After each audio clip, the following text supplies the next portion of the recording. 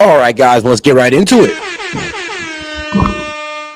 Yo, this is Set with Set Media, guys, and I'm back with another one for you. All right, we're about to get into Trump's announcement about, well, lowering the prices on, what was it? I guess the fat injection.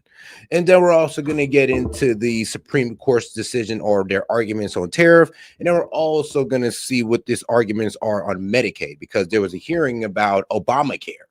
So we're also going to get into that as well. So let's not forget to double tap that screen and like the video, guys, and let's get right into it. Appreciate the support, guys. Let's go. Bringing drug prices down to levels totally of the drug was possible. Tremendous cuts, 200%, 300%, 500%, 700%, a little bit more than that. So today I'm thrilled to announce that the two world's largest pharmaceutical manufacturers, Eli Lilly and Novo Nordisk, have agreed to offer their most popular GLP-1 weight loss drug.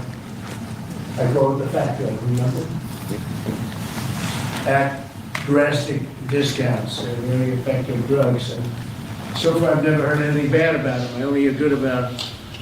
But is there anything bad about them, Bobby? I don't know. I haven't heard anything bad. Someday, maybe it'll come out, which will notify you immediately. But so far, I haven't heard that. I believe it's called Ozempic, but I believe Ozempic does have side effects. I think it gives something involving the head. I think it like shifts water into your head or something like that. I'm not too sure, but that's the only thing I've heard bad about Ozempic. The drugs known as Zepbound and Wegovy, often called Ozempic. This is a triumph for American patients that will save lives and improve the health of millions and millions of Americans. Amazing thing. They are amazing. I want to thank Eli Lilly CEO David Ricks, a friend of mine. We've worked long and hard. He and I got this whole thing started in a way.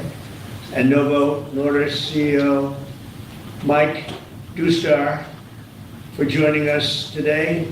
Great, talented people. They make a lot of money. I looked at the money, but they're entitled to the money because the companies are doing very well. Along with Secretary Robert F. Kennedy Jr., Secretary Howard Lutnick. Do you take any of this stuff, Howard? Not yet. Okay, good. CMS Administrator Mehmet Oz, he doesn't take it. Food and Drug Administrator Commissioner Marty McCary, and Director of Medicare Chris Klump. And we have Steve, where's Steve? Is he here? Head of Public Relations for the White House. He's taking it. The United States is just 4% of the world's population and consumes only 13% of all prescription drugs, yet pharmaceutical companies make 75% of their profits from the American customer. I would say that's not so good. I mean, that is crazy. To only be 4% of the world population, to only make up 13% of prescription drug sales around the world, but to account for about 75% of these pharmaceutical companies' profits is crazy. Like, yeah, that is absolutely insane. Really? It's not exactly great. To address this chronic unfairness, I signed an executive order earlier this year instructing my administration to do everything in our power to implement most favored nation's drug pricing, something that has been helped greatly by tariffs, because when nations refuse to do it, we should have put this in the case yesterday. I just say, well, if you're not going to do it, we're going to charge you a like amount of tariffs. And they immediately say, we'll do it, which means that Americans should pay no more than the lowest price offered. And speaking of tariffs, it does look like the Supreme Court case for Trump's tariffs is gonna go in his favor, because sadly, one of the people who are arguing against Trump's tariffs had to make an embarrassing confession, or propose an embarrassing argument. They're pretty much saying, well, he could propose an 100% embargo, so he could completely separate from China if he wanted to. He could place it 100% embargo, but he can't use a 1% tariff. That was literally the argument of the guys who are opposing Trump's tariffs. Like, that was literally their argument. I was like, yeah, he got it. That's why Scott Besson came out so confident after the opening arguments as well, because he's like, look, if y'all really sit here trying to convince the Supreme Court that Trump can't impose a 1% tariff, but you can impose a 100% embargo, yeah, you guys are losing it on this one. Anywhere in the world, so that you've heard for years the disparity where you'll pay $150 for a pill in New York and you'll pay $10 for a pill in London. Now you're going to pay $20 both, because the world is a little bit bigger than the U.S., so it goes up that way, but you'll pay $20 and $20. A tremendous advantage to our country after years of being abused by the world system. Already Pfizer, AstraZeneca, and EMD, Serrano, have agreed to drastically lower their prices for American patients, and today Eli Lilly and Novo Nordisk. Yeah, Pfizer and AstraZeneca. So Pfizer is our pharmaceutical company. AstraZeneca is a pharmaceutical company over there in the UK, I believe. And they've agreed to lower their drug prices for Medicaid recipients and also to bring their manufacturing of pharmaceuticals over to America. I journey the phenomenal list of the most exciting announcements. I mean, nobody's ever had announcements like, and this has to do with other pharmaceutical products also. But we're covering this today because it's such a big seller. I guess it's the number one selling thing there is today. These are two companies that are behind the groundbreaking weight loss drugs that have helped millions of Americans struggling with obesity live better, longer lives, everything else. These are the two companies that really broke ground. Until now, neither of these two popular drugs have been covered by Medicare for weight loss, and they've only rarely been covered by Medicaid.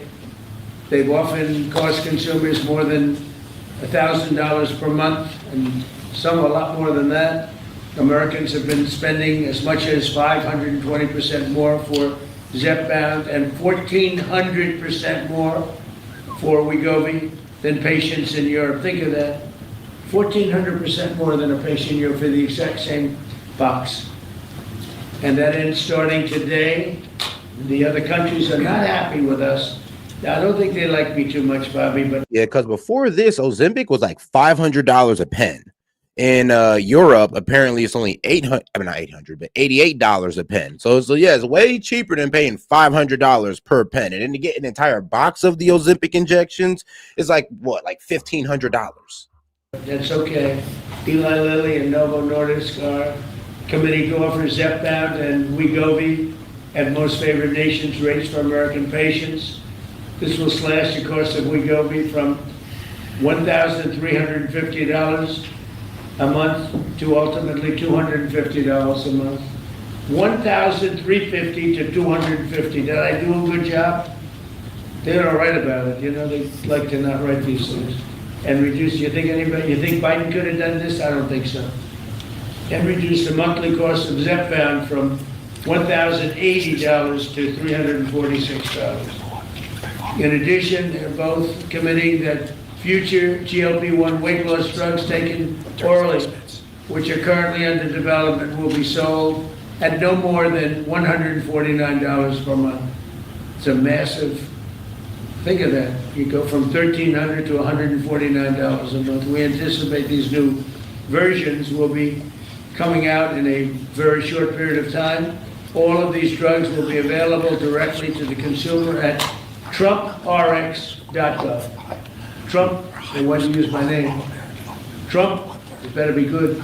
TrumpRx.gov. And I think it's turning out to be pretty amazing, right? Yeah. Now, as much as I love Trump lowering drug prices, I would also say, you know, yeah, maybe lowering the prices on this little fat drug is nice and all that, weight loss drug. But to be quite honest, maybe we should work on helping the American people not get to the point where they need to inject themselves to lose weight. Like, let's help the people not get there. Let's work on what they like to call it, preventative care when it comes to your weight situation, which is pretty damn easy considering all you got to do is eat fruits and vegetables, work out. And if you do that every day, you should be in good shape. And you wouldn't need Ozempic. Just as significantly, Medicare and Medicaid will finally cover the cost of these weight loss drugs for millions of patients suffering from obesity. Co-pays for Medicare patients will be as low as $50. This is tremendous savings. I mean, now you're talking about from $1,350 $50 to $50. This is tremendous news for the American seniors, and you all remember when I had 1/8 of one. And there's also good news for, well, diabetes, people with diabetes. People with diabetes actually take Ozempic and these weight loss drugs. So not only is it helping the fat asses, but it's also helping those who have type 1, type 2 diabetes. And I mean, the reason why I know this is because, well, my mom takes Ozempic because she's a diabetic. So yes, it actually does help more than just the fat asses of the world. It also does help the people who have diabetes. And I mean, let's be real. Sometimes being overweight and diabetes go hand in hand, but not all the time. There's a lot of in shape people that I know that have diabetes. Percent for the year. I cut it 1/8, and I was so thrilled. But now we're cutting it 1,000%, 1,200%. Nobody's ever seen anything like this. Nobody else could have done it, but I say that modestly. In addition, and I mean, that's not the, let's be real. Also, Trump lowered insulin prices as well during his first term. So, hey, who knows? Trump might have a thing or a soft spot for the diabetic community, like me. It was easy dealing with these people. It wasn't. You think it was easy saying your drug, Mr. Eli Lilly, that we're selling for $1,300 is going to be sold for $250? You know the amazing thing, the stocks all went up. I mean, these guys are, they're fantastic. Because it's going to equalize the world. The world's a bigger place, and it's going to equalize. I was a little surprised to see that, but I'm happy about it. In addition, Eli Lilly and Novo Nordisk have agreed to provide all of their other medications to Medicaid at most favored nations prices. Most favored nations, meaning that you will pay the lowest price anywhere in the world. And this is going to bring a lot of drug prices down. The fact that he's making these pharmaceutical companies charge us most favored nation, which means whatever this drug is, whatever nation you got paying the lowest for it is what America's now going to pay for it. And I mean, like I said, it's a work out two ways. It's either the pharmaceutical companies raise their prices and lower ours, meet a median, so they're not, losing out on money, or everybody's prices got to go up around the world to meet America's price because it's most favored nation. So the pharmaceutical companies can definitely play, slide with this. They can definitely play a little slide with it. That's what you're going to pay. Whereas before they paid low prices and we paid, thousands of percentile ahead more. And to sell these drugs to all consumers at deeply discounted prices via TrumpRx.com. When is TrumpRx.com opening? The site is open. It will launch in terms of giving people prices before the end of the year. Okay, got to make sure it's successful. It's got my name on it. I don't want to be like so many others. I don't want to be like the train they're building in California, okay, which has about a 15,000% cost overrun, or the beautiful Obama building that he's building in Chicago for the museum, which is now shuttered up and dead. They got it up, and they couldn't finish. It's about, would you say, 5 years behind schedule, and about 2,000% over budget. Then he tells us how to run Medicaid. Many of the most widely used drugs will be available for 60% off, or even more than that. In addition, all new medications introduced by Eli Lilly and Novo Nordisk to the American market will be sold at the heavily reduced most favored nations price. Most favored nations price estimates, because they have been thousands of percent lower than what we were selling in many cases. Furthermore, Eli Lilly is investing $27 billion. That's all. And Novo Nordisk will invest $10 billion. That's all. That's peanuts. In the United States to reshore, do a big domestic manufacturing job in the facilities they're going to spend. So Eli Lilly is spending $27 billion. Novo is spending $10 billion in the United States. So they're building new plant and equipment. I mean, that's happening across the board. I mean, for manufacturing, mainly in manufacturing, of course, in auto, pharmaceuticals, we're bringing shipbuilding back. We're bringing a lot of stuff back. We're also going to bring a lot of jobs back to America. Here's the problem, though. If you ask the Dems, they're going like, where are they now? And I would tell them, it takes about 1 to 2 years to build these factories, right? I mean, they can always move into one that's already built, of course, but they're building something new. And you want to know why that actually is a good thing? because that's a construction boom. There's a construction boom going on right now because of all these factories that are getting built that will be constructed within 1 to 2 years. And then we'll see a job boom. And then I wonder what the Dems will say after that. But hey, we'll see. They'll move the goalpost somehow. That's part of what will be 20 or 21 trillion dollars this year. There's never been anything like it. I know nobody talks about it, but there's never been anything like, I would say, you would say, that there's never been anything like this ever, whether it's China or Europe, or you could take all of Europe, there's never been anything like this. So we're already past 17 trillion. We're going to be, I think by the time the year closes out, we'll have investments of over $21 trillion based on the way we're going. And by the way, tariffs are very important. Without tariffs, perhaps it could be a little bit different.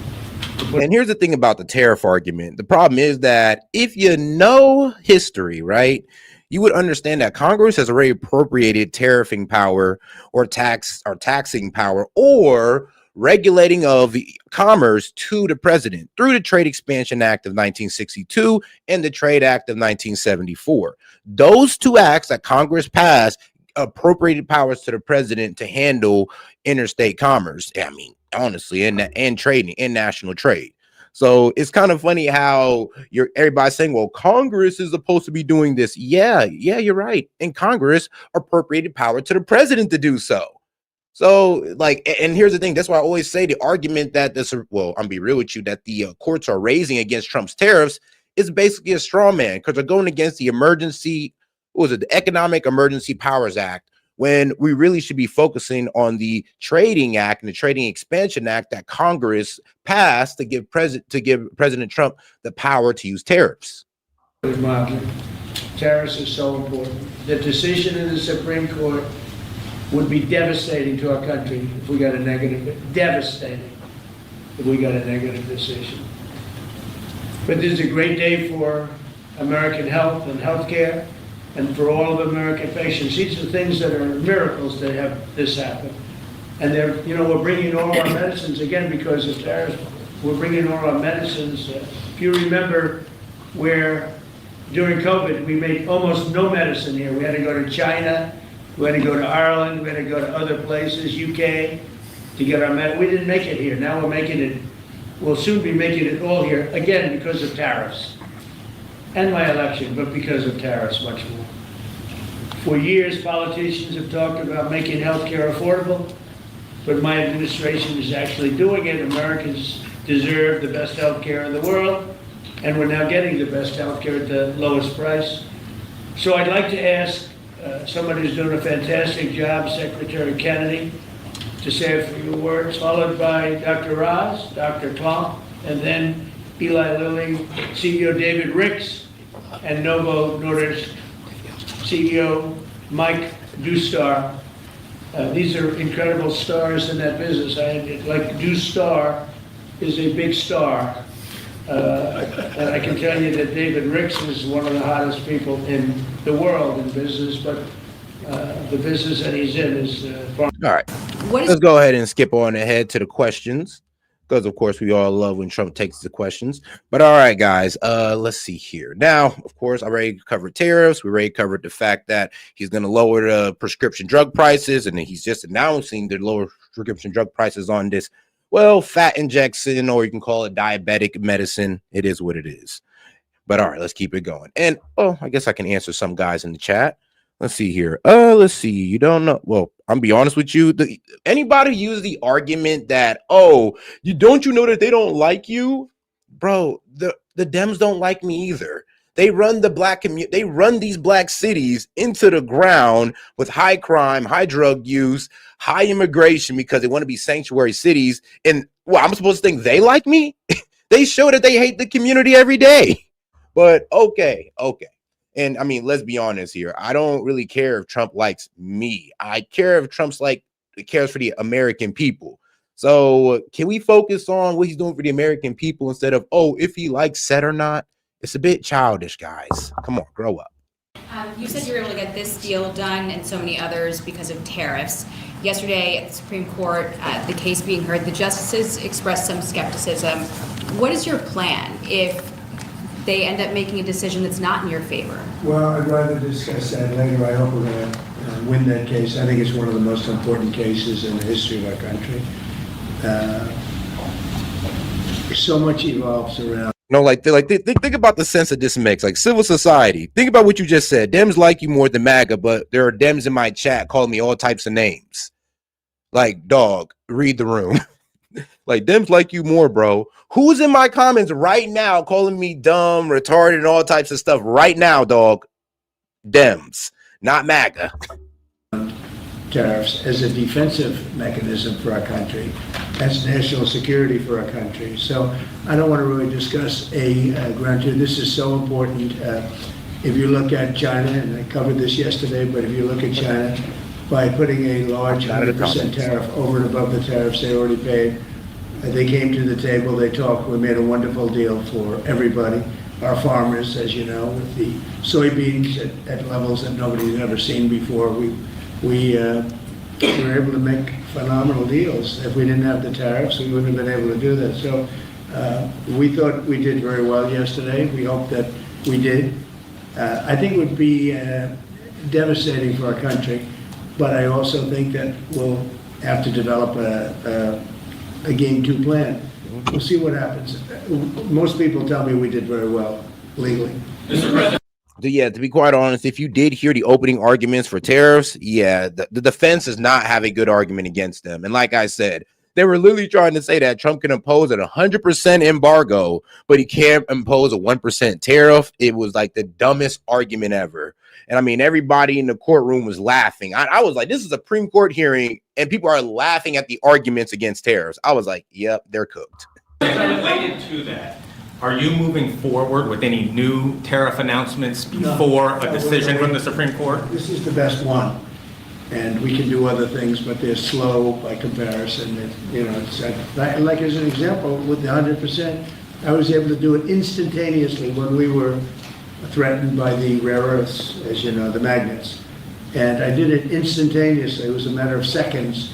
And it was a matter of seconds that I got a phone call, let's work this out.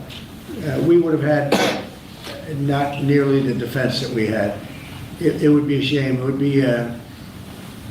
It would be somewhat catastrophic for our country, I have to be honest with you. I don't want to get too much involved, but what we've done, we're taking in hundreds of trillions of dollars. If you take a look at the numbers we're at $17 trillion right now. We're going to be at $21 trillion, about $21 trillion by the time I finished my first year. Biden, as an example, mainly an investment from manufacturing, investment for purchasing American energy. Like, those are the main two things where he's getting this $21 trillion in investment. It does seem to go up by $2 trillion almost every day, but yeah, let's just go with the $21 trillion in investment that's maybe going to come through, the bringing back of manufacturing, and then, of course, the purchasing of American energy. Drill, baby, drill. Biden administration was at less. What they need to honestly get to. I know gas prices have been falling, but hey, they can do a lot better. Less than $1 trillion for 4 years. We're going to be at $21 trillion for 1 year. In the history of the world, there's never been a country that's done that. Not China, not the U.S., not anybody. And a lot of that is because of the tariffs and the fact that the president is a competent president that knows how to use them. And I use them for national defense. Of the 8 wars I ended, I would say 5 or 6 were ended because of tariffs. I'll give you an example.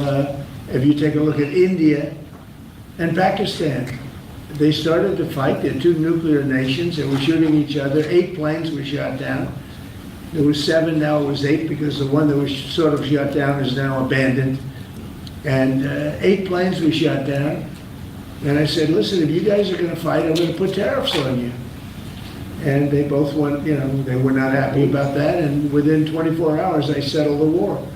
If I didn't have tariffs, I wouldn't have been. And it was an extremely smart move. He basically saying, look, I mean, you guys can go to war, but I'm going to cut off your money line. And both of you mainly make money off the United States. So you guys can go to war, but you won't have enough money to do so. I guarantee you that. And trust me, those guys conceded. I mean, you can't go to war without no money. It was that war. So it's great national defense And you have to be quick moving. You can't wait around for months and months while you're doing studies and you're doing all of this, or go back to Congress. Look at Congress. We can't even get a continuation from Congress. Think of that. How do you have to go back to Congress you have to do this spur of the moment? Because just so you understand, we're here at spur of the moment. You know, other countries have used tariffs to, absolutely, they would have destroyed us. If I didn't come along, our country would be destroyed right now. The tariffs have made us rich in terms of national security. They've made us secure. And you know, if you have economic strength, that's also, if you have a lack of economic strength, that's national security also. But we have great national security because of those tariffs. So I think it would be devastating if we lost that ruling. Issues are ruling. I mean, yeah, like here's the thing. A lot of people don't want to admit it, but I mean, even Dems agree that the sector specific tariffs on chips and semiconductors, on pharmaceuticals and all that good stuff, that was a good idea. I see most Dems, they disagree with the blanket tariffs. And you know what? We could argue about that, and that's fine. But I'll tell you one thing that a lot of Dems and MAGA agree on is the sector specific tariffs, because we do understand that that is going to bring back those jobs to America that we need on the guidelines of national security. Like, honestly. Be several weeks. Are you going to lay out any new additional tariffs before that? I'm going to hope that we win. I can't imagine that anybody would do that kind of devastation to our country. You know, we'd have to pay back trillions of dollars. We've taken in trillions. We haven't taken in billions. We've taken in trillions of dollars.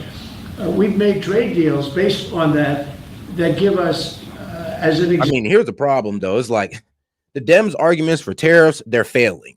I mean, they're still trying to say it's a direct tax to the consumer. Well, and here's the thing. If you believe that, I'm sorry, but you don't really know too much about business. You don't know too much about accounting. You really don't know anything about tariffs. So I would like some of you economic experts to hang your hat up on that, because apparently you don't know. If you don't understand how tariffs can be eaten by the supplier or the importer without getting passed to the consumer, we can't have this conversation on tariffs, because you don't understand how they're implemented at all. I mean, yes, the only thing you understand is that they're paid by the importer, then you think it goes straight to the consumer after that. You don't understand none of the economics behind how it can get pushed down a supplier, how it can get eaten by the importer through profit margins or reduction in overhead. So if you can't sit there and explain that to me, trust me, we can't have no debate on tariffs. Example, European Union, $950 billion. Japan, $650 billion. South Korea, $350 billion. Without this, we're not talking about that kind of money. And they're okay, they're satisfied, they love us, they just left. They all love us. So it's not like we're such bad people. But they were doing it to us until I came along. Now they don't do it to us, we do it to them a little bit. But if they took this away, we would be defenseless against tariffs from other countries. On employer plans and individual plans who also don't have access to GLP-1s, what can you do to make those? Actually, I also want to provide this, like, so all the guys who disagree about tariffs, I want to see if you can answer this. Okay, so you guys hate tariffs, but you guys are also in support of raising corporate taxes. You know, they could have passed that down to you as well. You know that, right? So you guys are against tariffs, but you're okay with raising income tax on the rich. They could pass that down to you. You know that, right? So basically, you're saying we shouldn't tax the rich at all, because any tax we place on them, they could just pass on to the consumer. You hear how you guys sound right now? Yeah, I know, pretty dumb. Insurers and PBMs get these same prices so they can put access for those I'll ones. ask Oz or Bobby that question. It's a good question. Absolutely. Many Americans receive their insurance through the commercial markets. The companies have committed to ensure that at worst, prices are at MFN on GLP-1s, and are committed to continue to negotiate those prices down based on volume, just as they do in any other instance. Another really interesting thing we're seeing, though, is that commercial plans and PBMs increasingly are enabling access for their beneficiaries, their patients, to make purchases in the cash market and then still receive coverage under their accumulators and their deductibles. And so we're building that capacity in. Absolutely. Trump. As I'm looking at the chat, I can see you guys have no answer. So, hey, that's a win for me. Hey, look, y'all the ones who can't answer. Y'all the ones that are saying, well, where'd you go to school? Can you explain the tariff? I just explained to you, you guys are mad about a tax that importers pay. There are these multi-billion-dollar companies. So basically, you're holding water for the corporate elites, which is hilarious, by the way. So, and you're basically saying that you're against that. So basically, you're basically saying any taxation against the rich, you would be against because they can honestly pass it down. They can pass down almost any tax we place on them and pass it down to us through our products that we buy from them. So you're basically saying that you want no taxation on the rich. I mean, congratulations, Dems. You played yourself. RX is being built to enable just that behavior and drive transparency in the process. Mr. President, there are so many Americans that report tremendously positive results from these drugs. What real-world impact do you think this will be? Is there an estimate on how many Americans may now take these drugs? And also about the informed consent on side effects. There are lawsuits against these companies that some people experienced damage to their gut health, vision loss, and other potentially serious side effects there. So how will we ensure Americans are able to make the best choice of the risk versus the rewards? Well, I'll let them speak about the side effects, but I've heard about very little side effects with respect to these drugs. I mean, it's all positive, and that's usually not the case. I mean, usually you hear bad things. You see these crazy commercials on television where they tell you 15 different things that can go wrong, and then you're supposed to buy it. Very few, but I'll let you handle that. At a high level, 1 in 3 people who can hear my voice are eligible for these medications. That's the magnitude of impact, and we believe. Oh, guys, okay. If you want to debate me on tariffs, sure, we can go ahead and do that. Now, guys, I'm gonna see a lot of people start running out of the chat after I do this. But look, I'm gonna go ahead and put that StreamYard link in my post app on the main page, so you can go ahead and sit there and wait for it. And I'll go ahead and I'll give each guy about 5 to 10 minutes to explain their case on tariffs because I got a show to run here. And I'm pretty sure I would just pretty much eviscerate all of you, destroy all of you guys who want to argue against tariffs against me. The only guys who's actually been able to argue tariffs against me, well, are the guys who end up agreeing with me on tariffs. It's actually pretty funny. You should actually go back and look. Just to reemphasize, we will actually save the American taxpayer money if people use these drugs appropriately for the duration for which they're indicated. There are always going to be side effects of anything strong enough to help you, strong enough to hurt you. The question is the trade-off worth it? We know the ravaging risks of obesity and all downstream issues ranging from diabetes and hypertension to renal failure, dementia, heart disease, my specialty. But I'll ask Dave Ricks from Lilly to maybe start off because he can give an honest appraisal of potential risks people should be aware of. There's no free cheese. Yeah. Oh, thank you. I mean, today, as you may know, there's about 8 million people benefiting from the 2 companies' medications. This new announcement will make that tens of millions. All right, guys. The call-in tab as well. The StreamYard link has been posted. Go ahead and go to my main page. Go to the post tab. Click the first link you see for the StreamYard. And I'll be happy to have you up here for about 5 to 10 minutes to hear your points on tariffs. Because 9 times out of 10, you probably don't even know what a tariff really is. But all right, though, let's keep it going. That could benefit from it. So it's a huge improvement. But as the previous question, we need commercial plans and other insurers to step into this arrangement. I think probably both companies will work hard to make sure that happens. Yeah, as Dr. Oz said, no drug that can help you has no side effects. Most of them are well known. We've been using this class of medications for nearly 20 years. And that's why it's important that patients go to their doctor and decide together whether this is right for them, and their doctor knows their medical history and has the information about these medications.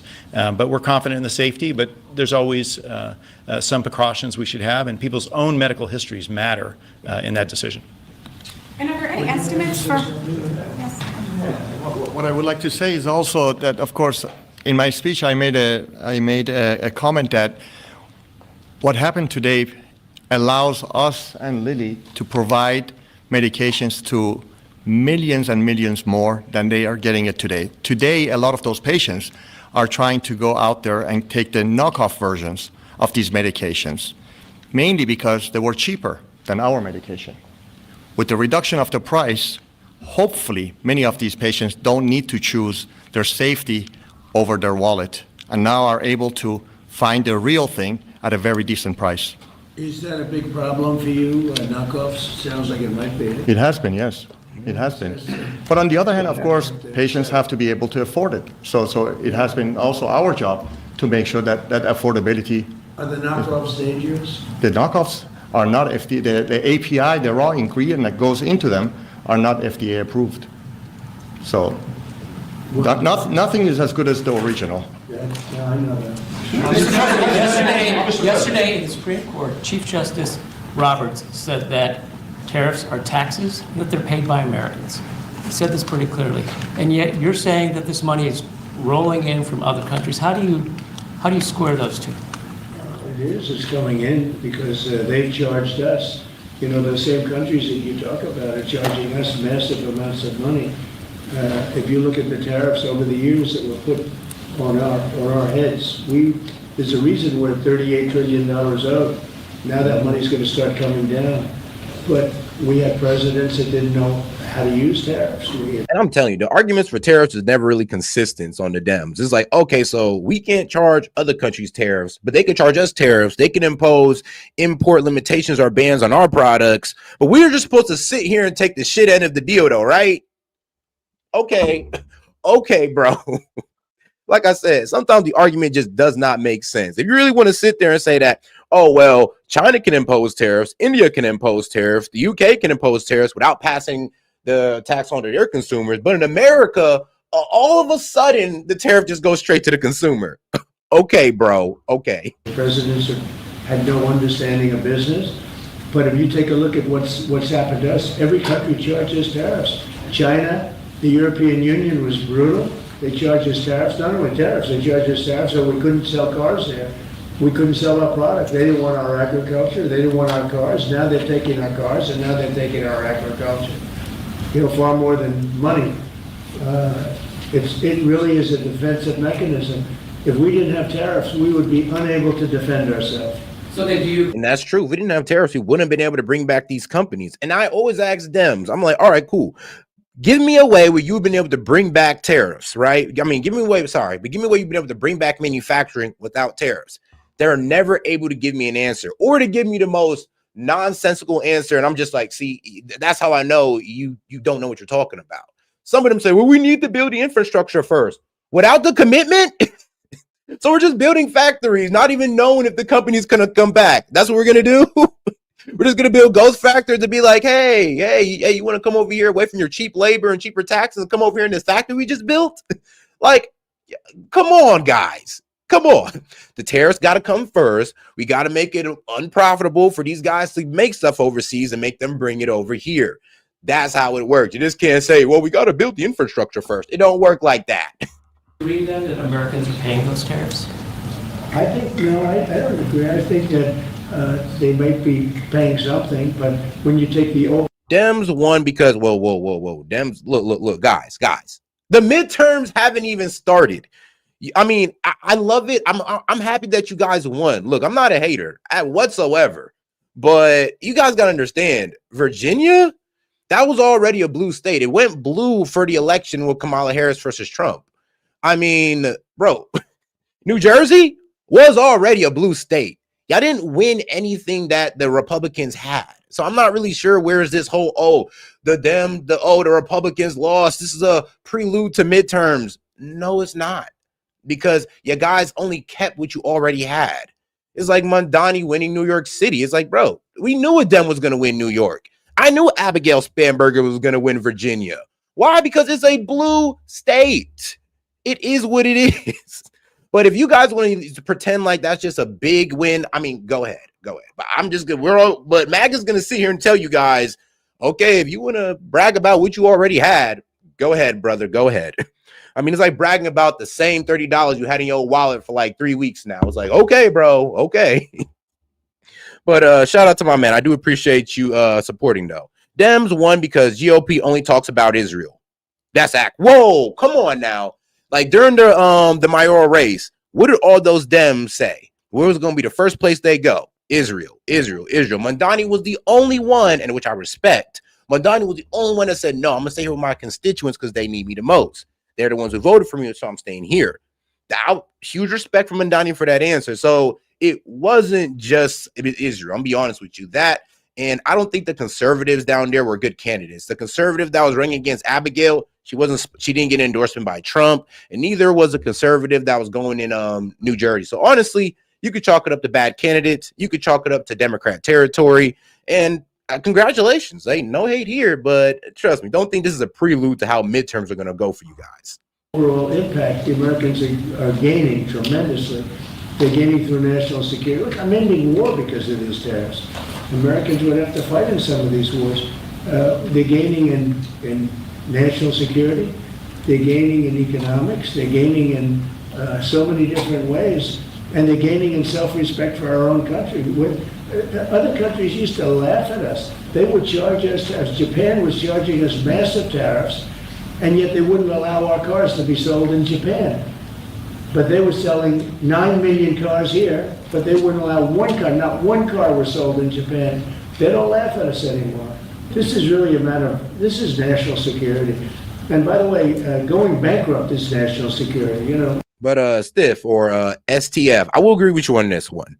They do need to, like, both sides need to drop the whole Israel, you know, this pro-Israel, Israel first agenda, especially the GOP, because it's a lot worse on the GOP. So I will give you that. It is definitely worse on the GOP side or Republican side, this whole Israel agenda thing. So trust me, I don't get it either with Randy Fine or Lindsey Graham.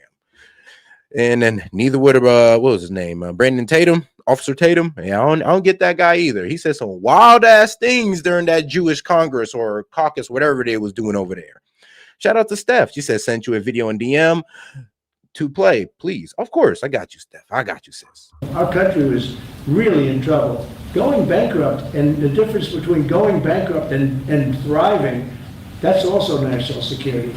When you go bankrupt, when you don't have any money, you have no national security. And we are thriving. I mean, all this money coming into our country that I told you about, the 17 trillion as of now, but it's going up rapidly. I was in Japan, and we have Toyota is coming in with $10 billion to build plants, operated by Americans, but building plants all over the United States. Well, they left. They took our plants. They sold cars in here without tariffs. They sold cars. We didn't charge them anything. They destroyed our auto industry. We lost 50%, 54% of our auto industry to other. We used to, if you go back into the 30s and 40s, we had 100% of. I mean, Trump's making a good point. We wouldn't even need tariffs if our past leaders, both on the left and the right, did a better job of protecting American manufacturing and protecting American jobs. Instead, they let China and other countries start taking our jobs. And then the thing is, they never really did anything to try to balance it out. They just said, F it, at least we got cheap products. And I mean, you know, of course, the American middle class gets gutted, but hey, we got cheap products, right, guys? You know, your favorite made in China. But what does that do for Americans? Not too much. Automobile business. Then it started getting chopped away. But Mexico, Canada, many countries, I mean, Canada fought us very hard. The ones that don't want us to win are foreign countries that we are able now to do very well with. Those are the ones that fight it. Those are maybe people that hate our country.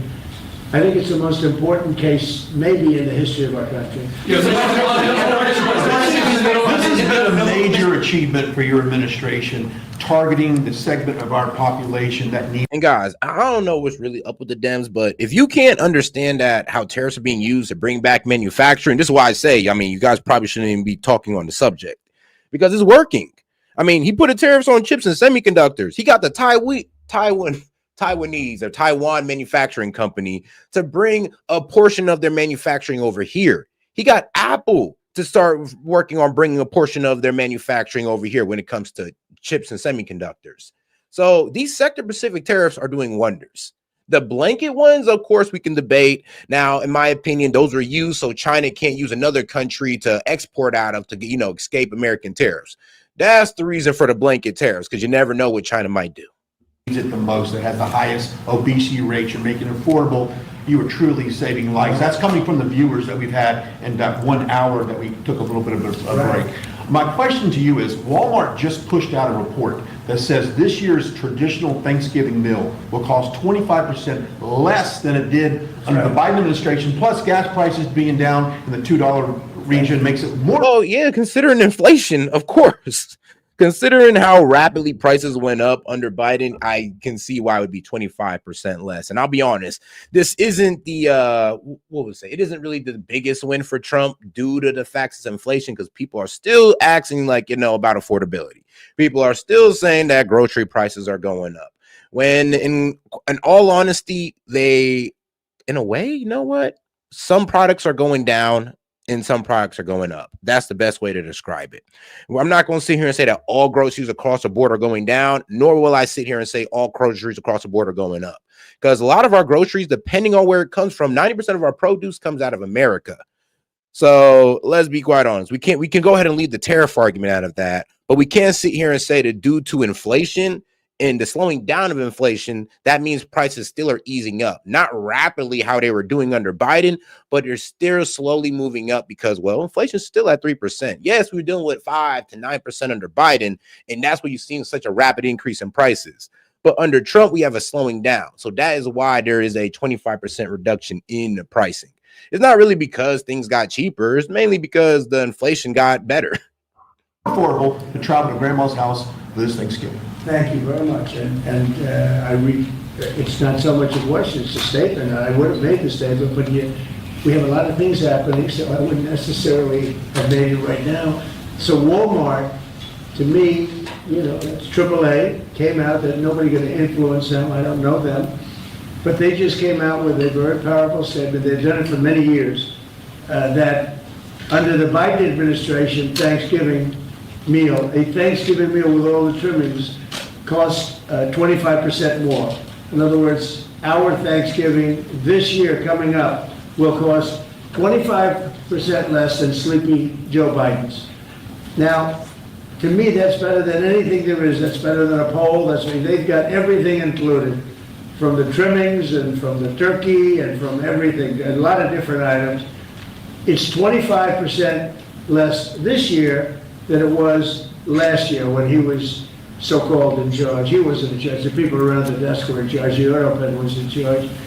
That is a big factor. And I was angry last night with the Republicans. I said, you don't talk about this stuff. Nobody talks about it. You know, I rely on a question from a reporter to get that out. We should be talking about it because they talk about affordability. They don't have affordability. We had the highest inflation in the history of our country under Biden. Mm-hmm. We had high gasoline prices. Yeah, people are still, you know, complaining about affordability, and rightfully so. But I mean, and I hate to do this because the Dems, I would say this, they have a good point, but sadly, when we bring up Biden, it's a valid point. You can't have that much inflation, have that much rapid inflation, and pretend like it's just going to disappear over 10 months. Like, that's not how it's working, guys. Like, and that's the unfair position of the left right now, is that, oh, well, what happened to affordability, eggs and all. Bro, they were complaining about eggs day one into Trump's presidency. Day one. So we already know they're not being fair about the affordability because they're trying to obfuscate from the fact that we're still suffering from Biden's, I'm gonna be real with you, F-ups with the monetary supply or with the monetary money supply by printing just, I'm gonna be real with you, just printing billions of dollars, causing rapid inflation, and then we're still dealing with it now. We're still dealing with it now. Remember that part. We're still dealing with his inflation, with his reckless spending today. It's going to take more than just 10 months or 1 year of Trump to fix that. So, Dems, be patient. I mean, let's be real. Be patient for the problem that you guys caused, please. $4.50, $5 a gallon. They're going to be hitting $2 a gallon with me. They're getting close to $2 a gallon. And when gasoline goes down and energy goes down, everything else follows. What the Democrats do is they lie. We are the ones that have done great on affordability. They've done horribly on affordability. The only thing is they go out and they take commercials how under the Democrats you have affordability. It's just the opposite. We have much lower prices than they do. And we only have one thing, beef, because the cattle ranches are doing well. We're going to bring the beef prices down, and they understand that, even if we have to help them out. But the beef also is not a big difference. But every price is down. The biggest price is energy. We're at almost $2 for gasoline, and you take a look at where they were at $4.50, $5 for gasoline. And when gasoline and energy comes down, everything else follows. And I was so happy last night. I made a speech, and then I get off the stage. I said I feel like going up and saying it because I have a lot of respect for Walmart, and nobody's influencing Walmart. They came out and they said, Trump's Thanksgiving dinner, same things, is 25% less than Biden's. And We are the affordability, when we are the ones that have done a great job in affordability, not the Democrats. And yet, we just lost a couple of elections, that were very Democrat areas. Maybe it won't be for, they weren't very Democrat when I ran a year ago, because I did well in those areas. But we just lost an election, they said, based on affordability. It's a con job by the Democrats. The Democrats are only good at con and cheating on elections. Thank you for the question. Because I mean, here's the thing, though. The only election that was about affordability was the New York City race. The Virginia and the New York race, I mean, the New Jersey race, that was not about affordability. Because you know what? I haven't heard Abigail Spanberger or Shelley talk one thing about affordability. Not one. But Mondani, that's was his whole campaign was affordability. So no, the Dems won on affordability in one race, not all three of them. It wasn't about affordability. They know that. About India, how is the talks with Prime Minister Modi going on the trade deal, and when do Going good. He stopped buying oil from Russia. When do you plan? And he's a friend of mine, and we speak, and he wants me to go there. We'll figure that out. I'll go. I had a great trip there with Prime Minister Modi. He's a great man, and I'll be going. Novo Nordisk is in the middle. You're planning to go to India next year? You're planning to go to India next year, sir? It could be, yeah. Novo Nordisk is in the middle of a potential $10 billion acquisition for a smaller obesity biotech. They might need your and the FTC's help to see that through. Do you have any issues with that, or Eli Lilly buying a smaller obesity biotech from an anti-competitive Well, I don't standpoint? know. Do you want to talk about that? I mean, I'd like to hear it. Maybe you should give us a piece of the company like I've been asking for. So Give the United States a nice big chunk of the company. So Novo Nordisk and Pfizer right now are in the middle of an acquisition dialogue and discussion. It's you and Pfizer? It's us and Pfizer. Competing for the company? Competing for the company. Who's winning? And as of today, our bid is higher. And our message to Pfizer is that if they would like to buy the company, then put your hand in the pocket and bid higher. It's a free market, and at the end of it, it has to do with basically the price that the seller is selling for their shareholders and the buyers willing to pay for it. This has nothing to do with FTC, has nothing to do with anything else. Do you think it's Is that a anti-competitive? similar product to what we're talking about today? It's a product, it's a series of products that will come to the market in around turn of the decade, where the market is very crowded with many, many other players as well. So it's the next generations of products, and it will become five. Yeah. Mr. President, Thank you. saying that Zoran Mandami, you said that, you called him a communist. You said that if he won, you would take drastic action against New York City. What kind of actions are you looking at, and will the ICE deportations continue? Well, I think you have to look. If he is a communist, there's not going to be a lot of activity. So you wouldn't need bridges and tunnels and all the different things that were being planned for New York, I think. And look, I hope New York does well. That's all I can say. I love New York. I grew up in New York. I did well in New York. Always did well. And I hope New York does well. That's all. I mean, shoot, I would say the same thing. It's like, look, I know I don't agree with Mondani. I don't agree with none of his policies, but dog, Mondani, bro, you got a lot of people depending on you, dog. You got a lot of people putting their faith in you that you're actually going to do something good with New York. Don't let those people down, please. Will they continue? ICE raids? Well, you want to get criminals out. If they're criminals, we want to get them out. Ideally, we wouldn't have to do it because he'll send the criminals out himself. But that seems to be unlikely. No, we have to get criminals out. Millions of people were let into our country from prisons and from mental institutions and drug dealers, a lot of drug dealers and murderers. 11,888 murderers. 50% of them committed more than one murder. And we want to get them out. So whether they're in New York or anywhere else, we want to get them out. We've created a great place in Washington. All you see the difference between what it was now and what it was a year ago under Biden. It was a death trap, and now it's people walk down the street, they have dinner, the restaurants are booming. Washington, D.C. is great. I will tell you, man. Oh, guys, let's not forget to double tap that screen and like the video, guys. Let's get more people in the conversation by double tapping that screen. Appreciate the support. If you have any questions, comments, jokes, or disagreements, I'll be happy to read it out loud and engage with it. And once again, if you're a naysayer, disagreeer, please, you can come to the main page, go to the post tab, hit the call-in link. I'll be happy to have you on a debate or just go ahead and have a conversation. Memphis is doing really well too. You're hearing those reports. It's companies were going to move out. They're not going to move out anymore. We've done a great job, and we've only been there for 4 weeks. So we've done a great job with that. But they have killers in New York. We want to get them out. If they have murderers, if they have people from jails that they allowed out of their jails in order to save a lot of money, we want them out of here. We want to put them back in their jails, not our jails. My question in regards to TSA, would you ever consider privatizing TSA? That question comes to us from our viewers all the time, and I told them I would ask you. I think of privatizing a lot of things, but generally speaking, you have government, and a lot of people don't like privatizing, but some things that they really do, they work out better privatized. But it is government, and sometimes government can be better. It's something a lot of people talk about. I've heard that government, as far as air traffic controllers, is 2 thumbs up on that. I've heard from dozens of pilots who have flown the last 90 days, particularly under all the stress of the government shutdown. Right. They tell me, Brian, that is the one thing the government does right is air traffic controls. Well, we're going to do it a lot better too, because we're going to buy a new system. It's under bid right now. Bid about 4 different companies, all top of the line, like these 2 great companies. Like Civil, bro, I'm not arguing that. That's the problem. Is like you guys don't understand my argument. This is why I say you guys honestly don't understand how honestly business works, how accounting works, from business to accounting to managerial accounting. And you might want to put a real highlight on managerial accounting, because that's the argument I'm making about tariffs, how they can pass the cost somewhere else.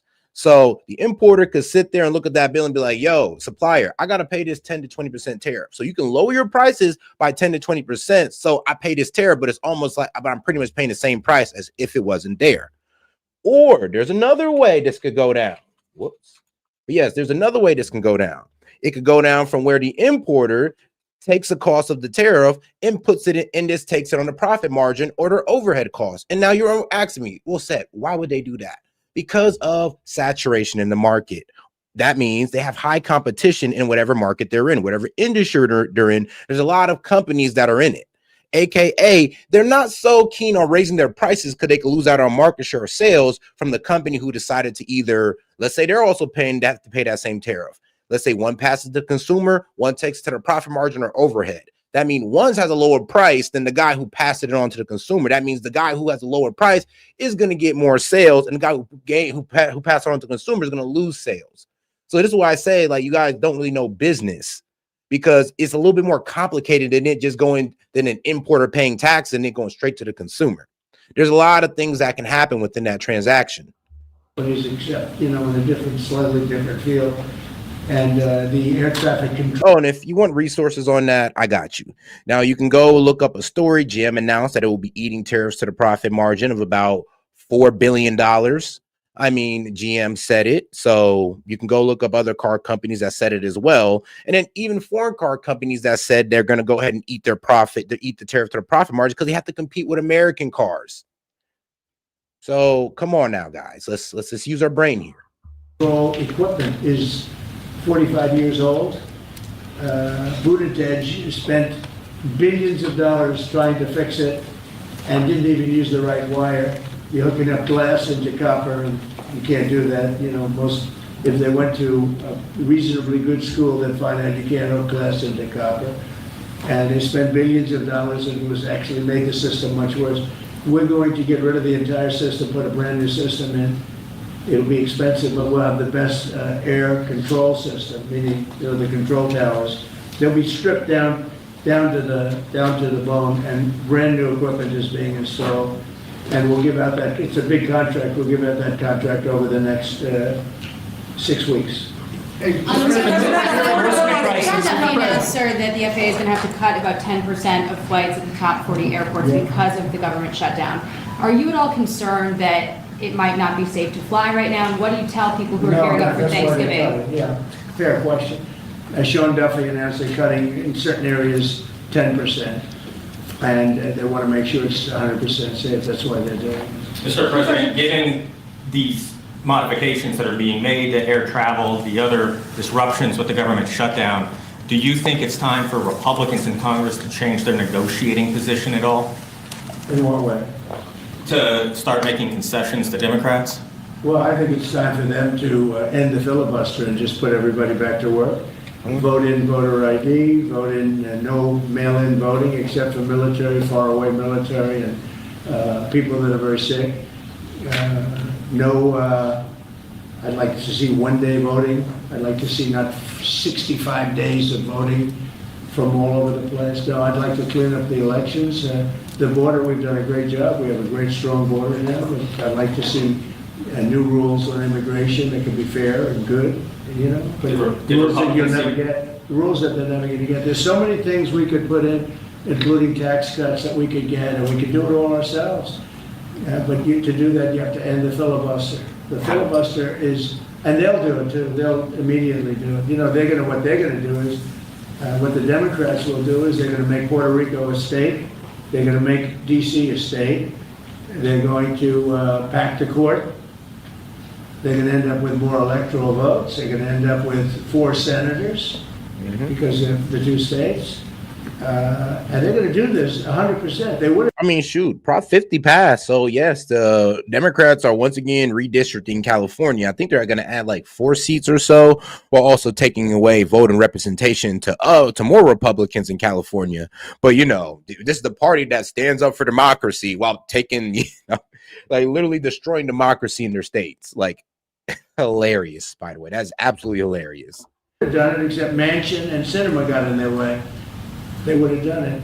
So if they're going to do it, I would do it. I would do it. I want to let you guys know that there are blue states out there with no Republican representation, none. But and if correct me if I'm wrong, please tell me if I'm wrong, because I hope I'm wrong. But there is no red state out there that doesn't have a Democratic representative. But there are blue states out there that have no Republican representatives. For them. And you think So that like, about democracy. like Israel attacked first. That attack was very, very powerful. I was very much in charge of that. And here's the thing. Go ahead and do y'all redistricting. I just don't want to hear nothing when Texas does it, okay? That's all I want. Look, fair is fair. I'm like, hey, I'm a consistent guy. If you guys want to redistrict in California, then cool. When we do it in Texas, just be quiet and say fair is fair. Don't sit there and say we're trying to steal the election. We're trying to cheat. What are you guys doing then? Like, it's hilarious. When Israel attacked Iran first, that was a great day for Israel because that attack did more damage than the rest of them put together. What I'd like to see is voter ID. Who wouldn't approve voter ID? The Democrats. Why wouldn't they approve it? Because they cheat. There's only one reason we don't have voter identification. And we should have it. If we got rid of the filibuster, in one day you'd have voter identification. The only reason they don't want it is because they cheat. ACA tax credits, there's some people, Republicans, who would also like to see the ACA tax credits extended for middle-class folks who are buying insurance on their own. Where do you weigh in on that? I mean, here's the thing. The Republicans have already offered a a subsidies extension, but for the Obamacare subsidy. They already offer a 1-year extension. But for some reason, but Hakeem Jeffries and the Dems voted no on it. They said, no, we want permanent.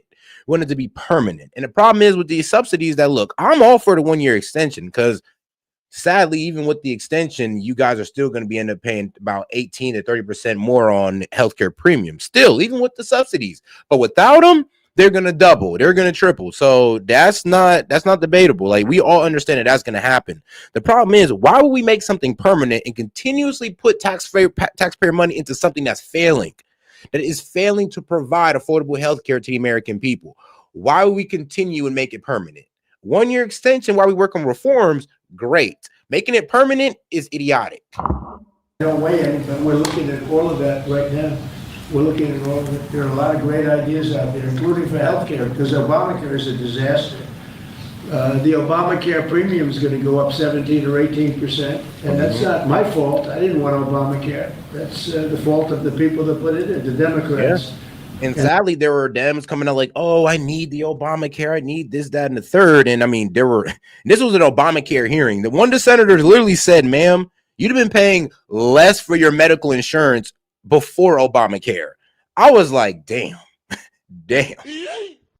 Yeah, so there are some people's plans who Obamacare did not help out at all. It only made things more expensive for them. It only put things on the top earners, and it didn't work out well at all. At all. Like I said, when it came to affordable healthcare, it failed on that. Now, providing healthcare, sure, it did its job, but providing affordable healthcare completely failed.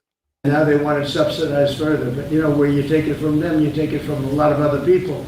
We could have much better health care at a much lower price. Grocery prices. Oh, guys, and if you want to sit here and want to have a TDS moment with Trump, because a lot of you guys have Trump derangement syndrome, and I would love for you to call and tell me why you think Trump is such a bad guy. Just please tell me, because 9 times out of 10, you're most likely misinformed. You most likely read headlines and don't read whole articles, and you probably just believe the left-wing propaganda that this man is just the spawn of Satan. So please come up here and tell me, because the last guy that came up here and tried to tell me that Trump was a Nazi couldn't point out a speech. He couldn't point out nothing. The man just had, oh, well, look at Hegseth's tattoo. I was like, bro, you got TDS when you can't back up what you say about how this man is oh so evil.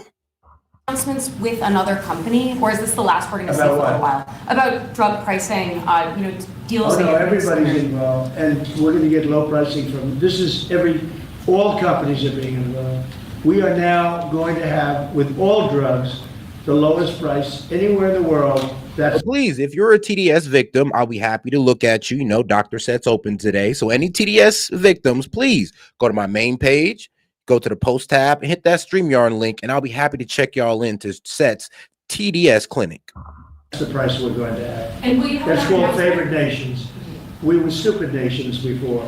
We paid 10 times more, sometimes 15 times more than they were paying in Europe and other places. So that was really stupid. In 2 years, these will go down. The injectable prices will go down to $250, I believe. But American patients might still look at European prices and say these aren't quite low enough to match that. What would you say in response to people? Because as far as I'm concerned, we're at favored nations. If Europe is paying less, then now there could be other reasons. There could be a distribution, et cetera, et cetera. It's harder to get to, but outside of pretty minor things, this is favored nations. We are going to be paying the lowest price in the world, outside of some nations that are stone cold bankrupt, have no money, and people make contributions of medicines to those nations, including us. We're going to have the lowest prices anywhere in the world, and your drug prices will go down 600, 700, 800%, and I'll be given no credit for it, because I never get credit for anything, but nobody else could have done this. So Michael, how does the drug price go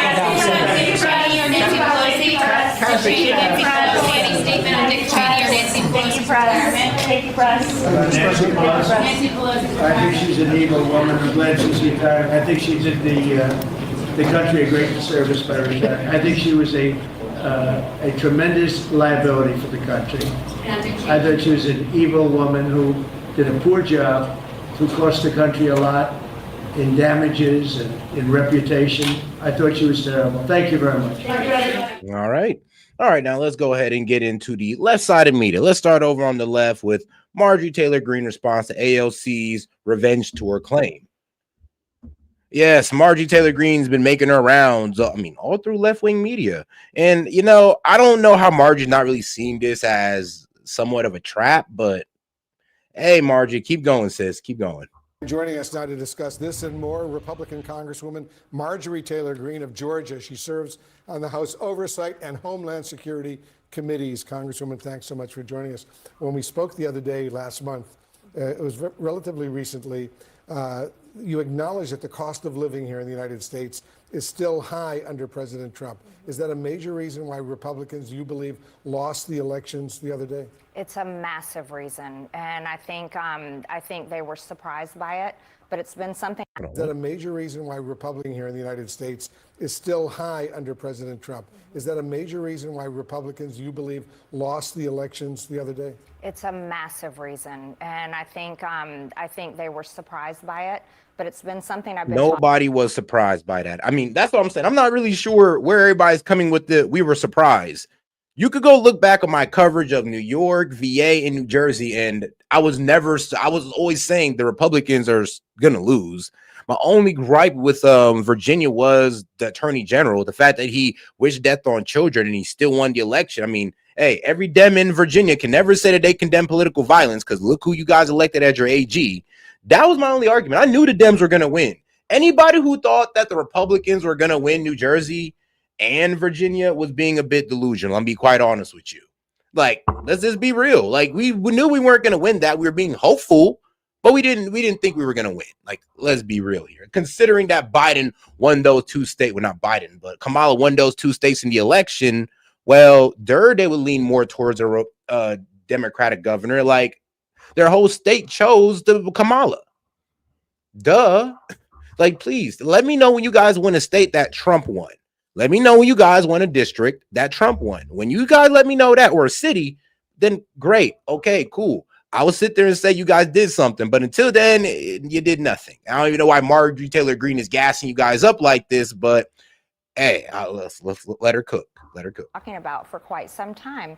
And that's the most important thing people care about, the ability to put food on the table, a roof over their heads, and also their safety and security for their financial future. Speaker Mike Johnson, Senate Majority Leader Thune, and Vice President J.D. Vance, they all downplayed the election results, disputing that this is a broader wake-up call for your party. Are they wrong? I don't think they should downplay it. I'm from Georgia, and we lost two very important public service commission seats that were statewide races in the state of Georgia. I think that should be a big wake-up call to my home state. We've got the entire slate coming up in 2026 with governor, lieutenant governor, secretary of state, and John Ossoff's Senate seat is up for election. So Marjorie Taylor Greene, that would be a better test. If we're in a red state that voted for Trump and we're losing seats and elections there, okay, then the Republicans need to panic. But if we lost an election and seats, if we lost an election and Democrats like in a blue state, blue cities, yeah, like we're not really expecting much, to be quite honest. That's why when we say we downplayed it, yes, we downplayed it because those weren't our territory anyway. You guys won those in the election. So you've just like honestly won what you already had. Now, if you guys were to take Georgia, Ohio, I mean, in extreme case, Texas, then we're in trouble. Then we're in freaking trouble. But until then, nobody's really caring about it too much. Like we don't see it as a major hit. Like I see what Marjorie Taylor Greene's trying to do. Like, oh, we should try to, I don't know, really speak more to the people, really hone down on the message so we can win those Democratic seats. Marjorie Taylor Greene, I like to reform you that there are people who vote blue no matter who. Vote blue no matter who, no matter what they say, no matter what atrocities they say against children, they'll vote for them regardless. I mean, it is what it is. You can't even speak to people like that. You could just hope that they change one day. I think it's a major wake-up call, as well as other down-ballot races in like Pennsylvania and Mississippi. You've been really clear, including on this show, about your unhappiness with both Speaker Johnson and Leader Thune. Who would you rather see lead Republicans in Congress? I think that's a very hard question. Here's my issue. I'm America first, and I don't apologize for that. And I believe Congress, both Democrats and Republicans, should be serving the American people. And when you campaign on America first, it's like having a restaurant advertise. And that's the problem. I mean, those candidates, if you actually looked at those Republican candidates, they didn't really run on America first, and they weren't really backed by Trump. They weren't. So none of those candidates were backed by Trump. Some of them were a bit too conservative. They weren't just good candidates whatsoever, to be quite honest with you. So we're talking about not a good conservative candidate in a blue state. What do you think is going to happen, guys? Common sense. So that's what I'm saying. Nobody on the Republican side was actually wishing for us to win what? New Jersey and Virginia. We were hoping to get Cuomo or Suila in New York, but that's probably the only thing we had our bets on. Those other two elections, we already knew where those were going. Like a certain type of food, and then you don't deliver America first, and your customers come in your restaurant and there's the food's totally different and they're like, wait a minute, this isn't what I was coming in for, you're not going to have those return customers. And I see it through that business lens. And here, you know, I was telling my staff on the way here, I said, I voted to fund the government on September 8th. Like, look, guys, I'm just gonna laugh at this. It's just funny how you guys are celebrating winning a state, one of the 19 states that Kamala won, but you have not taken one of the 31 states that Trump has won. Make that make sense. How are you guys this happy? Know what? F it. No, F it. Be happy, bro. Be happy. I don't want to ruin y'all happiness.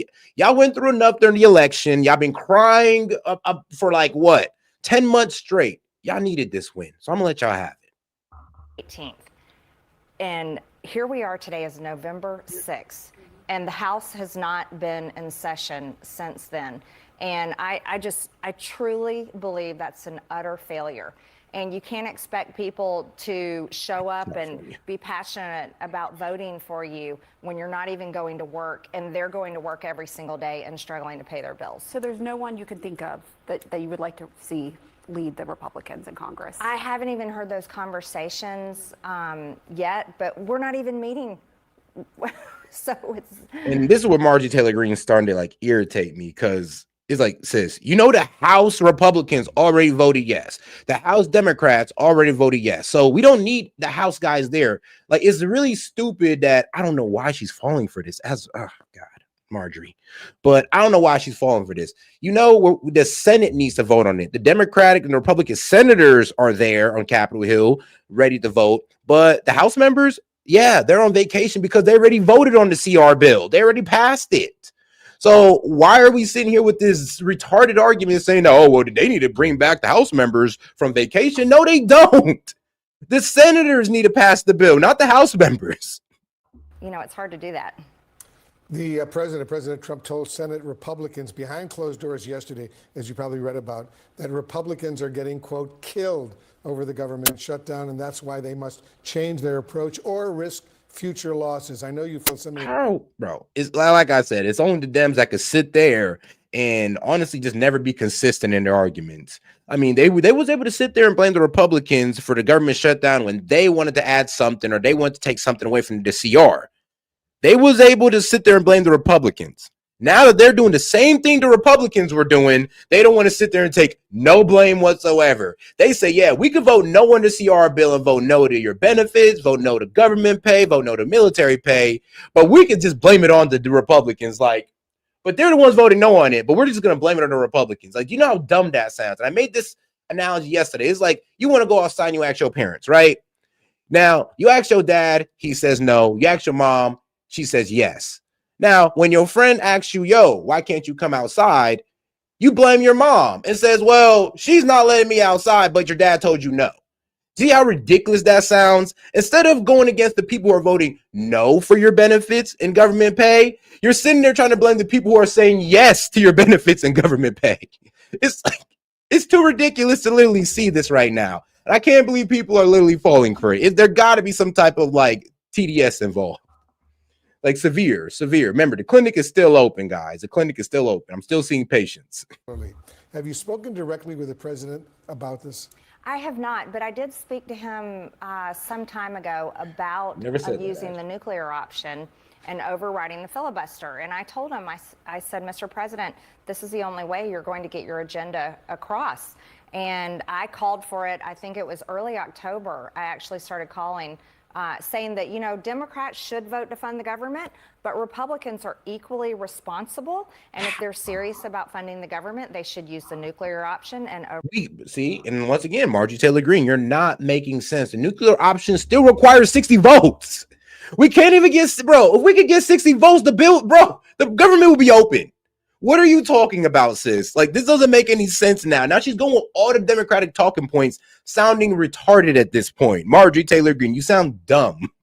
Like, no offense. Like, and like I said, I respect her because, you know, she's MAGA for real, but your arguments, it's like, it's the same ones the Dems are using that don't make sense. But let's hear it again. And I called for it. I think it was early October. I actually started calling saying that, Democrats should vote to fund the government, but Republicans are equally responsible. See, in this nuclear option, if you look up the nuclear option, one, we still need 60 votes. Like I said, if we can get 60 votes, then what the hell were we even doing a nuclear option for? Let's just pass the CR bill.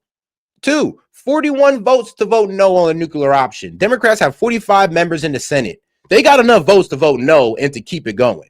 So it's not even really an option, to be quite honest. Like, I don't know why people are saying it as if it can just be implemented without votes. But okay. And if they're serious about funding the government, they should use the nuclear option and override the filibuster to get it done. And so I'm very pleased to see President Trump saying the same thing I'm saying. I'm just curious, when did you talk to him about that? Because he came out recently, as you well know, and called for Republicans to get rid of the filibuster and use the nuclear option. Do you think that could have been tied to your... And here's the thing. Nobody want to use the nuclear option because, honestly, I'm be real with you guys. The Dems, they're just going to spin it on us and pretty much say we're authoritarian. We didn't want to listen to the Dems, so we pushed past them. This is what fascists do, is use the nuclear option. So it's another reason why I wouldn't want to use it, because we'd be playing right into the Dems' hands and their narrative about, well, Trump. I mean, and here's the worst part about it. We're trying to civilly debate this. We're trying to come to negotiating with the Dems. And then they want to say, why don't you just use the nuclear option and bypass us? So what? You can call us fascists? Like, come on now. We're really trying to sit here and debate with you guys, and you're not really wanting to debate. You're kind of just holding the government hostage. And then you're saying, well, if you want to do something about it, do the nuclear option. Wow. I mean, why not just help y'all constituents? Push for that? Or when did you talk to him? I think I spoke to him about that. On that issue, that phone call was actually several months ago, because I had been seeing it coming. We're not accomplishing the agenda. We're not passing bills that reflect his executive orders. And there is no effort to have any type of consensus on a health care plan, which I am very passionate about, as health insurance premiums are crushing Americans. And but I'm not sure what changed his mind on that, but he called for it before in his first administration. So this is something that President Trump believes in. Have you talked to him during the shutdown? No, I have not spoken to him with the shutdown. You obviously are very devoted to President Trump. You've made that clear. You have campaigned for him. Is there anything, though, you'd critique or do differently? My critique is not being focused on America first, but I largely blame that on our Congress, because I serve in the House. I also blame that on who's advising him in the White House. Keeping him on nonstop tours around the world and nonstop meetings with foreign countries. Susie Wild. So yeah, all right, I hear what she's saying on that one. There does seem to be a pulling of the president's attention to oversee matters. And I do get, trade deals and all this good stuff, but there does seem to be a pulling of his attention to oversee matters instead of what's happening here at home base. Like, the whole thing with Venezuela, the drug boats. And I'm just like, all right, Trump, like, see, and I hear a point on this one. It does seem like when it comes to doing for America, or the America First agenda, we hear about that every now and then. But when it comes to like geopolitics, we're damn near hearing about that almost every day. Countries' leaders is not America first. It's just not. I think domestic policy should be the most important issue that the president and the Republican-controlled House and Senate are working on, and that showed up in the election on Tuesday. But as the president, does he get some responsibility for that? Well, of course. I mean, every president is responsible for the way that they lead, but they're also in a silo of information. And I think that's why after the election on Tuesday, you saw President Trump come out and react differently, probably because they couldn't keep him siloed. And here's the polls, sir, and this is what people are saying. I think he saw for himself, and he's reacted.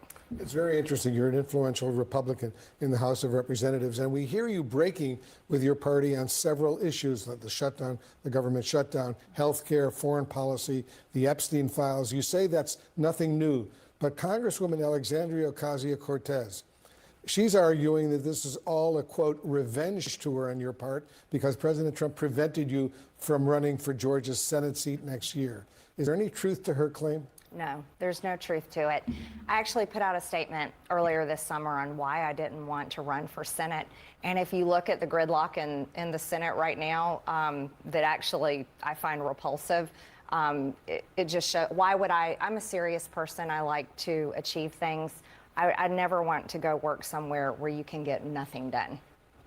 So do you have any ambitions for a statewide or nationwide office? So everyone's asking me that, and I think it's because Washington has never seen someone come in with pure intentions. I'm literally one of those disenfranchised, forgotten Americans that feels like the government has failed them, and I just so happened to get elected to Congress. So I didn't come in here with some sort of career or desire to just continue climbing the ladder. All I really want to do is do the job that I'm doing right now, and I'm trying very hard to do it, but we can't even go to work. So it's pretty hard to do it. Are you completely ruling out the possibility of running for president in 2028? So that was a rumor that got started yesterday, completely baseless. I never said I was running for president in 2028. I said I wasn't running for governor in this upcoming election.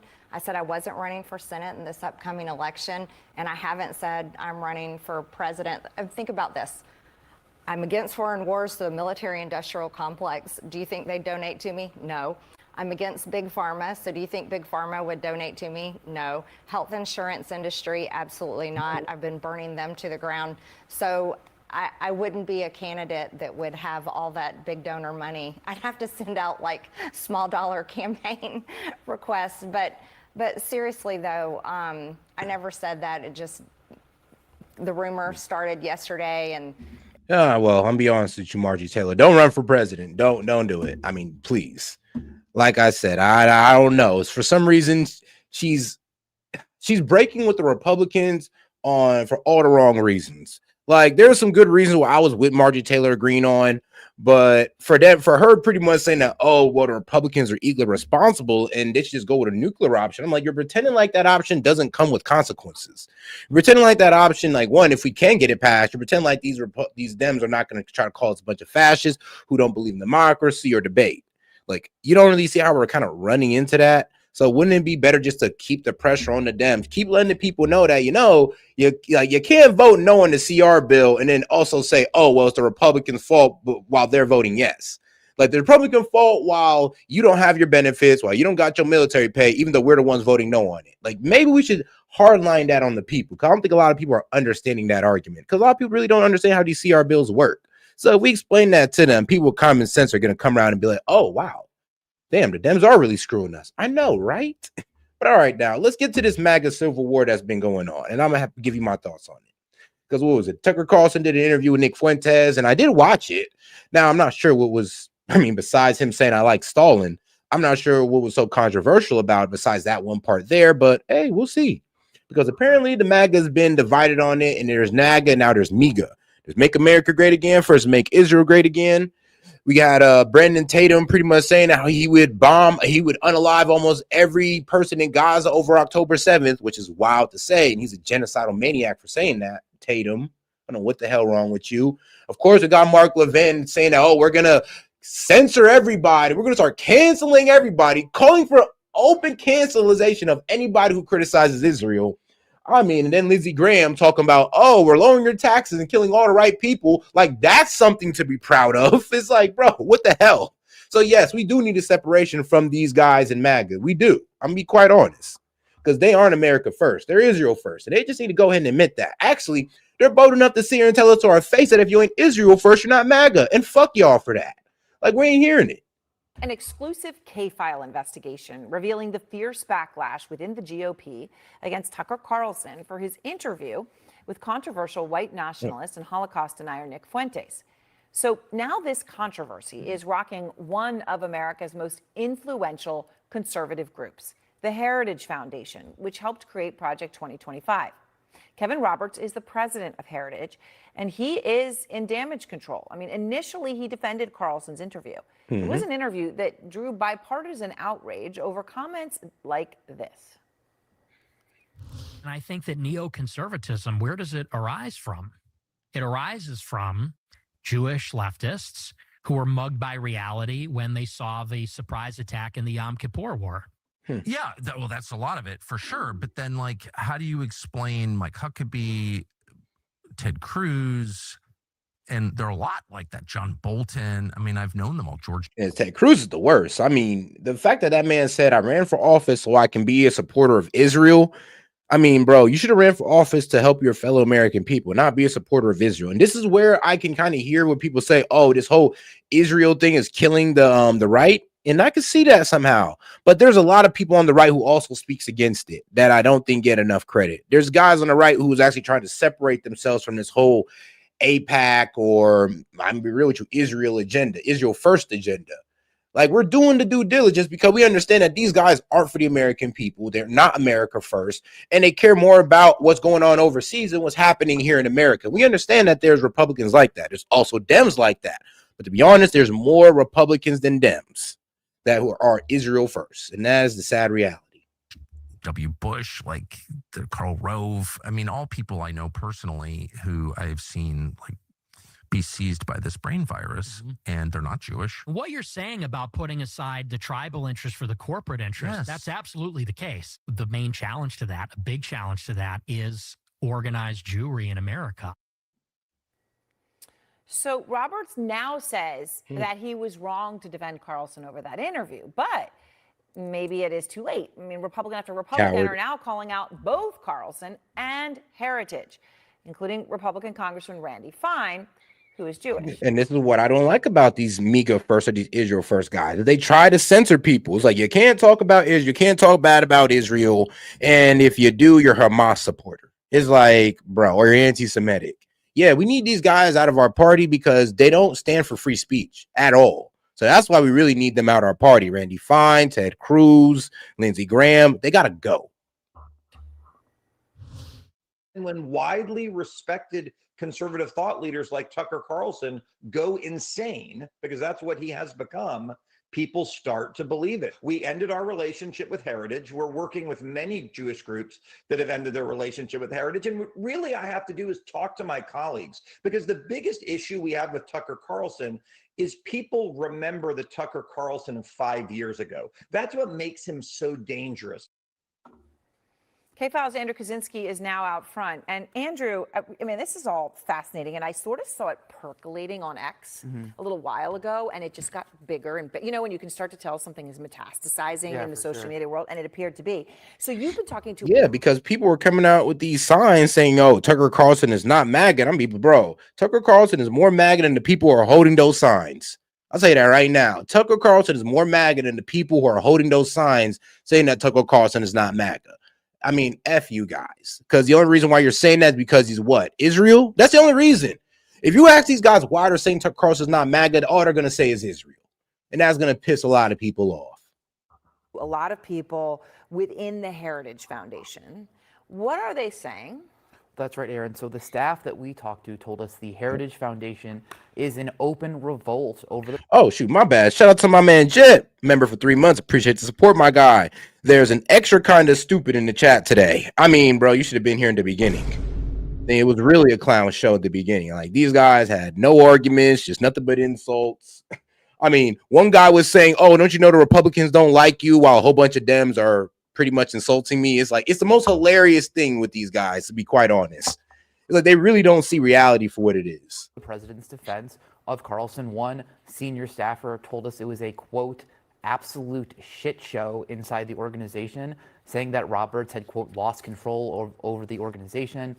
He said there's an open rebellion, and this really all came to a head yesterday, where they had this all-hands meeting. This, like you said, this was kind of going around social media, where Roberts publicly apologized. According to a recording we obtained, Roberts told employees, quote, I made a mistake. I let you down. I let this institution down. I'm sorry, period, full stop. But he also made clear he has no plan. And he is a coward, because honestly, he should have stood 10 toes down. He should have said, bro, we are about free speech in this nation. Tucker Carlson can talk to whoever he wants. That person can say whatever the F he wants to say. I mean, bro, why are we getting mad at Tucker Carlson for interviewing people that he disagree with? Like, that's what it should all be about. We should be able to talk to people we disagree with without criticism. I mean, he talked to the president of Iran and people lost their mind. I mean, bro, talk to Nick Fuentes, y'all losing y'all mind. Like, do we not believe in freedom of speech or not? Like, make a choice here, Israel first, guys. Do you believe in freedom of speech or not? To resign. Now, We also obtained messages between senior Heritage staff earlier in the week where they were discussing the situation. I want people to look at some of these messages that we looked at. One of them described the workplace as, quote, flailing and in damage control. Another said, this makes me sad and mad, in a comment to another top level staffer. One senior staffer reposted a colleague saying, this crap is really hurting Heritage, and added, as it should. Another wrote, I'm disgusted by this, and I don't understand how this premeditated and orchestrated response, that's talking about the initial Roberts video, could come out of one of the biggest think tanks in the world. The source who provided this to us basically said they didn't want these names to be identified for fear of retaliation. And Aaron, this backlash is not just limited to the staff of Heritage, it's also reaching the foundation's donors. One major donor whose organization contributes more than $500,000 annually to Heritage Foundation told us that they had totally lost faith in Roberts.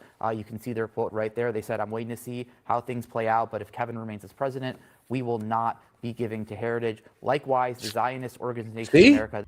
And this is the problem with the Zionists. This is the problem with the Israel First guys. They censor.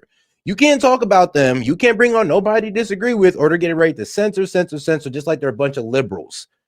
I mean, I can't even respect these guys as Republicans or conservative, definitely not MAGA. We believe in free speech. We believe in open debate. These guys don't.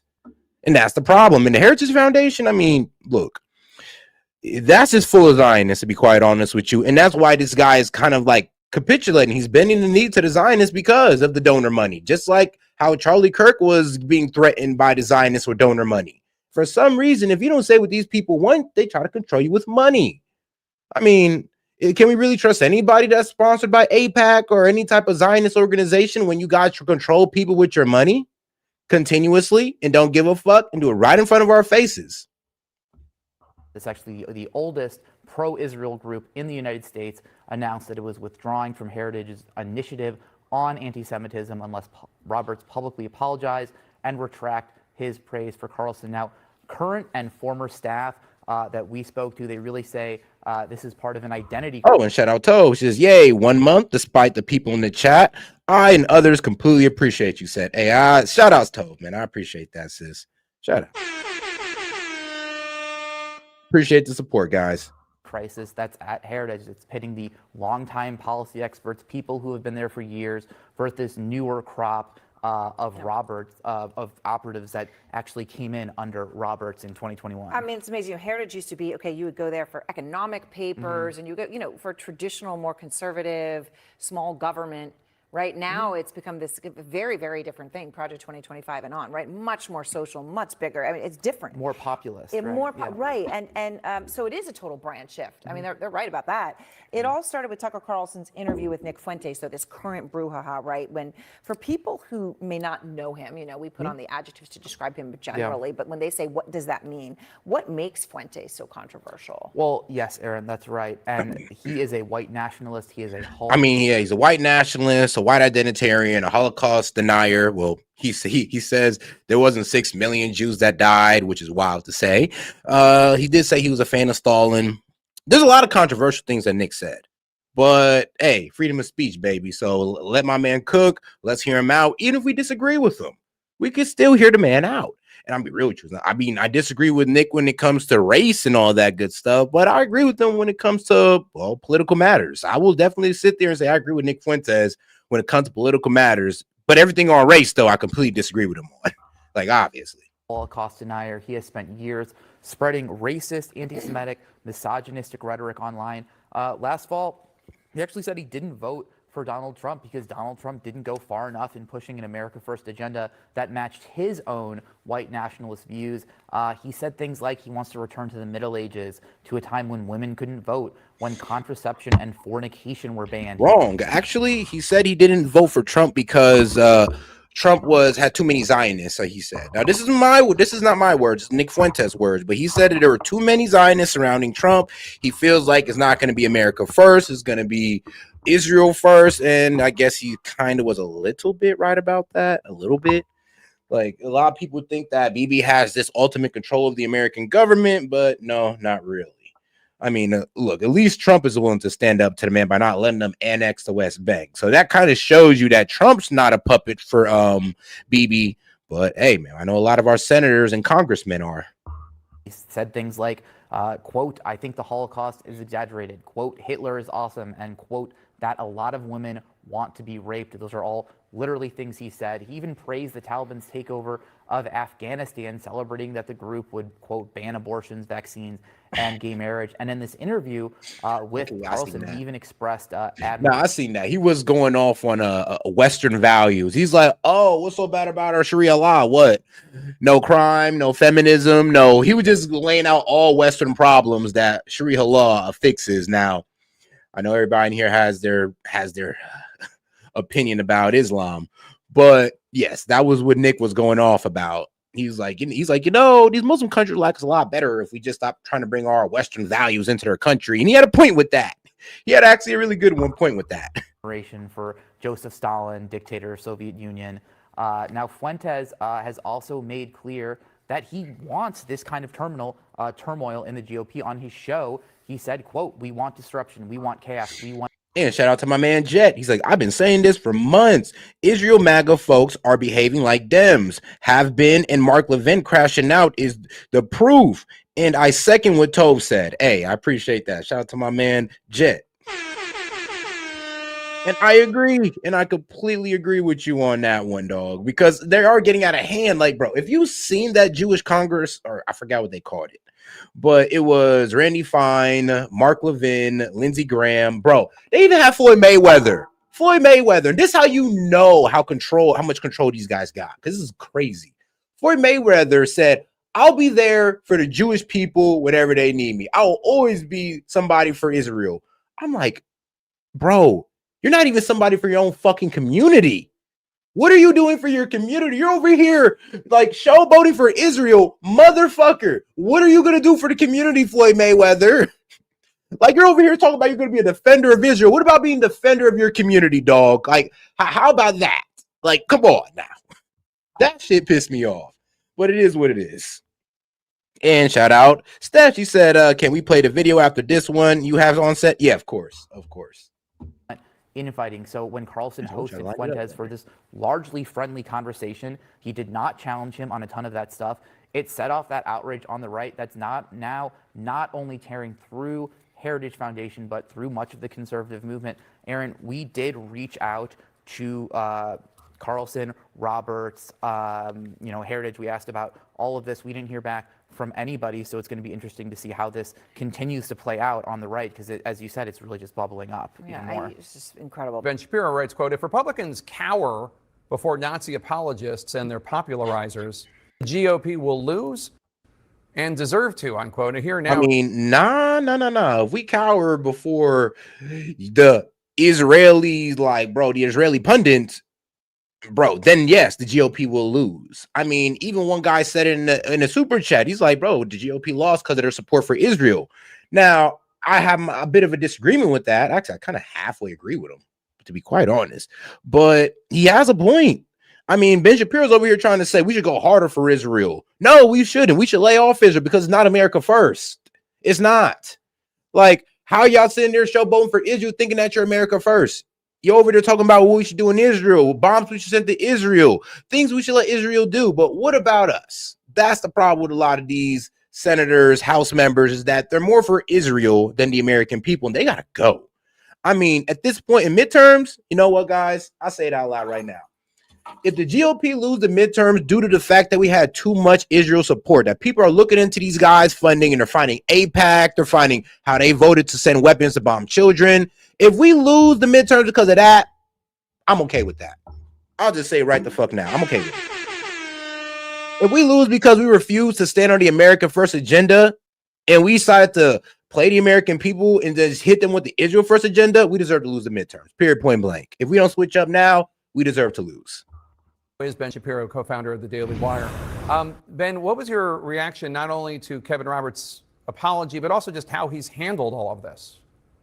Well, I mean, I think that Kevin Roberts, I know Kevin. I think Kevin is a good man. I think that Kevin really screwed things up last week when he decided to inject himself into this controversy with his vociferous defense that contained some rather charged language. I think he's doing the right thing by pointing out the obvious, which is that if somebody glosses Nazis on the air, that person probably should not be associated with a conservative think tank, and that everyone should have a duty to say that that is a bad thing to do. So I'm grateful to Kevin for doing that. I think it's a very good thing that he did that. The real issue here is I think that Tucker Carlson's morphing from, I would say, a very edgy right-wing political figure on Fox News, but certainly within the mainstream, into a conspiracist, a person who ideologically launders anti-Semitism, who ideologically launders all sorts of anti-Americanism on his show, and then Okay, now that's a lie. Anti-Semitism, okay, sure.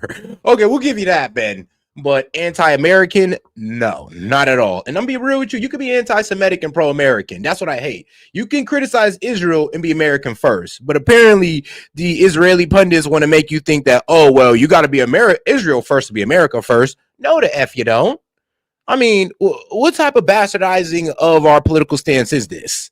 Like, we got infiltrated. For sure, we got infiltrated. The people who are Israel first, the never Trumpers, have infiltrated MAGA and acting like they are MAGA now.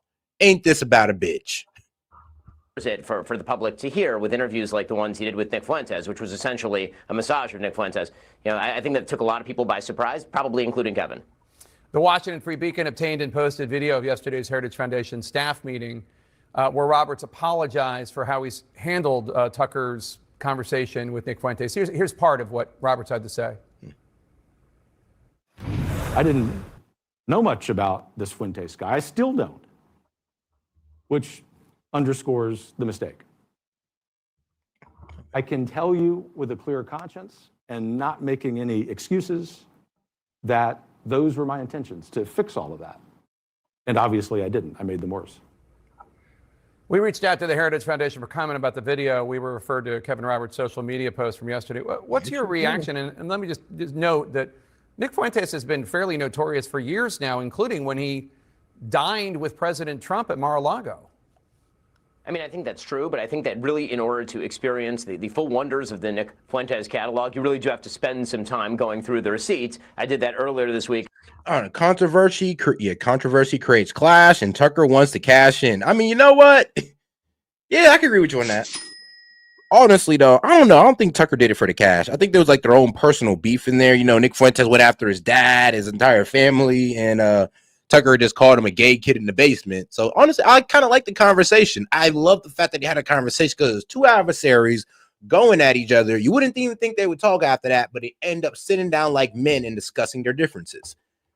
I can only respect that. On my show. And the truth is that most people don't watch politics all that granularly. Even people who are in politics don't spend a lot of time on sort of the fringe edgelord right, the way that Fuentes is. And so the sort of mainstreaming. Hey, I spend times on both sides. I spend times on the extreme left and the extreme right. And I'll tell you, both of them is crazy. Both. Popularization and normalization of Fuentes by Carlson is significantly more important than just Fuentes' existence, obviously. It was a seminal moment, I think, when it comes to the right's decision as to whether Tucker himself is a source of truth or whether he is a destructive force inside conservatism. So one of the things you've noted is that it isn't so much, your problem isn't so much that Tucker Carlson had Fuentes on his show, but that he didn't push back at all on the neo-Nazi, anti-Semitic, pro-Joseph Stalin rhetoric, et cetera. I just wonder, last week at a Turning Point event, Vice President J.D. Vance was asked by a student about an anti-Semitic falsehood, this crazy notion that Judaism openly supports the persecution of Christians. It's not true. But J.D. Vance was asked about it. Instead of pushing back... I mean, hold on now. Openly supports the persecution of Christians. Now, is it wrong for me to point out the fact that the Catholics and the Jews have always had beef? So when it comes to, you know, it's saying that they have a beef against Christians is actually historically accurate, considering that it was, you know, the Roman Catholics that came through, destroyed their temple, and then pillaged a whole bunch of their artifacts. I mean, trust me, the Jews never got over that till this day. So to sit there and say that is just being historically accurate, but to take it to an extreme to say that they just want to kill all Christians, that is incorrect. There's a beef, but come on now. Not every Jewish guy want to sit there and just hate Christians. Now in Israel, they do spit on Christians. I mean, even Brandon Tatum said, no, I only got spit on once. It's like, you dumbass. But yes, apparently they do spit on Christians in Israel. And there isn't much deep respect for Christians in Israel because if you actually, study the religion of Judaism, I mean, they don't really have the biggest respect for Jesus and they have their own Messiah. I mean, shoot, that's why they burnt the red cow and spread the ashes all over the place to bring back their Messiah. Then they put the ashes of the red cow as healing properties. I mean, what type of dark magic is we doing today? But that's besides the point. Let's get back to the main thing. Or correcting the questioner, he said this. There are some significant theological disagreements between Christians and Jews. My attitude is, let's have those conversations. Let's have those disagreements when we have them. But if there are shared areas of interest, we ought to be willing to do that too. What did you think of that?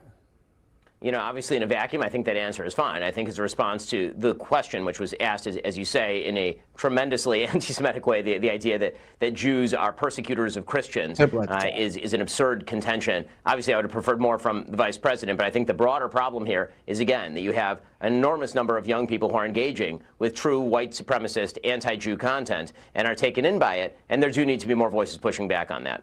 Ben Shapiro, we thank you for your voice. Thank you so much. Thanks so much. Now, let's go ahead and get over to this funny video. Shout out to Steph for sending this in. I went ahead and found the full video for you, Steph, so don't worry. I got you, sis. All right, guys, let's get over to, well, the future of New York, guys. Man, it sucks. It sucks, but let's go ahead and let it rock. Start spreading the news. I'm leaving today. I want no friggin' part of it. New York, New York, these Hugo Boss shoes are longing to stray and take an Uber to LaGuardia, ta-ta, New York. I want to wake up in a city that's safe and free, without that slick jive-ass mayor, Comrade Mamdani. It's clear that Gen Z knows no history, just DEI and woke philosophy. Imagine North Korea with a dash of Sharia. That's what you got. New York, New York.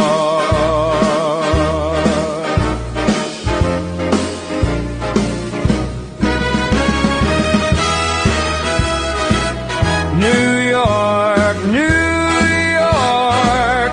I want to wake up in a city that feels like home, and not with defunded police, migrants galore, man-dummy run grocery stores. Thinks he's a genius, AOC with a penis. It's time to stick a fork in it. New York, you're done. Soon the tax base will be gone to Boca Raton, while Jaime Town becomes Commie Town. Should've elected the hack instead of the quack. Rest in peace, New York, Commie Town.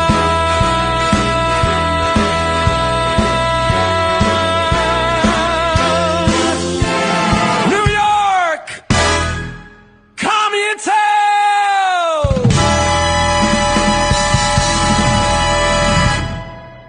You know, just give it about a good 3 to 6 months. We'll be there. We'll be there. But all right, guys, let's get right back into it. The Trump admin to cut flights. Wait, really? Hold on, no way. All right, it's the USDA e-SNAP cuts, allowing larger partial benefits in November. All right, then let's go see how this works out for the people.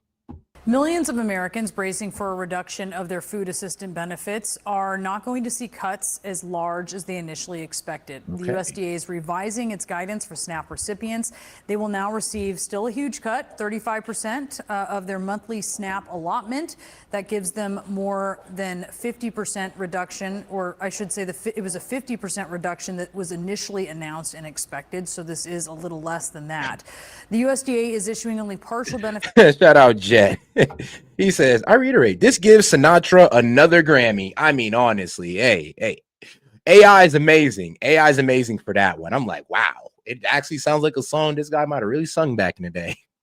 This month to comply with the court order amid the government shutdown. Now, dog, you should hear like rap music turned into 1950s soul music, or 1950s soul music. Dog, amazing.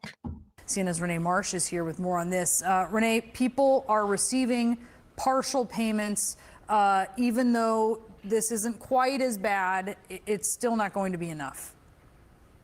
Absolutely. And, you know, I just spent some time in West Virginia. I spoke with one mom, and I specifically asked her about these partial payments, and her words were, it's laughable.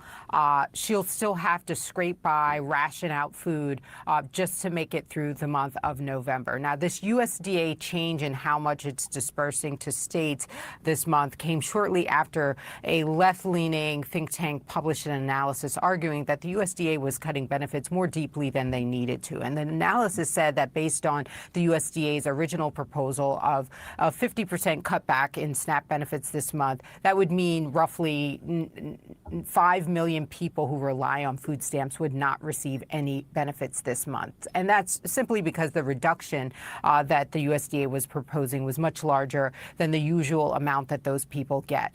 But just when people will start to receive these partial payments, it really, Brianna, depends on where they live. States have to now reconfigure their systems to make sure that they can make those reduced payments. That could take some states that use older technology weeks or even months. According to a USDA official, we know that in North Carolina and Massachusetts, people who rely on food stamps should receive their benefits next week. That's according to those states' websites. Pennsylvania, in a letter to USDA, said that the agency has chosen, quote, the most complex and labor-intensive approach possible to issue partial payments. And they said that the process will require 10,000 hours and about 3 weeks to process partial payments. Just to recap, SNAP payments ran out due to the government shutdown, and 2 federal judges said that the agency had to use these contingency funds. In just about an hour from now, we're expecting another hearing on this case. This federal judge in Rhode Island is going to decide whether... The problem is with the contingency funds is that, like I said, it's partial benefits. I mean, so they're not going to get what they usually need. They're probably going to get maybe like half of what they need. So that's not really helping these guys out for the holidays. And I mean, let's be real. I would hope they pass the CR bill so people can get their benefits for the holidays. It is what it is, guys. I mean, I know we sit here and we make fun of these guys for having so much benefits, but let's just give it to them. Like I said, I'd rather them have it, but here's the problem. Doing this little half-ass contingency plan is not it. Like, these guys need their full benefits and not just 3 weeks of it. He will. And this is why I say, like, bro, is this open up the government? Just using contingency funds is not really helping the people out. Force the agency to pay full benefits for the month of November. So we'll be watching that, Brianna. Joel Berg, he is the CEO of Hunger Free America. All right, Joel, does that change in November SNAP benefits? Still significantly below the normal monthly amount that families would get. How big of a difference is that going to make for folks who are waiting on the funds? It will help a little, but the most important thing is the delay. The other day, USDA said this. Hey, shout out to she said Frank needs a post-mortem Grammy for that rendition. He would have supported that rendition for sure. Me too. I feel like he would support that as well. Because who'd have knew, man? Who'd have knew New York would have went that far? I think somebody did say, oh, if you know Frank Sinatra was a Democrat. Yeah, but that's back when Democrats were, for the people. That's back when Democrats were the ones who wrote like Superman, also really wrote the character who's also pro-American, so American first. I mean, Democrats used to be sensible back in the day. Now, like I said, like I always refer to the 90s Democrats. I know Frank Sinatra was far outside of that, but I like to go back to 90 Democrats when they was talking more about America first instead of just letting these corporations steamroll us. It could take weeks or months to get people the food. I know no one in the Trump administration, frankly, has had to wait an hour in their life to get food when they were hungry, saying that 42 million Americans, most of whom are working people, children, seniors, people with disabilities, active duty military and veterans, have to wait weeks or months is just so unacceptable. Food delayed is food denied. You can't eat an IOU. Our hunger hotline, we've seen calls double over the last week. We are on the edge of the greatest hunger crisis since the... All right, guys, let's go listen to some voter voices, because let's be real. The Republican Party, well, I don't know why. Maybe I'm looking at it differently, but I wasn't too shocked over the loss, and I wasn't too shaken. I didn't really think it had, any relevance to what's going to happen in midterms. But apparently the guys on Fox News felt the need to have a voters voice panel. So let's go ahead and give it a listen. Well, tomorrow is Election Day and 3 major races that we've been watching on the Faulkner Focus today. And they could shed light on voters' decisions going forward, particularly for midterm elections. Today marks exactly 1 year until the midterms, and Americans are set to decide whether Republicans will keep control of both congressional chambers. The outcome will have a tremendous effect on the second half of the president's second term. Yeah, because if he loses the midterms, I mean, bro, Trump is cooked. He's cooked. It's over. It's like no more new legislation is going to get done. They're going to block everything. Shit, they might even try to impeach the man. So, yeah, this is why the midterms is crucially important for Trump, and to see if he can break the curse of the midterms. Because when Joe Biden was in power, Republicans took over. So when Trump's in power, Democrats might take over. And that's just been the curse of the midterms, I mean, for a while now. There's no better way to see how voters are feeling. It's my favorite way, actually, than to hear from them directly on our voters' voices. In studio with me now, a panel of Americans whose views span the political spectrum will dig into the issues that matter most to them when they cast their ballots. And right now, the congressional balance of power is razor thin in the Senate. Take a look at your screen. Yeah, as I told you, wow, I was off by 1. There's 53 Republicans in the Senate and 45, okay, I got that number right, in Democrats in the Senate. So when you guys sit there and say, oh, set, but they could just open any time. They control the Senate. Not really. Full control would damn near be like, I ain't gonna all of this. Like, we have enough votes to pass anything without the Dems. That's not true. We don't got that type of power. And I wouldn't want us to have that type of power. Republicans have the majority with 53 seats. Democrats and 2 independents who caucus with them hold 4. Oh, shout out to Toe. Frank was a mafia New Yorker. Yeah, he looked like it. He would not be okay with the Ottoman Empire taking over. Hey, shout out Tove. Yeah, trust me, nobody would be okay with that. Nobody likes the direction that New Yorkers going in. Here's the thing, though. I don't think, and I'm gonna be so honest with you guys, I don't think that Mamdani's gonna turn this into like a Muslim safe haven, considering that the man has a lot of policies that goes against Muslim traditional values. Actually, I would say that Muslims probably don't like Mamdani at all, due to the fact that he does promote a lot of things that they consider haram or forbidden. 47. But full-on socialist for sure. I mean, hey, he's saying it right to our face. He's like, oh, free buses, rent freezes, all this nice, beautiful things, everything for free. Now, not literally, but you guys hear my point here. It's like Mamdani's not really, clamping down on, we're going to make New York a safe haven for the Muslims. Sharia Allah. No. He's saying we're going to make things more affordable through socialist policies. Just a 3-seat margin with 33 of those 100 seats up for grabs in 2026. So things are going to change. We just don't know how yet. Let's get an idea today. In the House, the Republican Party has 219 seats right now. Democrats. Yeah. I mean, and this is even dumber argument when they say, because this is by a closer margin than the Senate. I think we have more control over the Senate in a way than the House. But yeah, so 219 to 213 in the House. But the Republicans control the House and the Senate. No, we don't. Not full control. Have 213 with 3 spots vacant. All 435 of those seats will be on the ballot next November. And What? How much seats? 19 seats right now. Democrats have 213 with 3 spots vacant. All Okay. 435 of those seats will be on the ballot next November. 435. And recent polling shows that right now, voters don't see either party very favorably. Well, let's face it, Congress is never really popular. I mean, true. Only 28% view Democrat Party positively. Yeah, that's true. I mean, they ain't been doing much but crying about Trump. So, I mean, and trying to push more money into a failing healthcare plan. So, hey, that's not really going to help out too much. I mean, that's why I said it didn't really do much for you guys to win a state and to win a state in a city that was already yours to begin with. Let's talk about the national review of the parties. And let me be real with you, both parties are kind of taking a hit right now. So that's why I say I wouldn't see the win in Virginia and New Jersey as a prelude to how things are going to go for you guys in the midterm. I mean, we're talking about congressmen here versus, well, governors and mayors. But they're particularly unpopular right now. Democrats are taking the worst of it with only 28% with a positive view, 37% positive for Republicans. All right, let's meet our voters' voices today. So Republicans, Maria, Jason, and Dwayne, a former New York City Assembly candidate. Our Democrats, Amanda, Jay, and Dan, and Independents, Dove and Mary Joseph. Great to see you both. I want to start with those independents, actually. Mary Josephine, I'm going to start with you. I know that you've... Oh, wait, no, let me correct you with that one, Tove. She says, S.E.T. Islam allows you to lie to Nas Islamists. ISIS and Hamas congratulated him on his jihad. Okay, I'm not sure about that one. But there was one of his what was it? It was one of his staffers that came out and said, yes, this is jihad. This is what jihad's all about. And I was like, this dumb bitch.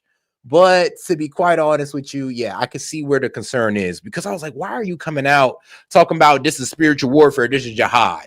Now everybody's going to take it there. But hey, it might just be that. But as far as Islam allows you to lie, actually, no. If you actually read the Quran, it says within certain. This is why I say people like take the Quran, take certain sections out of it, and just post it. They don't do with no context, no nothing. If we did that to the Bible, I can make the Bible look bad all day. But then if we add full context to it, you understand, oh, this is just part of the story. This is just part of a lesson that they were telling. So let me give you the lesson they were trying to say in the Quran. The Quran was that you can lie to save your life. So if the Crusaders come through and say, hey, bro, you either convert, you either accept Jesus or I kill you, it's okay to sit there and lie to them all and be like, all right, Jesus is the word. Okay, I got you. But then sit there and still practice your Islam, like your religion or Islam in private. That's what it's about. I mean, it's almost like they said, oh, well, if you're super hungry and all you have is pork, I mean, you got to eat. So you might as well eat it, even though it's against Islam to eat it. So they kind of have like these exceptions in Islam where they say, oh, in Islam, they say you're supposed to be truthful is no matter what. But they also have the guidelines. But, you know, if somebody got your knife to your neck, I mean, it's okay to sit there and lie. So, yes, that is what the context was for that. And a lot of people don't understand. Like I said, I would advise everybody to, if you want to have such harsh criticisms about the Quran, go ahead and listen to it. You can listen to it for about, 2 hours a day. It's about 9 hours to listen to, or you can read it. But I would suggest you read about these holy books or these, religious books before we just bastardize the whole religion, because a lot of people take these things out of context. Vote, you say, according to the issues that are most... Like I said, the only reason I know this is because I have Muslims in my family. That's the only reason why I know this, and the fact that I actually looked this stuff up. Because trust me, everything you guys say that's bad about Islam, look, it's either I know off the bat or I just go research it and I find out that, all right, taken out of context. So I would ask, if before we sit here and have this harsh criticism on Islam, why not read the book? Important. So for the midterms, give me what's most important to you. The economy. I just feel like we haven't had any reprieve from the inflation. We don't have improved, like the taxes are just out of control.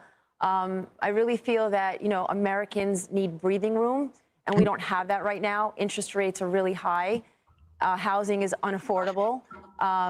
It's really, really difficult for, anybody to make it. That's how I feel. I mean, if I feel these pressures. Oh, no, Tope. My family is nowhere near radical Muslims. But I'll be real with you, most Muslims aren't radical. That's just the problem. I mean, there's been this bastardization of Muslims on the right that, and I'll be real with you, really Israeli propaganda, but we'll get into that later. But look, there's really just been this bastardization of Muslims on the right, and it's not a really good look for us. Like, it's not, bro. They're like 1% of the population that we're over here trying to demonize. We're talking about a book that a lot of us have not read. Like, let's keep it a buck here. If we honestly read the Quran all the way through, half of us wouldn't even have this idea still. Half of us wouldn't be nitpicking like the way we do. But it is what it is. Like I said, not much people really want to study the religion, but hey, it is what it is. I mean, they'd rather listen to what people say online and say how it is an evil religion, it's a cult and all this wild stuff. But I mean, like, yo, we have radicals in Christianity. Like, but we don't sit there and highlight that. We don't sit there and say that's all Christians. Of course not. So I would just say this: make sure we have a fair reading or a fair understanding of what Islam is before we just sit there and call these guys evil.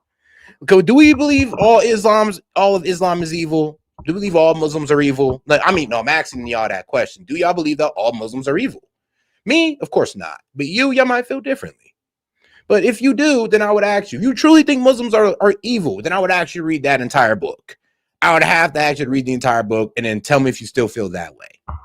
As a business person, I can only imagine what the middle class and lower middle class feel like. Obviously, there are people there making money. There are people in the upper echelons that succeed and do well. But I believe for the middle class, it's really, really, really difficult. And I mean, if I'm feeling it, I can only imagine others are too. You know, it's interesting, and you've been on panels in the past here on Voters' Voices. I welcome you back.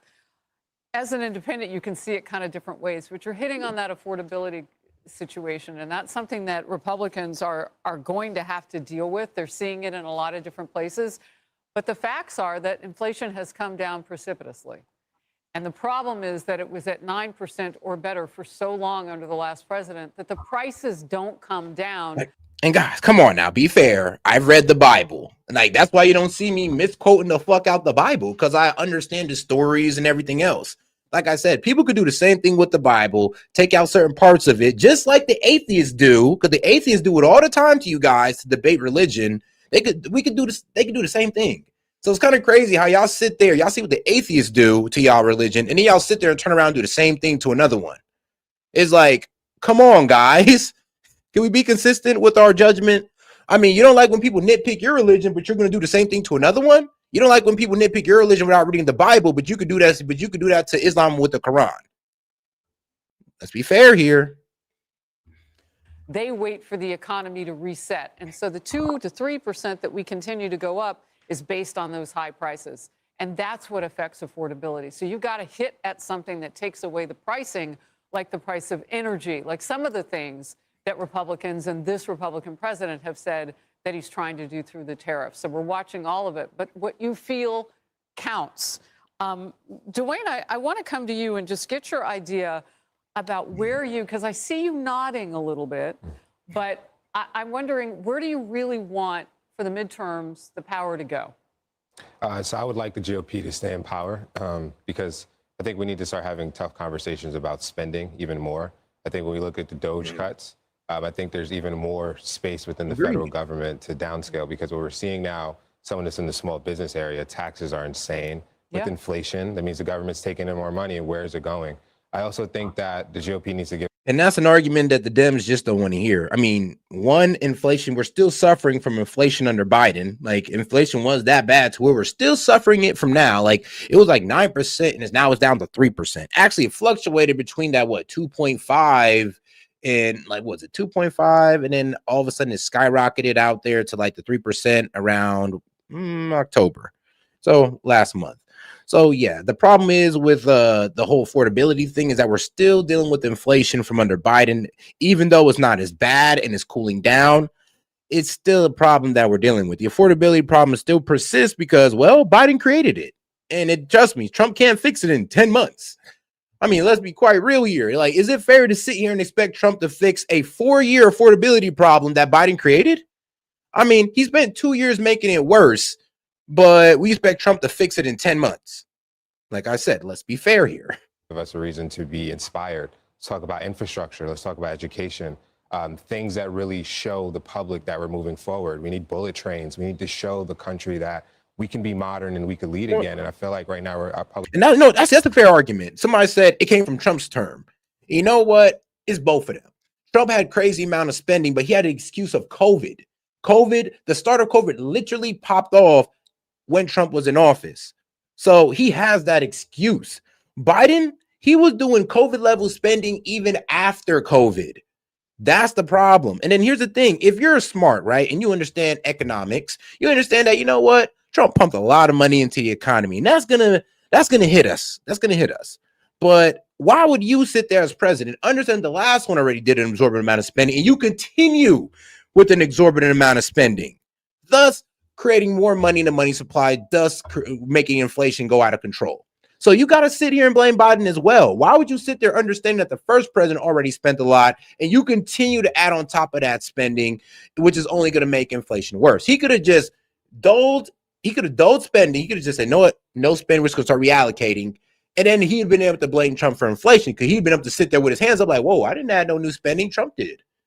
But no, he kept on adding spending. Even after COVID was done, still more spending. The Inflationary Reduction Act. So trust me, Biden did not help whatsoever. This is why we blame it on Biden, because he made a bad situation worse. The discourse doesn't really reflect what we need to mobilize and feel together as a country. I want to go to Amanda, a Democrat among us today. Talk to me about what you're hearing from an independent and a Republican now. Do you see any common ground? Sure, absolutely. I mean, the issues are always the same, right? I think what's really important and standing out for me right now is if we can take ourselves like a high level, like not say immigration, not say economy, not say all the hot talking points, and just ask ourselves, how are we treating our neighbors? Like, how are we treating one another? And is it okay that yesterday, on Saturday, 42 million of our neighbors no longer can feed themselves? Is it okay that our neighbors are getting taken off the 42? streets by ICE? Is it Whoa, sis. I mean, your neighbors getting taken off the street by ICE. I mean, the illegals? The illegals that are, I mean, shoot, unless you're living in the hood, baby girl, your neighbors aren't illegals. It's kind of funny how you have white liberals coming out here. Maybe she's a white liberal, I'm not assuming, but they have white liberals saying they're taking our neighbors. They can't even afford to live in your neighborhood. What the hell are you talking about? Y'all know damn well they're in the hood. Y'all know damn well they're in our neighborhoods. They're in our communities. They're in the black communities, okay? So y'all got to stop sitting here talking about they're taking our neighbors. If anything, they're taking our neighbors. If anything, they're taking the neighbors in the hood, okay? They're not going up to the white suburbs, kicking in doors, taking out illegals. They don't live there, okay? And they know this too. okay that gender affirming care is being taken from young people who really need it to survive?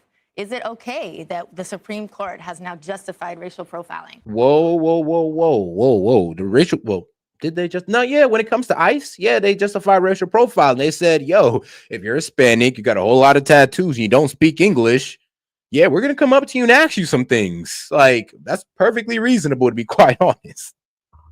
That's not how I want to treat my neighbor. So I want to like take away the hot button labels and just kind of ask ourselves, how are we treating our neighbors, and how will our policies and those who we vote affect that? Can we? Lady, if you're trying to call illegal aliens or legal immigrants our neighbors, you're tripping. You are absolutely tripping. Now, as far as the 42 million people who need their benefits, I mean, I can rock with you on that one. But the whole, we need to treat our neighbors better. I mean, yeah, let's treat our neighbors better by deporting all the illegals. Like, why don't y'all treat y'all neighbors better in the hood and get all these illegals out of here? And then let us have that job let's have that job opportunity, economic opportunity, instead of y'all just giving it to the immigrants. I mean, if y'all really care for y'all neighbors, please help us out then. Go ahead. Instead of trying to include the illegals as y'all neighbors so you can just throw us under the bus, please. Vote for people who will treat our neighbors the way that we want to be treated. Mm-hmm. That's my question. And for me right now, that's the Democratic Party. A show of hands, how many of you certainly see right now, and I saw it in the state of New Jersey, one of our biggest feeding programs, Table. I'm going to address this. Ellen, sister. Yes, I can acknowledge that ICE is doing their job. They're taking illegals and they're deporting them. And they're doing their things. And any Americans who are caught up in it, they get detained and questioned for about 72 hours. So, Ellen, sister, sweetheart, dear, no, ICE is not locking up citizens. They're not harassing American citizens. They're not hurting American citizens. If anything, American citizens are getting an ICE way of doing their job. And I mean, it's not all of us Americans, obviously. It's only the guys who are upset over the election that is mad about this. So, no. And the hardworking Americans, I mean, hardworking illegals, for sure. They're not Americans. They're undocumented immigrants. So don't confuse the two. Like getting the hardworking illegals, I won't take the hardworking part away from them, but they are illegals. They're not Americans. The table and that state is under pressure. And the timing is such that you've got a gubernatorial race going on. And I'm hearing, and I was at a town hall recently with Sean Hannity last week, I'm asking about the issues of feeding people. Right. And that's what it's going to take, too. It can't just be covering these races for all their numbers. Right. And so how do we justify that with a president who used feeding people as a bargaining point to get his... Whoa, sister. What do you mean the Trump is using it as a bargaining tool? The Dems are. They're the ones. Think about it like this. How is the Republican using it as a bargaining tool when they're voting yes? But the Dems are the ones saying no. We'll vote no to benefits. We'll vote no to pay if you don't give us our $1.5 trillion to Medicaid spending, if you don't make the Obamacare subsidies permanent. How is this Trump's fault when you guys are the ones voting no? It's like literally like they have no accountability. Y'all have no accountability at a certain point. Like there's no way she just sat there and said that with a straight face.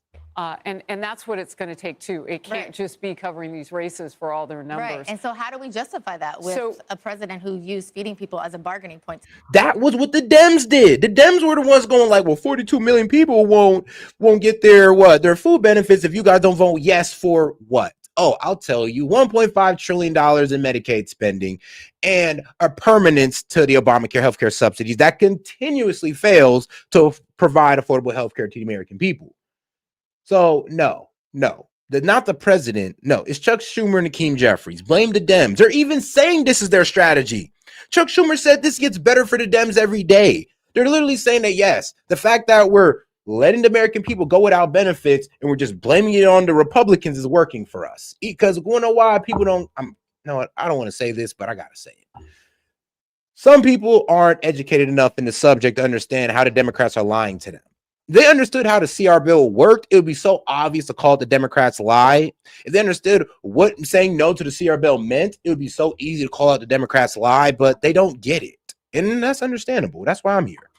To get his... Is that what happened, though, Maria? So I think we can all agree that the United States has always been a melting pot, and we want it to remain as so.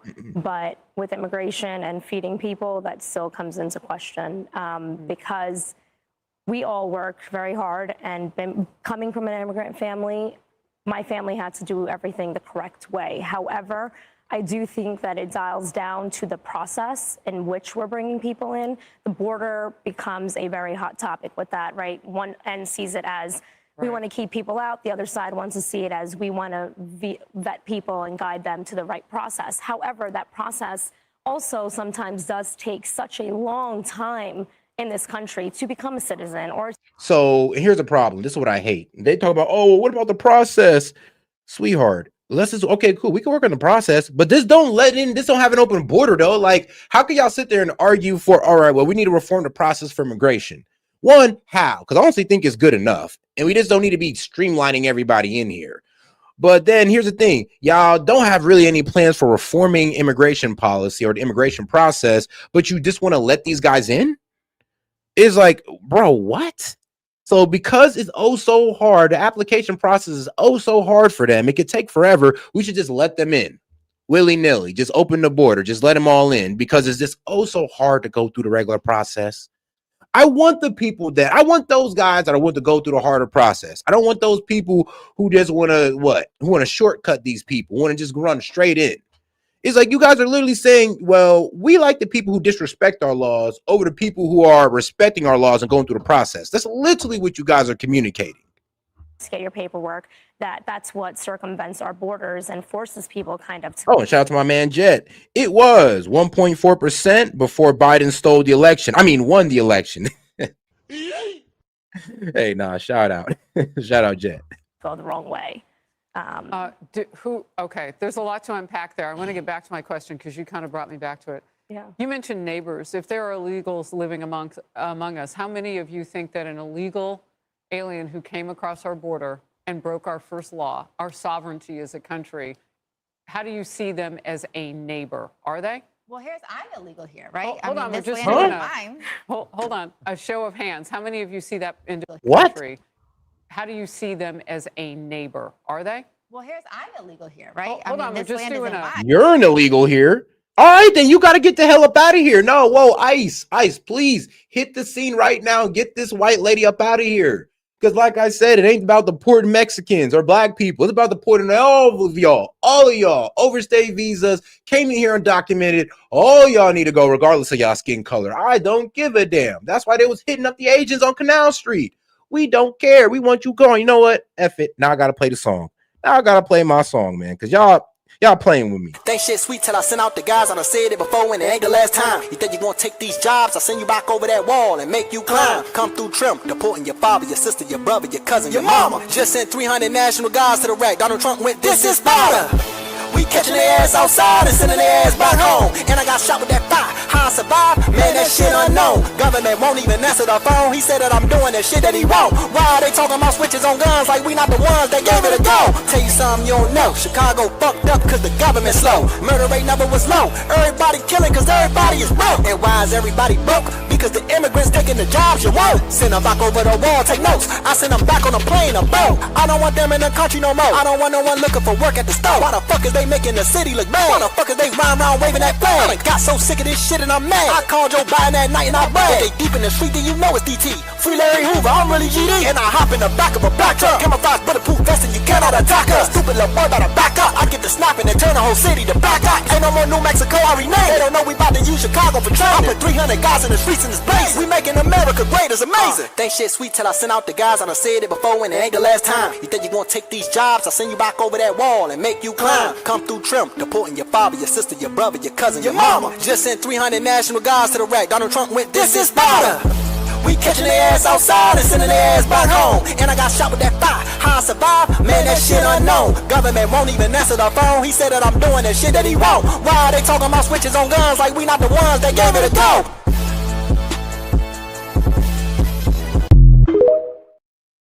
Okay, but now that y'all understand how I feel about it, let's get back to the show. Hold on. A show of hands. How many of you see that individual as a pure neighbor? I know. That's the majority. That's 5-3. So how do we cross this divide? How do we get there, Dov? Honestly, I think it's hard. The rise of the partisan politics has really jeopardized what I view as one of the great features of American democracy, which is being able to work across the aisle. And I'm really looking for candidates who are able to do that, moderates, centrists, whether they're Republicans or Democrats, who are really able to work together in order to address issues like that. And in terms of your question on immigrants, I think a person is a person, regardless of what their legal status is, and their legal status can change. And I don't know or really care what their legal status is personally. I think if they're a person, they're my neighbor. And Bruv, if they're... So the problem with some of these guys, I mean, they don't really understand how important this is. And like I said, these are people who aren't truly affected by immigration. Like these immigrants aren't moving into their community or nothing. Not at all. No, they're in our community and they're kind of insulated from it. That's why they can sit there and say, well, a person's a person. Bro, if they're here illegally, they're not supposed to be here. Like, what's wrong with the Dems and understanding that we need to follow federal law? I'm not sure what's so hard to understand by, guess what? An illegal immigrant, that's not your neighbor. That's an invader. Okay? I'm going to say it point blank. It's not your neighbor. It's an invader. Your neighbor is an American citizen or a legal immigrant. Okay? Don't get it twisted. A person's a person, sure. But when it comes to our legal system, when it comes to our immigration laws, that we cannot use that type of phrase. We cannot use that type of understanding because that means you want open borders. That means we'd all want open borders if, well, a person's a person and a neighbor could be anybody. We live in America, bro. The only person that should be your neighbor is an American or a legal immigrant that wants to be an American. That's it. Nothing else. I'm going to treat them that way. I think that there's a difference between being kind, and to me, in my faith, is one thing is being nice to people from different lands, but they also have to be respectful of our laws. And everybody wants to come to the United States because we have a great economy, have a lot of opportunity, but there's a process to do that. My family has been here since at least the 1700s. There's no one that's gave us a free $1,400 debit card. No one gave us a free apartment. No one gave us anything free. We had to work for it. So there is a process. And if we respect... I mean, shoot, when my parents came here, bro, like I said, the only thing you got back in the day as an immigrant was welcome to America. Good luck. Figure it out. That's it. Welcome to a better country than yours. Good luck. Figure it out. We ain't give you no handouts. Now, these men, they come over here and it's like, hey, man, welcome to the country that's better than yours, man. Here's an EBT card and here's a hotel you can stay in. Like, bro, the switch up is real. The switch up is a little too real.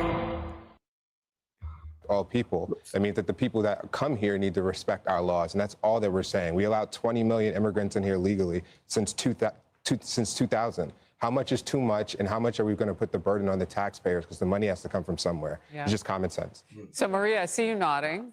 Jason. Of course. Well, when it comes to illegal immigration, and we were talking about the shutdown previously, we have to point out that when we're talking about the bargaining chip, I don't think we can blame the president for that. I actually think we have to blame the Democrats for that. Let's go. And this shutdown has not been popular, okay? This has been the Schumer shutdown, and they're playing politics with people's lives. Yes. And it's a terrible thing. It's a terrible thing, and none of us would defend that. Dan. I think it should really be referred to as the Republicant Party, because all they talk about is what they can't do. They can't reopen the government. They can't find a way to feed poor people. Bro, what? Bro, what? That's what I'm saying. It's the delusion of these people. It's like, oh, they can't open the government. We need your votes. Like, it's part of the process. It's like you guys damn near forgot about the democracy that y'all bitch about so much, that y'all say is failing. It's like you're damn near going outside of it. It's like they can't open a government. We need you guys to vote yes. You know that, right? The Republicans is hilarious, though. But I'll be real with you guys. And sit there for him to sit there and say that, oh, well, they can't open the government.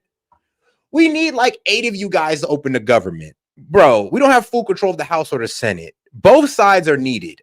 Sitting there calling out the Republican is kind of showing that, oh, well, you just expect us to do everything while Republicans can what? What? Fuck things up and expect the Republicans to fix it like they did with Obamacare?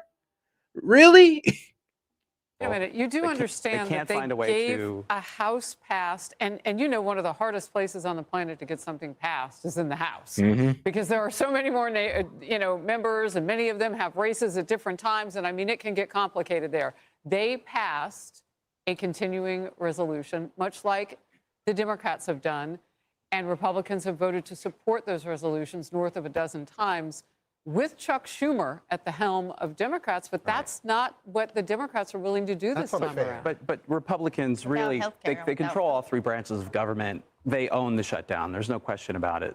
Bro, what? You see, it's the lamest excuses. It's like, well, they control all branches of government. No, we don't. No, we don't. We do not have full control over Congress. You don't have full control over the judiciary. We don't have, okay, we have full control over the executive. Okay, sure. But all 3, bro? Then what's the point of even voting for you guys if you're always going to say, oh, we have no power. We have no power. We can't do anything. Y'all can shut down the effing government, but now y'all want to sit here and act like y'all ain't got no power. Now everything is up to the Republicans. Like I said, it's just like Obamacare. You guys started Obamacare. Then when it fucks up and it's not helping really anybody, then you want the Republicans to fix it. What's the point of even voting y'all in as leaders in the first place if y'all always going to obfuscate responsibility to the Republicans? If y'all always going to be the ones to F up and then be like, well, the Republicans ain't going to fix it. Y'all fucked it up. Why can't you fix it? And as far as immigration goes, I have a friend who is in the process of legally becoming a U.S. citizen. He has filed the right paperwork. He has gone to all the appointments. He's done everything he has to do. He is so terrified of being picked up and thrown in detention by ICE that he is basically just going back to Brazil. That is not where we should be. And this plays into the affordability crisis. Why not? This city and all cities and all parts of the American economy run on the kinds of typically cheaper labor that... AKA, you're pretty much trying to say that people hire illegal immigrants, which is against the law, because I don't know what's wrong with Dems. It's like they're okay for breaking of the law. If you ever hear them out like, oh, yeah, I'm okay with people breaking immigration law. I'm okay with people breaking labor and employment laws. It's like, oh, do you hear yourself? It's like, all right, hey, bro, you want to do me a favor? Please list me the companies that, you know for sure that are hiring illegals for a friend at the FBI. Immigrants provide to us. the prices of everything go up when the labor prices go up. And we are removing a really important part of the pathway to becoming part. Hold on, did bro really just admit that? He literally just admit that illegal immigrants keep down labor costs, aka you guys asking for a raise in minimum wage, illegals are keeping you from that. He literally just admitted that, well, without these illegals, labor costs go up. That's the effing point. The more workers we have as a supply of workers, the less they're worth. The less workers we have, the more they're worth. It's simple economics.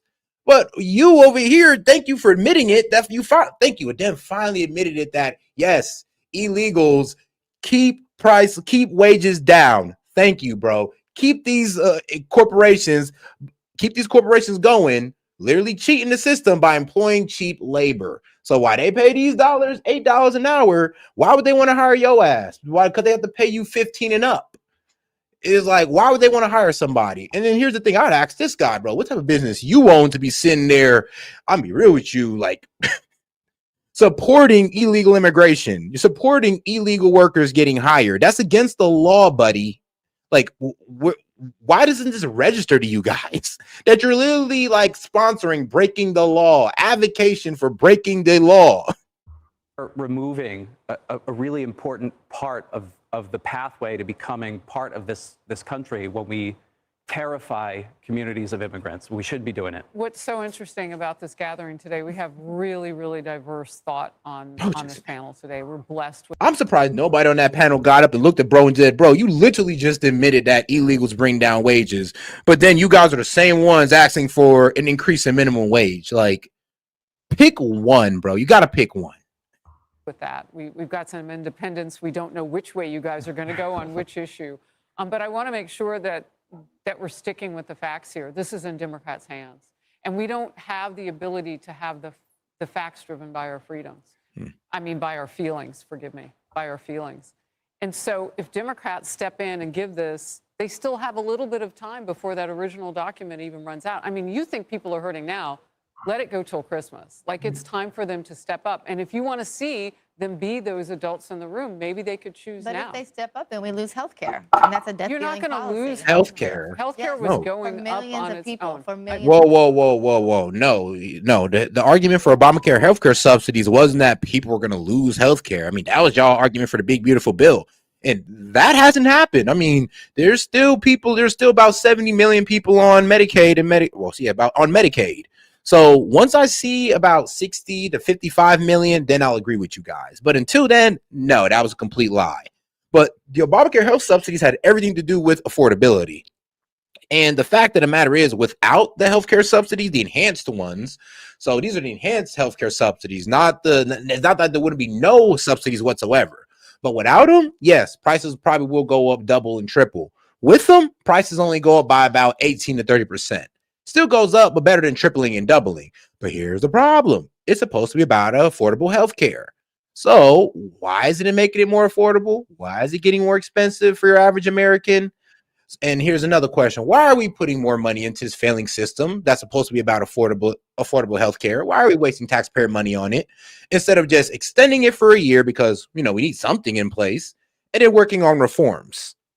It'd be pretty easy. And guess what? The Republicans actually do have a healthcare plan.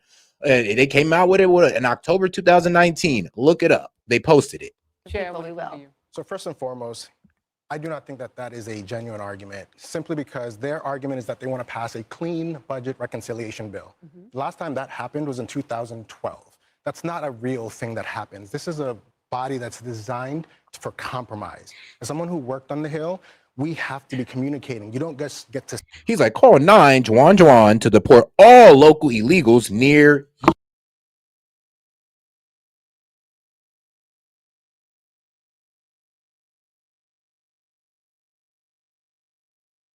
say, I passed this bill, a real thing that happens. This is a body that's designed for compromise. As someone who worked on the Hill, we have to be communicating. You don't just get to say, I passed this bill and we're going to go into recess and never come back. Let me ask you because this. we want to fight this argument. So Democrats now have done what you said.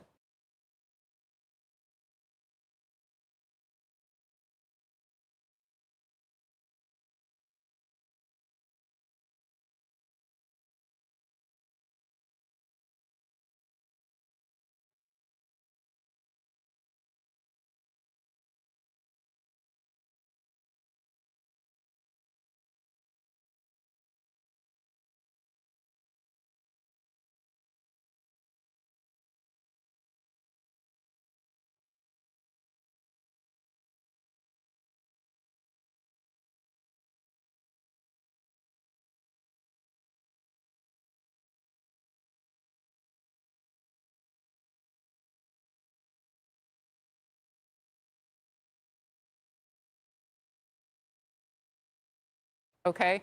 And they came to the table, they said, look, we want to talk about. My bad, guys. My bad. Sorry. I don't know what the hell happened to my mic. It automatically went red. But what I was pretty much trying to get across is that the Dems have no real argument for the government shutdown. The only argument they have is that the Republicans are in control. And that's not a good argument because we still need Dems to vote. Like, you just can't sit there and say that, oh, well, because Republicans have majority control, majority rule in the Senate, they can just push it through any time. That's a lie. And that's what a lot of Dems are going off of, because they wouldn't even have this argument if they completely understood how this worked. About healthcare. And one of the sticking points in there are the millions of dollars that we know go to those illegal aliens. And look, Dan, you bring up that some of them are here and they're waiting for their paperwork. Well, how long have they been here? And that's what the government. But let me ask you. So if that's part of the mix, and you know you've got Republicans to agree to get to that issue right away, why not open the government now and get the foot off the necks of people who are hungry? 42 million of them. Can you defend starving people out? And by the way, it'll take at least until Wednesday for the president to fund after they go through protocols. 72 more hours? Go ahead, defend that. Okay, so first of all, the Affordable Care Act specifically does not provide funding to people who are not here and legally here for citizenship. It specifically says that in the And you don't think that law. that's happening? What? All right, let's go back. Let's go back to the question she asked this man. I need to hear it all the way through. A million of them. Can you defend to get to that issue right away? Why not open the government now and get the foot off the necks of people who are hungry? 42 million of them. Can you defend starving people out? And by the way, it'll take at least until Wednesday for the president to fund after they go through protocols. 72 more hours? Go ahead, defend that. Okay, so first of all, please. The Affordable Care Act specifically does not provide funding to people who are not here and legally here for citizenship. It's Whoa. Yeah, but we can't pretend like Medicaid is not used to sponsor state-funded healthcare services. And these state-funded healthcare services can provide funding to clinics that provide medical service regardless of your immigration status. Yes, there are clinics out there that receive federal funding, or state funding that they got from federal funding to give medical services to illegal immigrants. I mean, yes, they can do it, not directly through Obamacare, but through state healthcare funded systems. I mean, actually, let me see if I can find this from my man Monty. I know Monty sent this in like, what was it, like yesterday? No, wait, like 2 days ago. Shout out to that man Monty. Monty, if you hear me, I mean, shout out to you, because I'm wondering if I can find a little thing that you sent that pretty much confirmed that one, illegals can receive, I mean, really true, federal funding for school, and they could also receive federal funding for, state funding for health services. I'm gonna see if I can find it. Specifically says that in the. And you don't think that that's happening? Okay. And so the anecdotal So wait. So if that's the case, confirmations of that don't count. If that's the case, right, then that's where the DOJ is supposed to bring charges against whoever is doing that. Now, on top of that, using this, because the government could, the president could have allocated funds to continue SNAP. There was money that has been put aside for this that he did. Well, that's what he's talking about right now. And the earliest that I understand it can be paid is Wednesday. Already done it. He deleted it from the website. One point that I think is very Hold on 1 second. Yeah. I want to get another voice. So I just want to say, first of all, when we talk about healthcare, the subsidies were not originally a part of Obamacare. These are COVID era subsidies that they put in place that were temporary. The Democrats made sure that it expired at this time. This was not the Republicans. Second of all, if you all right, shout out, I finally found it. I mean, shout out to Monty for sending this in. Washington Student Achievement Council, right?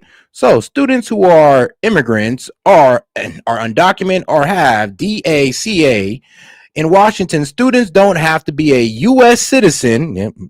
Don't have to be a U.S. citizen to get state financial aid or resident tuition. Okay, there are different ways to qualify for migrant students, including those who are undocumented. So yes, Washington uses state taxpayers' funds to help give, undocumented immigrants an education, which is absolutely insane because, I mean, y'all could actually use that as a grant fund for all the students in your state and low-key provide a discount on education for them. But instead, you rather give it to illegals. I mean, ain't that effed up? But yeah, it's right here in Washington. Students don't have to be a U.S. citizen to get state financial aid or resident tuition. There are different ways to qualify for immigrant students, including those who are undocumented. I mean, hey, man, it ain't me saying this. It's Washington. I mean, look, it got this website right here, .gov. You can go straight to these guys and grill them about it, not me. Grill them because they're the ones who deserve the grilling. But all right, though, let's get right back to it here. There we go. Negotiate on those subsidies, you shouldn't be holding the U.S. citizens hostage. It's just that simple. It's wrong when Republicans do it. It's wrong when Democrats do it. And the fact that the Democrats have voted over 13 times to not open up the government, if they care about food, we shouldn't be talking about emergency funds. We should be having an open government. And I think that no member of Congress should be getting bring paid the House during, back into session. but it's already. Bro, and that's retarded. That's what I'm saying. Excuse my man. It's just such a retarded argument when they say, well, bring the House back into session. The House already voted on it. What part of that don't you understand? The House don't need to show up because the House approved the CR bill. It's up to the Senate. Just like with the big, beautiful bill, how the House needed to approve that, then the Senate. Same thing with the CR. The House needs to approve it, then the Senate. We are getting stuck in the Senate. So you guys asking for House members to come back to vote on a bill they already passed. Come on now. In the Senate. You all The are in Senate. control. No. The Senate. You don't get to say that the House bill automatically passes. It's a Sometimes clean the Senate, CR that the Biden does era not spending happen. levels. Biden That levels. does spending not levels. happen. I have to tell our it's the audience party of that can't. this We is can't do what's this. no, We can't do that. we got your label. This is what it looks like times a million on the Hill right now, and so the two sides are divided. And all I would say is, while all of you, Because I'm saying, like, the Dems don't have no good argument. They have no good argument, but for just honestly TDS, just trying to bash the Republicans for no reason at all. Actually, while they're the ones voting no for these benefits, like it's absolutely insane to sit there vote no for the benefits that you guys are crying about, and then trying to blame the Republicans, but they're the ones voting yes for the benefits that you're crying about. Man, I miss when this party had common sense, like back in the 90s. may not agree, keep talking, please. I mean, whether you do it here, you do it at your homes, you do it out, you do it over dinner, wherever you do it, just keep talking, because you could be the model for us getting there. And I'm always going to spit what I know is either anecdotally true or factually true. I'm always going to spit that. You guys come back. I love it. I love the conversation. God bless you all. Thank you. Thank you. Hey, it's Will Kane. Click here. Oh, nice lady. But all right, guys, let's go ahead and get into the next video. So happening today, the Senate aiming for a test vote today on an interim spending bill to reopen the government after an all-time record, and not a good one, 38 days. Florida Senator Rick Scott joins us. All-time record. We've broken a record of 38 days in a government shutdown. Well, goddamn. Now, Senator, there is some accommodations here. It says you're going to continue spending. You'll fund the agricultural department. They'll talk about and put up to a vote possibly health care, extending those subsidies. Will this be enough, which you've seen so far from Senator Thune, to get Democrats to vote with this? Well, it sure doesn't seem like it. I mean, look, Democrats have shut down our government because, one, they hate Donald Trump. True. Hate Donald Trump. Number two, they don't care that people are not getting their food stamps. I grew up in public housing. I watched my mom. I mean, they don't care because, and let's be real, I mean, even if like they don't care because they're trying to blame it on the Republicans. They don't care because their base is ignorant enough to let them pretty much put blame on the Republicans. If their base was actually just a little bit smarter, and I hate to do Dems like this, but if y'all base was just a little bit smarter and a little bit more critical of y'all politicians, you'd be able to see through the lie and be sitting there telling them, bro, how could you? I would never be able to sit here as a conservative and be like, and watch the Republicans vote no on a CR bill and then try to blame the Republicans. Especially if the Dems already tried to negotiate and the Republicans are grandstanding and they just weren't moving. I respect what you guys are doing. I'm consistent here. So it's like I said, it's a bit strange how you guys can be convinced that while your group is voting no on the CR bill, which is no to benefits, no to government pay, no to military pay, I don't know how you guys can sit there and accept that argument of them saying no to all that, but then they can sit there and point the fingers at the Dems while they're voting yes for all that. Like, how does that resonate? How does that sit there in y'all head and you go like, all right, yeah, that makes sense. Like, how do y'all do that? Struggle for food. And all these people that are working, our military, FAA, they don't, people working at the Senate, Capitol Police, they're not getting paid. And the Democrats, don't care. I mean, what they're trying to do is get more subsidies for rich people. You can be worth $1 million, and Democrats want you to get a subsidy. So what we need to do is open up the government, and then we ought to figure out how do we drive down the cost of Obamacare. It's been a failure. And by the way, all these senators that are voting to keep the government closed, they're getting paid. Yep. I've been I working. mean, shoot, all senators and congressmen, they all get paid. I mean, that's the unfair thing about the shutdown. I'm pretty sure we'd have these guys rushing to Capitol Hill if we froze their payments, if we froze their endowments. So even with their sponsors give them, we froze all that due to the government shutdown. I guarantee you they'd be here right the freak now. But the problem is they ain't getting no pay cuts. Their money still goes through. It's part of mandatory spending, which is absolutely insane because I don't know why we don't got federal workers in the military under mandatory spending. If anything, bro, the senators and the congressmen should be under discretionary spending, if anything. But hey, man, that's just my argument, or that's just how I think. Going to say if we don't pass a budget, we don't get paid. I went to the Senate floor yesterday to get it done, and of course, Democrats blocked it. They want to get paid, but they don't care about the American. They don't care about Americans not getting food stamps, not getting paid when they're working. Because they say you're getting blamed. The They're saying the Republicans getting blamed, so they like that. Well, this shouldn't be about politics. I mean, saying you don't care that people don't get food stamps that need food, saying you don't care that our military is getting paid, or people, FAA workers, or Border Patrol. I mean, that's heartless. Well, I mean, I want people, if you show up, you get paid. Well, And here's by the the thing. way, They're voting no on the CR bill, and then that's just the problem. They're voting on the CR bill and still sit here and try to say, oh, well, we're not the ones keeping it from you. It's the Republicans. It's insane. It is. It's like a wild argument that I don't even know how anybody tries to make it make sense. Like, I'm really sitting here looking at you Dems going like, bro, how does this make sense to you? Can they vote no on something that keeps all this stuff away from the American people, all these funds away from the American people, and they can get you to blame the guy that's voting yes for it? How did they brainwash you that hard? I need to know. Did they strap you down to a chair? Did they do electrotherapy? Let me know, man. Just let me know. they're getting paid. These Democrat senators are getting paid. I mean, if you want to shut down government, why should you get a paycheck? So you're in Armed Services and Foreign Relations, and I know you're all over the Abraham Accords. Yesterday, the president announced some good news. Let's listen. I'm also delighted to report that Kazakhstan has officially agreed, and that's official now. Kazakhstan. As of about 15 minutes ago.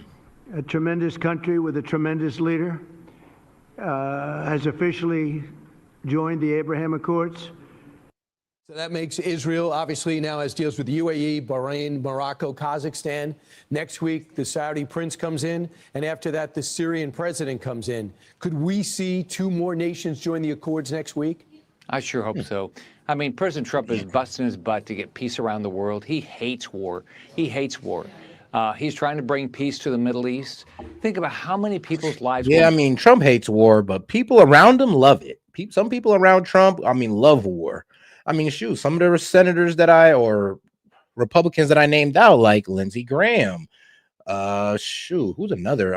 Lindsey Graham, he loves war. I mean, the man literally comes out every time there's a regime change, you see Lindsey Graham all over Fox News, all over CNN. I mean, this man's about as bloodthirsty as you can get as a politician. But all right, though, let's go ahead and get over to the next video here, because we're going to go ahead and get into, once again, Marjorie Taylor Greene sitting on CNN. Marjorie Taylor Greene criticizes shutdown as a you-know-what measuring contest. Hilarious. All right, let's get your take on the federal judge. My lead source tonight is a Republican who has been calling for her own party to do more when it comes to bringing down prices. Georgia Congresswoman Marjorie Taylor Greene is here with me on Capitol Hill tonight, and thank you so much for being here. Can I first get your take on the federal judge's ruling saying that they've got to fund all of SNAP for these 42 million people who need it so desperately, obviously. Do you think that the ruling is absurd? Well, I think it's the role of Congress, the House and the Senate, to fund the government. And I don't like I agree with the Vice President. I don't like the idea of judges taking over our role. However, to follow that up, I am absolutely appalled and disgusted at this standstill between Democrats and Republicans in the Senate. Caitlin, I voted to fund the government on September 18th. We passed the CR out of the House. And here it is today, November 6th. and this is still going on. And so it's true that the Democrats can fund the government, fund SNAP, and all of the programs at any time by voting for the same CR that they have voted for over and over. But at the same time, Republicans can use the nuclear option just like they did to get through the president's nominees. And they can go through the filibuster, and they can also fund the government. And I think this is hurting the American people, and I think it's hurting Congress and our ratings most of all. Well, and we talk about these flight cancellation. Delta, obviously, in Atlanta, and your home state, has the biggest hub, the busiest airport in the I mean, world. Congress got low approvals because, sadly, Congress is mainly controlled by foreign interest. I'm not going to go into what foreign interest right now, but let's just say mainly a lot of Congress is controlled by foreign interests, and they don't do too much for their people, but they do a lot for, their foreign interest. So how worried are you about what it's going to look like for people starting tomorrow with these flight cancellations? I think it's going to start looking like chaos, really. Many people are very worried about this. It's causing a lot of anxiety. Many people are already struggling, day to day, month to month with the cost of living. It has remained high. It was 9% inflation under Joe Biden in 2022. I give the Trump administration credit. They've kept it around 2.5% inflation, but that's still not helping Americans.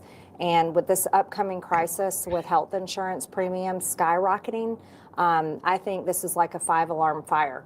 And to me, it is incredibly embarrassing, and I find absolutely pathetic, really, that all of us are not here in Washington, D.C., working every single day to make sure that we can get the government open, but also solve the problem of affordability for the American people and come up with a good solution once and for all for health insurance. Yeah, when the president says there's virtually no inflation and that grocery prices are going down, do you agree with him on that?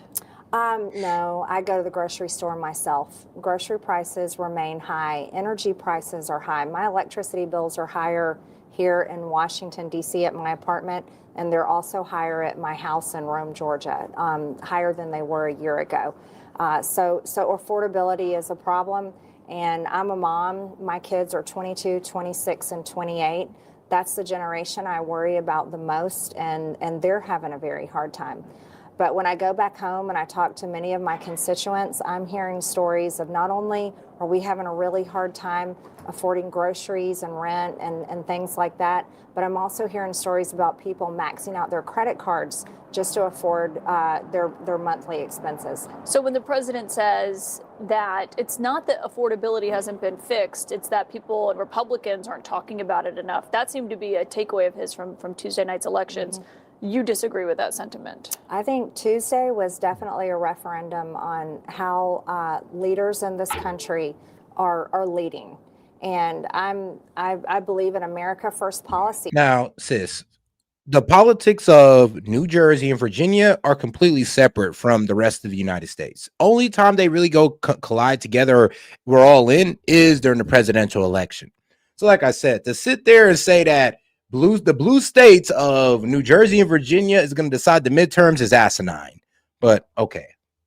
That's why I campaigned for President Trump and have supported him as long as I have. But I'll give her this one. I do agree that they could tackle the affordability crisis. Prices are going down in areas. Now, I'm not sure where she's trying to say that, oh, grocery prices haven't went down at all, when they have, especially when it came to eggs. But I will say this, there are some groceries that or some products that do remain stagnant or that does continue to rise in price. But there's also a lot of products that honestly I haven't seen no reduction. Fruits and vegetables, I ain't see no increase in price in those. Meat, okay, yeah, I've seen an increase in price in meat. And this is just me being honest from my own experience, from what my own anecdotal experience when I go shopping. I don't see any major increases in produce, or in the cereal section, or in the like I said, I already told you, I see it in the meat section, and I really don't see it in the breads either, to be quite honest. So I'm really trying to see, like, all right, well, what's this extreme rise across the board? Because I track my spending. I'm a budgeter. So when she says, oh, I'm spending more on groceries, I'm just like, well, how am I spending less? Maybe, I don't know. Like, maybe it's my shopping habits. Maybe that's just me. Maybe, I don't really go for all the processed food and all that good stuff. It might just be me. So maybe just an anecdotal experience. But I would tell her right off the rip, like, so you tell me groceries are going up across the board on all products? Because that's a lie. Now, if you're saying that prices are still going up on some products, sure, we can agree on that. But I cannot sit there and agree with her saying that prices are going up on all products. I've seen prices fall on a good amount of products that I shop for on the weekly.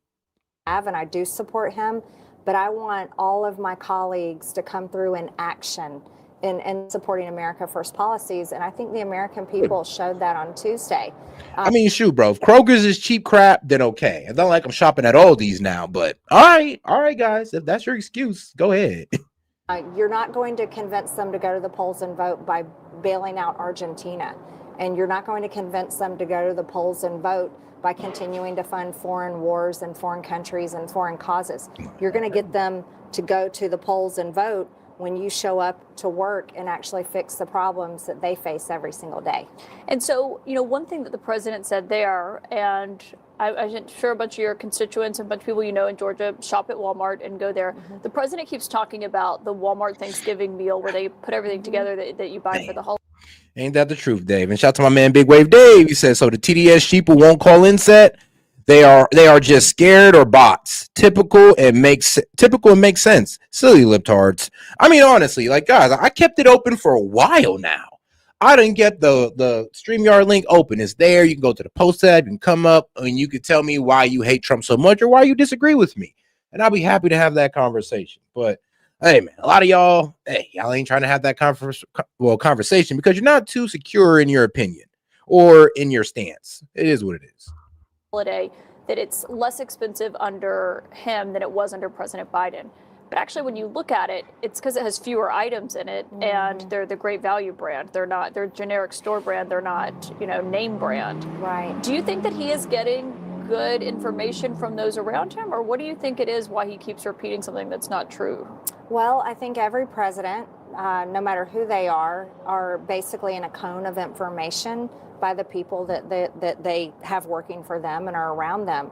So that could be the case here. And certainly I'll give credit to Walmart for offering lower prices. Americans definitely need that. And I'm sure the president was proud to talk about it. Yeah. When it comes to the government shutdown, you've talked about Democrats. Hold on. Then that kind of goes against your argument, Marjorie. Walmart for offering lower prices. Americans definitely need. I mean, yeah, Walmart also proved that they were eating tariffs as well. I mean, y'all said at Walmart we're going to raise their prices. Then Walmart comes out and said, actually, we're going to keep our prices low, guys. So, yeah, I mean, it goes to show that, yep, tariffs do get eaten by either the importer or the supplier.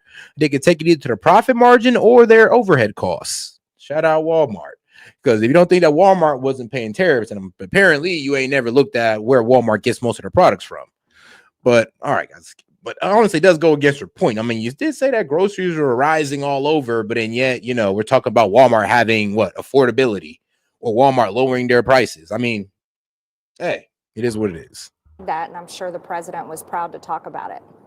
When it comes to the government shutdown, you've talked about Democrats, you talked about the House passing the CR. Oh, do you agree? My bad, Hellbat. My bad, Hellbat. I know what happened. You owe me 10. God damn it.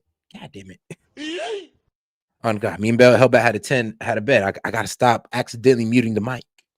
Agree with the president that Republicans are bearing more of the blame than Democrats, it seems? I do, because Americans know that Republicans control the House and the Senate, and they're looking and going, well, why are you shut down? And also, I'll go back to this. Senate Republicans can use the nuclear option and override the filibuster and open up this country today. And so I put blame on both Republicans and Democrats. And hey, shout out to my man Sid. Yo, Sid, how you doing, brother? Yo, what's up? It's all good, my man. So what's going on? Not much. I just heard that you're looking for people with TDS to come talk to you. That is true. Shoot, actually, what you think about this government shutdown? I think it's fucking bullshit, dude. Why aren't the Republicans ending the filibuster? I said day one. So isn't there a little bit more to this filibuster here? So are you saying that they can just invoke it and just say F the Democrats and what they talk about? We just go open up the government? Well, it's a Senate rule. It's not part of the Constitution or anything. So if they get 51 senators, which they have enough to vote to end that rule, that Senate rule, then they can Okay, get so rid it's of the. not 60. Well, they can get rid of the 60 vote threshold that the Okay. filibuster causes, and they could open the government tomorrow. But instead, they want Democrats to vote with them, but they don't want to negotiate with Democrats to get their votes. But is it So really if you the don't, if you don't want to negotiate, just fucking end the filibuster. Yeah, but I'll be real with you. Is it real? Think about it like this though. How bad is that going to look on the Republicans though? If we just push past these guys. They're going to pretty much, like I said, hit us with the fascists. We don't want to listen to nobody. This is an authoritarian regime. Look how they did us. I think we're just lining ourselves up for that. It's going to happen anyway. That's already happening. But well, it will look worse than, negotiating to extend the ACA subsidies to open the government. I mean, But come those on are now. the two. They already offered to extend the ACA subsidies, though. They offered it, but apparently that's not the only thing the Dems want, or they're not willing to concede on just that. Well, from my understanding, there's some negotiations that we don't really know a ton about going on right now. True. I would expect with this, what's going on with the airports to cause some sort of movement pretty soon. That's what happened last time with the longest shutdown in Trump's first term. It was when the airports started getting affected that things started to move and the government opened up again. And now with all these fucking cuts and this air traffic control reduction, I'd expect to see something. We are already at a 3,000 person deficit among air traffic controllers in the country, and this is just making it way worse. I mean, no, you're right, though. I'm looking more because I'm not sure. Last time I was looking at the nuclear option, they were trying to tell me about something about like 60 votes. They would know. Well, you're right. 51 votes it would need to pass it, but it could also be struck down with enough no's as well. But yeah, and right now it looks like there's not enough Republican senators that want to do it, but Trump is trying to pressure them to do it. Yeah, I see that, and I mean Mike Johnson's Majority Leader Thune. He's also saying that. I mean, is this not a good idea? And they're kind of going along with what I'm saying. Sid. They're saying that, well, it just looks bad on us. We just kind of move past them and act like we just can't negotiate with them. But you're also right when you're saying that. Well, neither side's negotiating, so just go ahead and open it up and stop, making the people wait in limbo. You want to know what I think it is too? What's this that? is an excuse for Republicans. They never have to pass anything big, anything transformational, because you know what? It's, we didn't have 60 votes. The Democrats stopped us. If they made it so it was only a 51 vote threshold, Republicans not passing the stuff that they promised their constituents, they could pass every single thing, ideally that they've ever talked about. But when they have the 60 vote threshold, they can be like, oh, it's those damn Democrats stopping us again. And I think it's because they're scared of their own policies. We saw what happened to them on Tuesday. Come on now, that's not due to their own policies. That's just the way these guys are going to vote anyway in these blue states.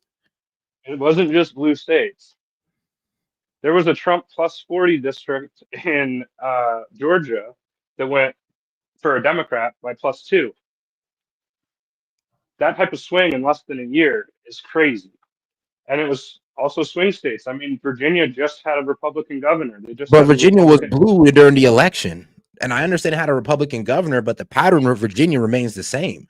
Like when Obama was in there, I mean, when Biden was in there, it turned red. And I mean, same thing with Obama. When there, it was red. So it does seem like Virginia has a pattern of what's going the opposite way with whatever the presidency is. Now, I see people also talking about Jersey saying, oh, it's actually a toss-up. It's getting pretty close.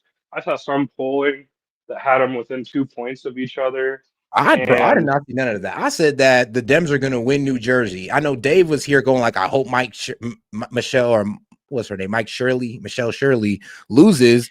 And I'm like, in the back of my head, I'm like, hey, I'm with you, but 9 times out of 10, she's going to win that just because of the state. I never bought it for a second either, but during the 2024 election, Jersey did move pretty far right compared to past elections, and it is definitely one But state not enough to Republicans. move the needle. It's like this in Georgia. Like, people in Georgia can move pretty far left, but it's not enough to turn Georgia red. Well, don't you think we're kind of just counting these, I would say, small wins? Because I think you guys are seeing this as a prelude to midterms. You might be calling it a bit too quick. Maybe, but that's usually how it happens. I mean, like we're saying, Virginia went red after Biden won, and then the midterms. It wasn't a red wave for Republicans, but they took back the House. And it could have been a lot worse. I think if Roe hadn't got struck down, Republicans would have done way better in 2022. That's the only reason they didn't in those midterms. It's I mean, that's always debatable, but I can hear it. I can see that. and Because of Roe, I don't know about that one, but I know what I'll let you have that. Oh, Democrats came out hard because Roe was overturned. Yeah, I know. Yeah, we all know about that. We know Democrats definitely was definitely standing on business when it came to Roe versus Wade. Like we understand that one, but I just can't sit here and be scared over a state that you guys already had. Like I'm sorry. Now I do. Now what you're saying about the Georgia seats, I still have the same argument. It's just like, all right, but was it really enough to move the politics of Georgia? No. Just like if we won a couple of seats and I don't know, California, would it be enough to move California? Not really. No. Georgia is not similar to California at all. No, you're right. Georgia You're right. All right, let's use something like, I don't know. What's a similar state in your opinion? But from Georgia to Illinois. Yeah, they're both swing states. They're not red or blue. They swing back and forth. Georgia's been pretty okay. Never mind. Besides, you're right. It went and under Biden, Georgia went blue, I believe. Yeah, and they got Republican governor. Mm-hmm. And Trump's won that state twice. He won it in 2016 and in 2024.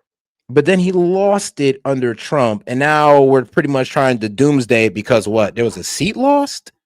Don't you think y'all are a bit overreacting to this? Like, I know you guys are thirsty for a win, but don't you think you're overreacting? We also maintain control of the Supreme Court in Pennsylvania, which is another swing state.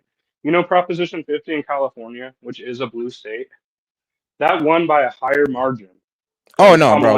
I knew that was gonna pass because remember, it's all about stopping the Republicans in Texas. So I knew that was gonna go.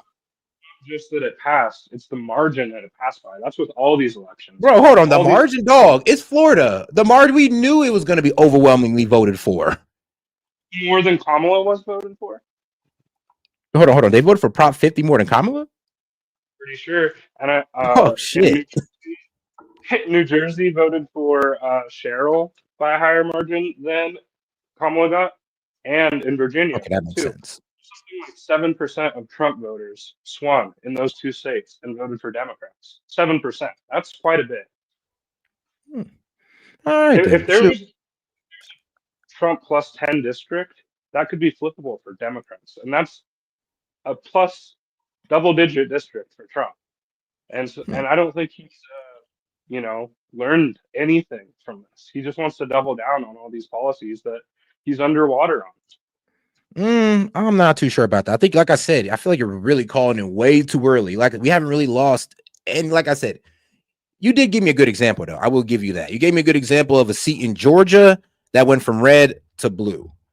And even then, I will still stick with the point of, yeah, that's not enough to really convince us of a blue wave. Winning that seat, like I said, not enough. Y'all want a city, a red city, or a red state? Okay, y'all got it.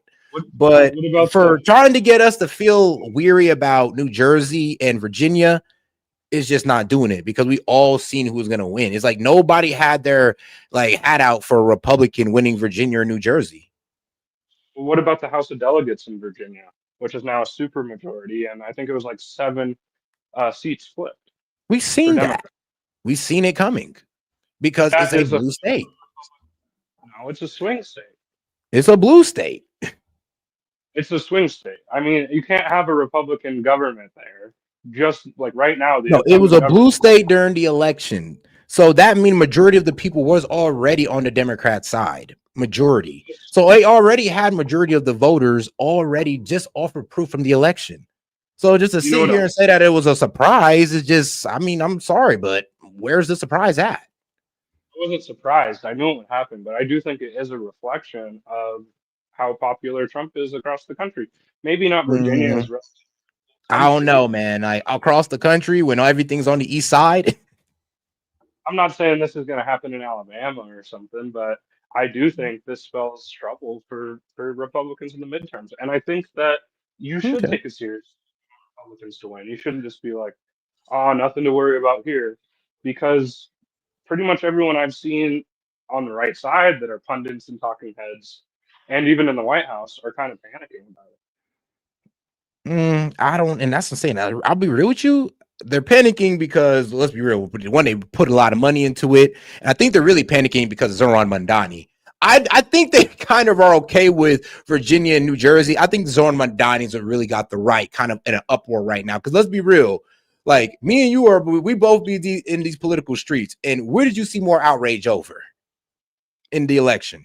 It was over Zoran Mandani. So the Republicans, they don't really seem to care about the state election. They care more about New York City and Mandani running it and Mandani winning than Abigail and whoever's running. Well, what was that lady for New Jersey?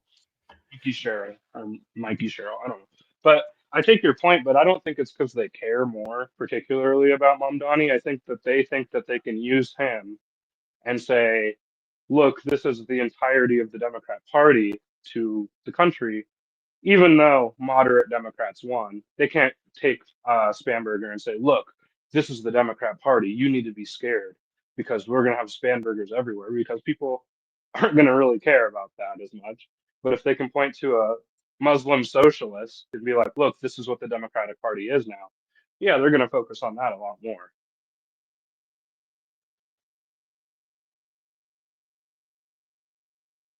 Did I cut out?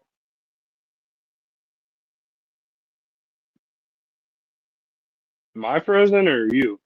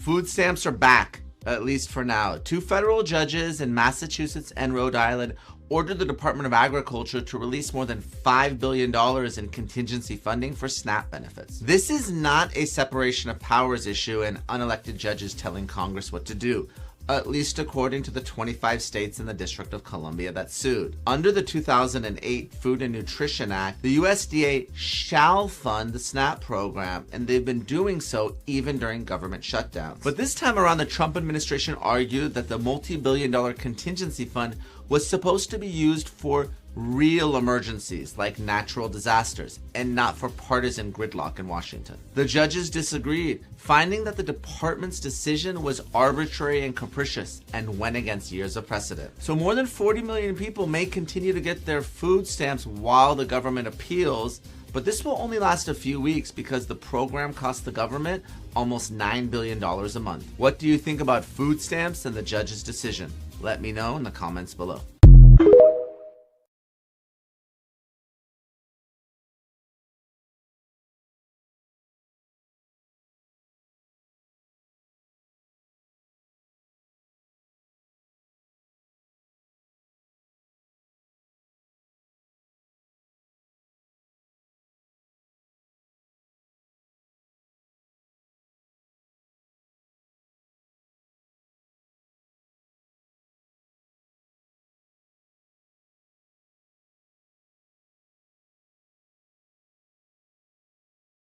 So I just finally got confirmation that food stamps is officially cut for next month. About 2 months ago, I stopped eating dinner almost every night of the week so that my boyfriend and I could have enough food left over to have lunch the next day. This was before we were about to lose our food stamps. Mind you, we both work.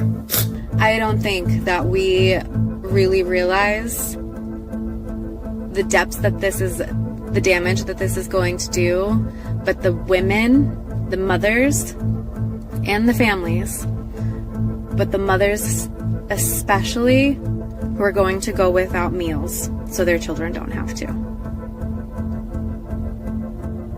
I know that I will absolutely be one of those mothers. But because we have children and because aftercare and before care is too expensive, I've taken a job that's basically minimum wage so that I can be there to pick up my kids. I cannot fathom what we're gonna do without that food stamp money, because if I already couldn't eat dinner with that food stamp money,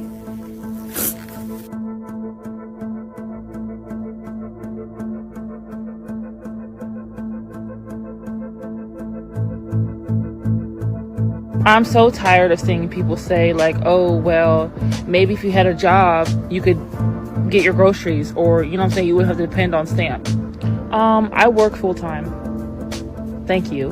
And I do rely on stamps because guess what? It's not enough money in this economy for me to be able to pay bills and get stuff that we need and provide for my 2 kids. So yes, I depend on stamps.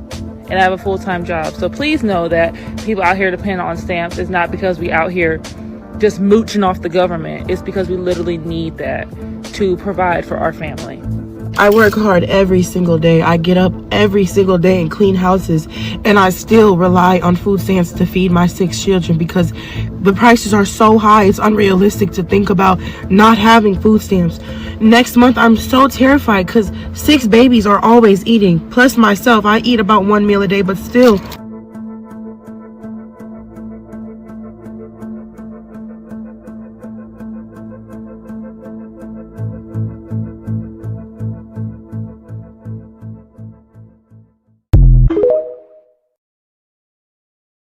I'm gonna bomb the shit out of him. But it's political bullshit. She said he's a pussy. They're ripping the shit out of the sea. Not you, not you. Your organization's terrible. Can you imagine if I used the F-bomb? It would be the electric chair, right? You're not gonna raise that fucking price. That there are, for immigrants on the whole, Come on, try getting it out. Try getting it out. I'll get it out. I mean, I don't know if you're going to put this on television, but you don't even know what you're talking about. Try getting it out. Go ahead. Oh, go ahead. Sure. She's shocked that I picked her. No. She's like in a state of shock. I'm not thinking, Mr. That's President. okay. I know you're not thinking. You never do. Continue to move until we get the total ban on the total initiative relative to what we're going to do with more Border Patrol and more asylum officers. President Trump? I really don't know what he said at the end of that sentence. I don't think he knows what he said either. Look. Think shit sweet till I send out the guys, and I said it before and it ain't the last time. You think you gonna take these jobs, I'll send you back over that wall and make you climb. Come through trim, deporting your father, your sister, your brother, your cousin, your mama. Just sent 300 national guards to the rack. Donald Trump went, this is Sparta. We catching their ass outside and sending their ass back home. And I got shot with that fire. How I survived? Man, that shit unknown. Government won't even answer the phone. He said that I'm doing that shit that he won't. Why are they talking about switches on guns like we not the ones that gave it a go? Tell you something you don't know. Chicago fucked up cause the government slow. Murder rate never was low. Everybody killing cause everybody is broke. And why is everybody broke? Because the immigrants taking the jobs you want. Send them back over the wall, take notes. I send them back on a plane, a boat. I don't want them in the country no more. I don't want no one looking for work at the store. Why the fuck is they making the city look bad? Why the fuck is they rhyme around waving that flag? I done got so sick of this shit and I'm mad. I called Joe Biden that night and I bragged. They deep in the street, then you know it's DT. Free Larry Hoover, I'm really GD. And I hop in the back of a black truck. Camouflage bulletproof vest and you cannot attack us. Stupid little boy better back up. I get the snapping and turn the whole city to black out. Ain't no more New Mexico, I rename. They don't know we about to use Chicago for training. I put 300 guys in the streets in this place. We making America great, it's amazing. Think shit sweet till I send out the guys, and I said it before and it ain't the last time. You think you gonna take these jobs, I'll send you back over that wall and make you climb. Come through trim, deporting your father, your sister, your brother, your cousin, your mama. Just sent 300 national guards to the rack. Donald Trump went, this is Sparta. We catching their ass outside and sending their ass back home. And I got shot with that fire. How I survive? Man, that shit unknown. Government won't even answer the phone. He said that I'm doing the shit that he won't. Why are they talking about switches on guns like we not the ones that gave it a go?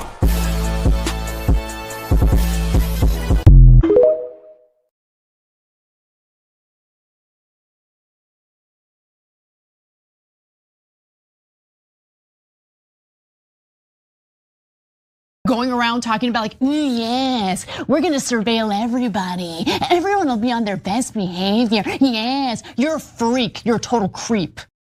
Food stamps are back, at least for now. 2 federal judges in Massachusetts and Rhode Island ordered the Department of Agriculture to release more than $5 billion in contingency funding for SNAP benefits. This is not a separation of powers issue and unelected judges telling Congress what to do, at least according to the 25 states in the District of Columbia that sued. Under the 2008 Food and Nutrition Act, the USDA shall fund the SNAP program, and they've been doing so even during government shutdowns. But this time around, the Trump administration argued that the multi-billion-dollar contingency fund was supposed to be used for real emergencies like natural disasters and not for partisan gridlock in Washington. The judges disagreed, finding that the department's decision was arbitrary and capricious and went against years of precedent. So more than 40 million people may continue to get their food stamps while the government appeals, but this will only last a few weeks because the program costs the government almost $9 billion a month. What do you think about food stamps and the judge's decision?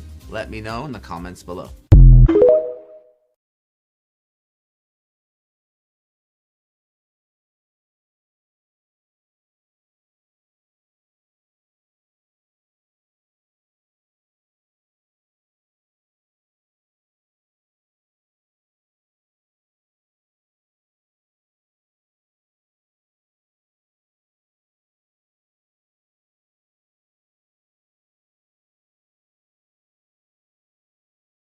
I'm going to bomb the shit out of him. But it's political bullshit. She said he's a pussy.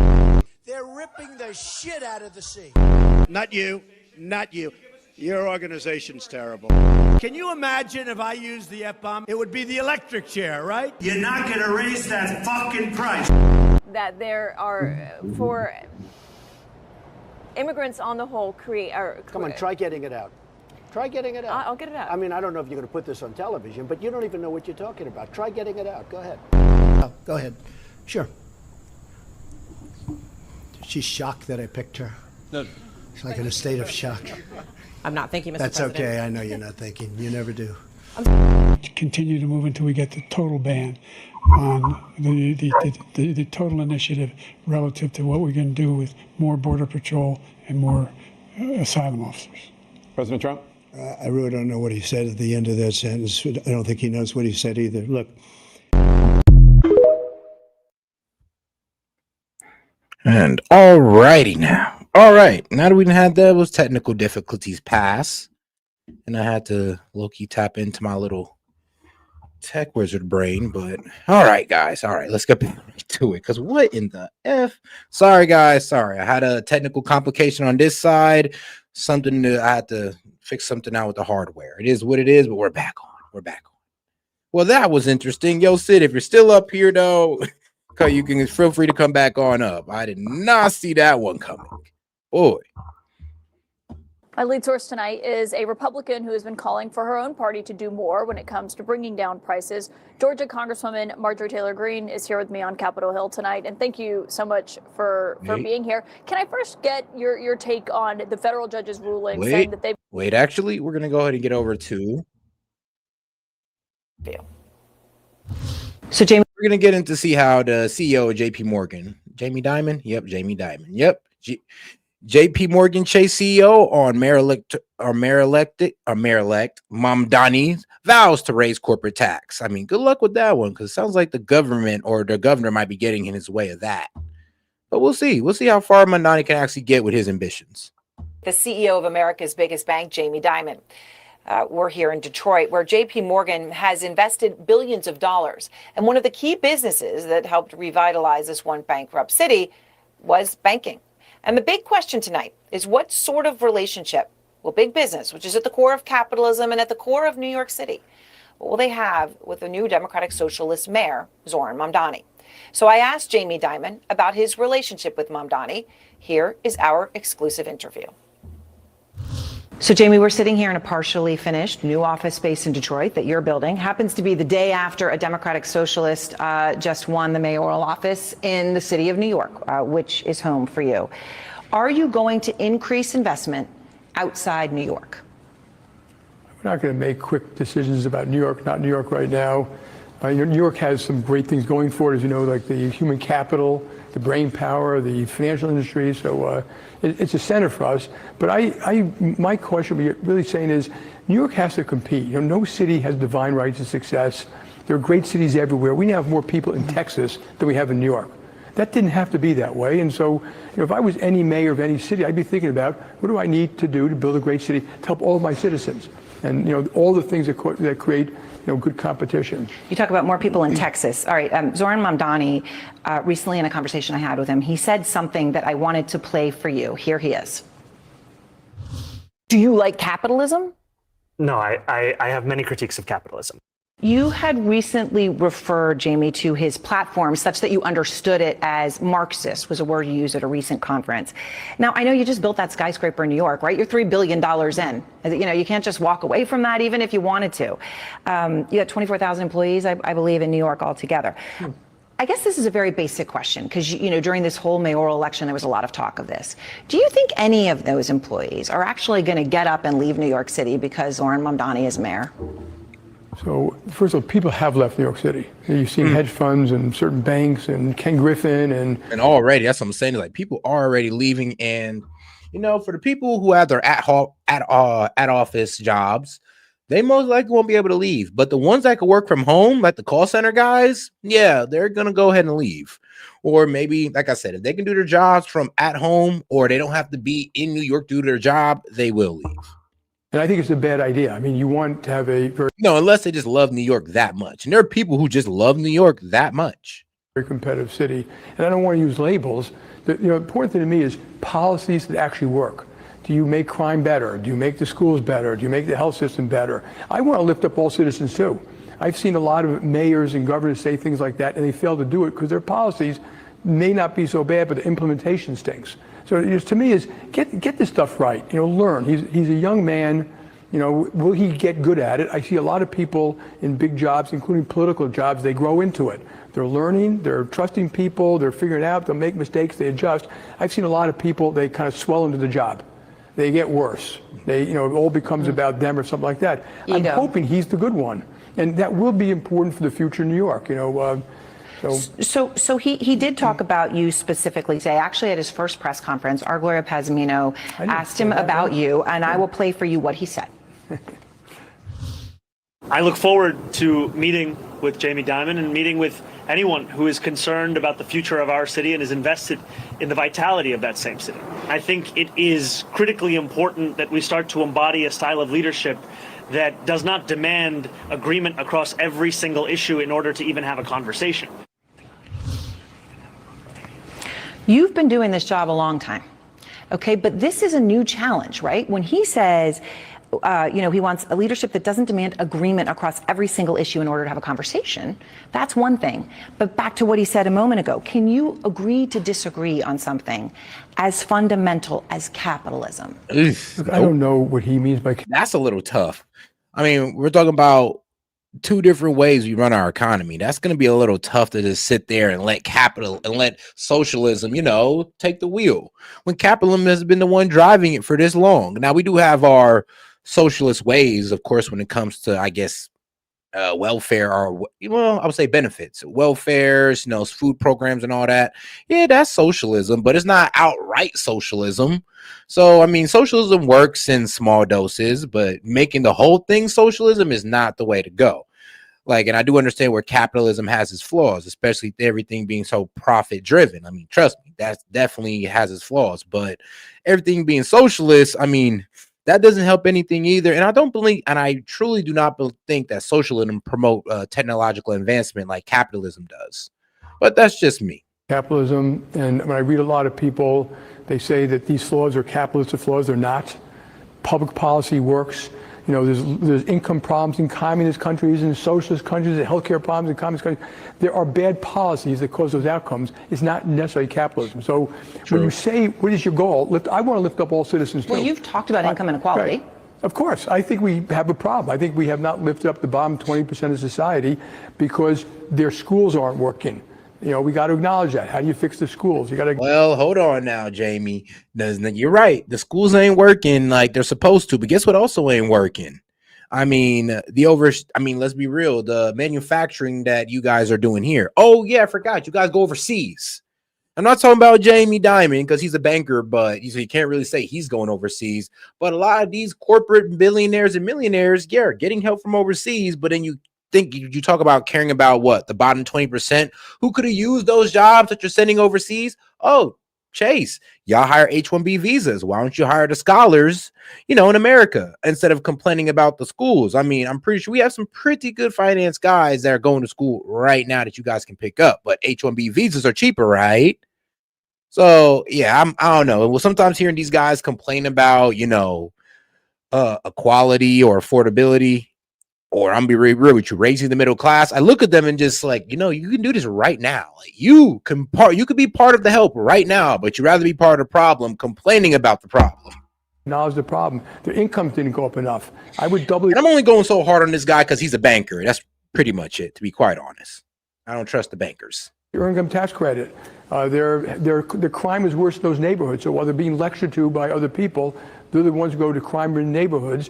Their schools don't teach them job skills. So yeah, we need to fix those things. Those things, in my opinion, are not Democrat. They're not Republican. They're not flaws of capitalism. They're not flaws of socialism. They are bad policy, badly executed. And so anyone who wants to fix those things, I'm all in. This mayor here, that was all he cared about. I want to fix the potholes. I want to reduce crime. I want the schools to work. I want to bring jobs. And you know what? Unemployment here, 23% to 7%. And this city had gone bankrupt. Right. And now it's investment grade. And they did it, as you point out, right? One of the first calls that Mayor Duggan here in Detroit made was to you. And there were I called him. You called him. I'm Yeah. sorry. And you talked. He rolled out the red carpet. He wanted you here. He wanted other big business here. He did things like tax incentives. Obviously, what we've heard from him policy in New York has been something different: an increased corporate tax rate, increased individual taxes at the high end. But in the context of what you've done here in Detroit, right? $2 billion that you've invested over the past dozen years. Mamdani said something else last night that hits right here in this room where we're sitting, and I'll play that. We will prove that there is no problem too large for government to solve. Ooh. Okay, so obviously I picked that for a specific reason. I mean, shoot, actually, I was about to play the same clip. I might as well go ahead and play it now if I can find it. Because Mamdani, they compared what Reagan said, what Bill Clinton said, to what Mamdani said. And it's like, crazy. But the way this guy framed it is the dumbing down of America. But you may have a point. Government is not the solution to our problem. Government is the problem. Damn. We know big government does not have all the answers. We know there's not a program for every problem. We will prove that there is no problem too large for government to solve and no concern too small for it to care about. Government is not. Well. I mean, look how we switched up, guys. Look how we switched up. But all right, let's get back to it. Detroit came back from bankruptcy and has passed, 11 consecutive balanced budgets under Mayor Duggan here. The population here is growing for the first time in nearly 60 years. But the reason for all that, I would imagine you believe, is because the problem was too big for government to solve alone, right? Yeah, I think, first of all, the government and business have to collaborate. If you just think one alone is going to fix the problem, you're probably not going to succeed. And government, and I'm not talking about the city government, government has to, they take your money, they should say what they took it for, what was the outcome. So we don't acknowledge that the inner city schools in New York aren't doing a good job for those kids. That's number one. I don't care if you're a union member, a parent, someone like me, we have a problem. Then you decide how to attack that problem. How do you get them the jobs and skills? And there are things that work. We learn things that work in Paris. We think things that work in Dallas. We think things that work in the aviation high school near Jackson Heights, where I grew up. That's what I care about, is getting the policy right that actually matters, and that can help a city. getting the policy wrong, it'll be a disaster. So, government, the heavy-handed government has failed at so many things, and that we should acknowledge that. So, when you look at America and they look at this, what they call, I'm talking about DC, the swamp of DC. No, I agree with Jamie Dimon on this. He's right when he's saying that, you know what, our schooling system does not prepare for the workforce or for you to truly succeed in the workforce. I mean, that's just the era of schooling. I mean, he did say like, yo, why don't we have like, I don't know, something for aviation, like teach these kids how to work in the future, future factories, future jobs that are coming. Like, yeah, in aviation, I don't know, working on robotics, creating trading school for robotics. Since the Dems believe that everything is going to be automated, I mean, shoot, all right, then let's all work on robotics and take your kid out of literature and all the other useless stuff and let's go straight into STEM, and that's all we doing. Hey, I'm for that. I'm okay with that. It's effed up a little bit, your kid can't be that musician that he wants to be or a music teacher or anything like that, but something more productive. DC, they want to know what happened to their money. How come the FAA is antiquated? How come the Veterans Affairs doesn't do a better job for its citizens? How come affordable housing is not affordable? How come we can't build pipelines that create cheap, good, low CO2 gas in New York City? How come we can't build new schools? How come we already spend like $800 billion in K-12, and then we complain about it. And I can go on and on and on. No, I can't. I'll be real. He's cooking with the school part. I'll be real. I agree with him on that. I mean, we spend so much in these schools, but we're not getting that educational value from them. We're not getting the scholars that we should be getting out of these schools since we're dumping billions of dollars into it. I mean, we spend more on our students on education than any other country, and we don't even have the highest performing students or, group of people. We're, other than maybe the military. Hey, man, we got the most expensive though. Military, the government's got a lot of speaking up about what they're doing with your money. Is it efficient? Is it effective?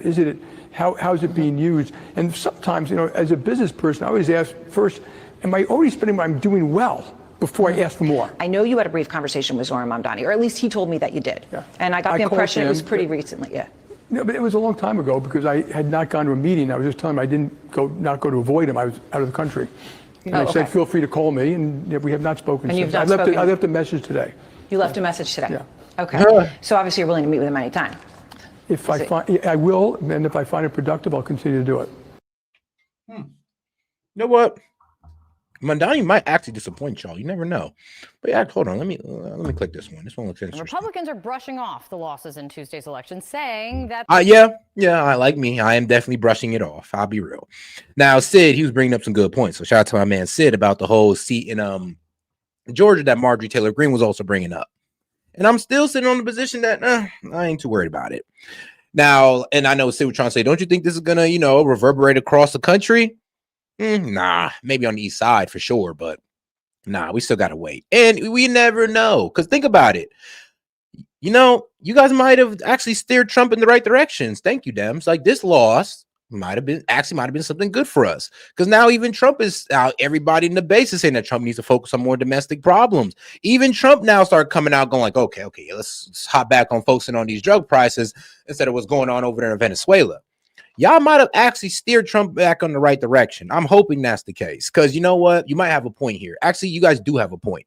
If we keep focusing on geopolitical things, we will probably lose the midterms because we're failing to take care of what's at home.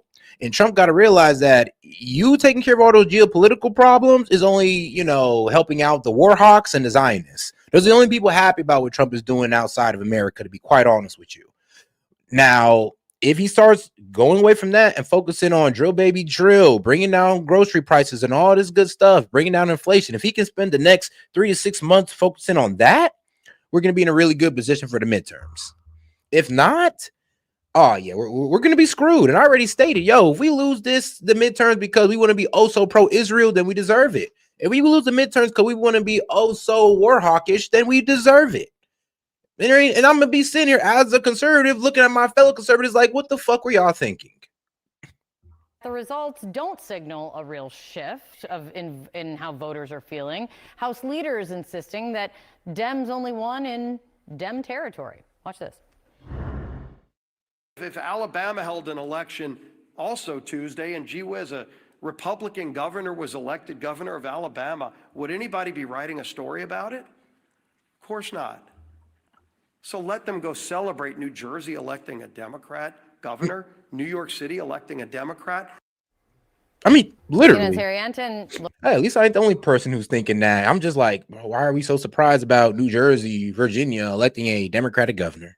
Why are we so surprised that? Well, okay, never mind. NYC. Look, I guess everybody was trying to throw their hat behind Cuomo, which was stupid for the conservatives to do, because that was just going to have their party reject Cuomo even more, or the Democratic base reject Cuomo even more. Like, I don't know why they did that. If anything, I ain't gonna lie, I will blame the Republicans for pretty much sinking Cuomo, because as soon as y'all put y'all ticket behind him, it was over. It was over for him. There was no way he was gonna win. Looking into this and running the numbers, that's Steve Scalise's take here. What are you seeing? Yeah, I disagree entirely. I think that the House is on fire, and he's like the dog saying, this is fine.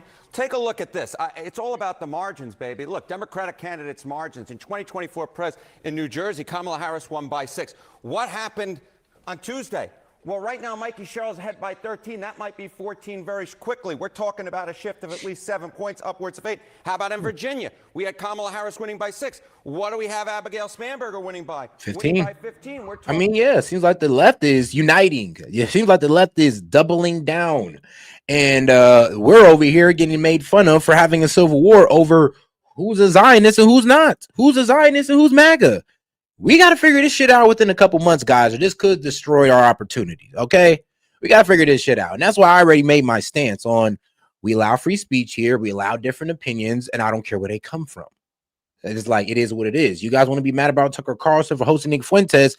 You're not America first. You're not what makes America great, because we're for tackling all conversations, having all conversations. And if you want to gatekeep or censor because you don't like the conversation, then you don't know what it is to be an American, to be quite honest with you. Talking about a shift of about 9 points. If we had, let's say, an average 8-point shift across the board in all the different House seats from the 2024 press result to then what happened in the 2026 House elections, you would be talking about a Democratic gain of about 20 seats, depending on redistricting. So when I see those results on Tuesday night, I see these huge shifts in the Democratic direction. I say, Republican leaders, wake the heck off and have some of what I'm having, because this is a major warning sign. Is this track with other elections? Well, that's like I said, it kind of goes to my point of, well, you guys won it in the election, so it makes sense that you would win it. Like, they won it for the president election, so it makes sense that it win it for the government election. Like, it just makes sense. But the concerning part is that they're doubling down. More people are coming out in support of Dems. So hopefully we show the same type of vigor when, election time comes up for us and our guys. Hopefully we show that same type of turnout, or the Dems will take over. I mean, hopefully Trump hones down on more home-based policies, or the Dems will take over. I'm just warning the guy. I'm just warning the guys now. Like, please focus on the home base and leave what's outside of America alone for now. Like, you can maybe focus it on the side, but you guys should really be, I'm be real with you, promoting what you guys are doing at home instead of promoting what's going on overseas or in the Caribbean and Venezuela. We've already had this year. Yes, that's exactly right. So you see New Jersey, you see Virginia, but those are not the only signs. When voters vote, Democrats do well. I mean, just take a look at the House special elections. Take a look here, the 2025 House special elections. Look at those in which Democrats outran Kamala Harris. There have been 5 House special elections so far this year. In every single one of them, across the board, Virginia, Texas 18, that was on Tuesday night, Florida 6, Florida 1, Arizona 7. From blue districts like Arizona 7 to red districts like Florida 1 and 6, what we are seeing are clear shift towards the Democratic candidates in all 5 of them. And we're talking about shifts on average, Kate Baldwin, of about or north of 15 percentage points from the 2024 presidential baseline, which is even larger than the shifts that we saw in both Virginia and New Jersey on Tuesday night.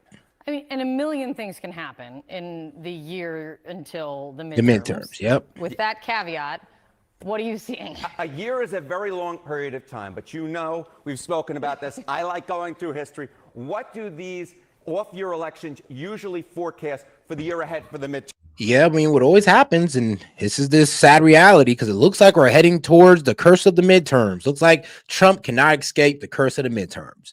Whatever president is in, if it's a Democrat president, the Republicans take over. If it's a Republican president, the Democrats take over. It's just the natural things, how the natural it's just the natural order of how things work, I guess, in our political world. Now we'll see if Trump could break the curse because he got a year to do so. I would say, like, yo, if I was talking to the Trump administration right now, I'd be like, y'all got 6 months to focus on nothing but home-based policy. Nothing but U.S. policy is going to make things easier on the American people. If you guys don't do that, and you still want to focus on things overseas, you won't be able to do shit overseas because the Dems will be blocking you almost all through Congress and the Senate. So y'all might want to act now before it's too late.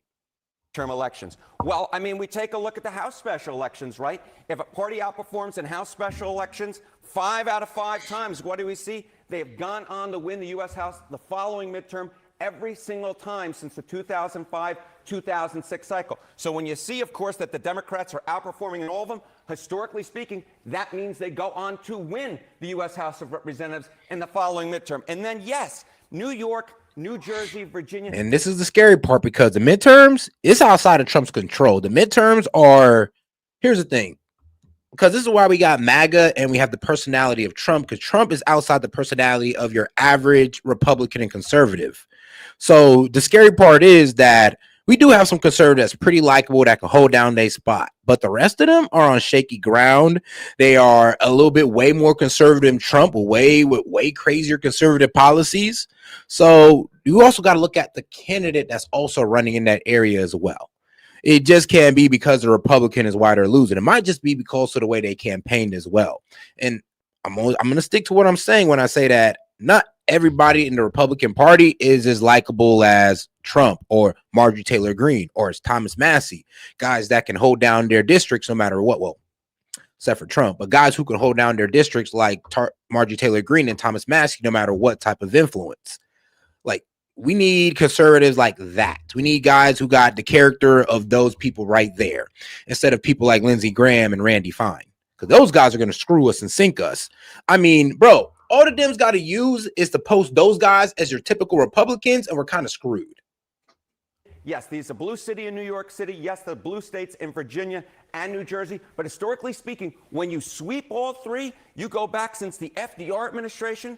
Guess what? The Democrats, when they sweep all three, go on to win the House 5 out of 5 times. So it's the special elections. It's New. Yep, Jay, you're right. Like, so pretty much if the candidate sucks, not even a Trump endorsement can help. If these guys are talking about, oh, I just want to go out there and ban abortion all the way outright, that's probably not going to help them win any seats. If they want to go out there and say some wild stuff, like, 'cause let's be real, some of the stuff these conservatives say is a bit going too far sometimes. Some of these guys have those stances and are running in these elections for midterms. Like I said, we do got to sit there and see how this actually works out, because not everybody's as charismatic as Trump, or is has as great integrity as Thomas Massie, or is as close to people like Marjorie Taylor Greene. I mean, we got to sit there and be real with ourselves. And I don't know all of these guys. I don't know all of them, but we'll have to see during midterms of how things go. And I will be paying close attention to almost every race. Jersey, New York City, Virginia, all those put together. Yes, it is a year from now, but all those put together usually forecast pain for the Republican Party come the midterm elections. If I'm Steve Scalise, I am not dismissing these results. I'm going to try and get myself some fire insurance. Okay, I guess I'll give him that. He's kind of convincing me that we should probably take this a little bit more serious than I was. And I feel this guy who's right here, my man, Mr. Good Citizen.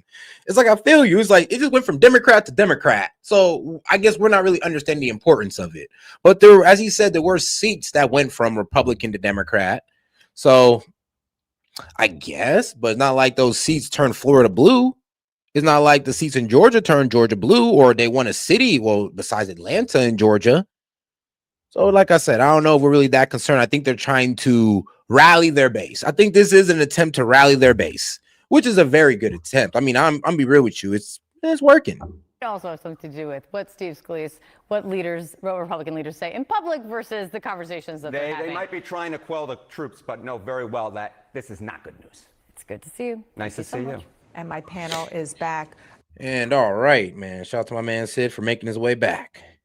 What's going on? Yeah, what's good? Your internet crash out?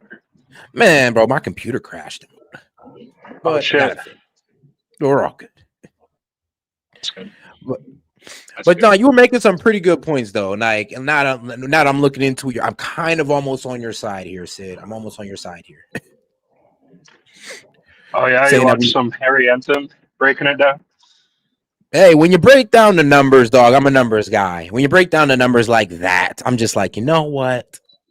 This rallies y'all up pretty good. And two, this does put a fire under our butts that I think we need. I'm like, you know what? I'm for it. Maybe we do need to take this more serious than I am, to be quite honest. Because as I was ranting about, if some of these conservatives don't get their act together, because not all of these guys are the most likable people. We're not going to pretend like all conservatives are just the most likable people. If they don't get their act together and start doing things for their community or their constituents, then yeah, I can see how they lose the midterms if they're just out here focusing on Venezuela, Israel, and Ukraine. Right. And pretty much, backing up whatever Trump wants to do. While Trump is the leader of the party, I don't think if you're a part of any party, you have to just go with everything the president wants to do. I think that's actually a bad sign. You only have a couple Republicans in elected office that are willing to ever have a different position on anything. It's the same cast of characters every time. It's going to look a little bit like you're going to let Trump do whatever he wants, even if some of those policies aren't popular. So we do have some interesting ones coming out now, like Marjorie Taylor Greene.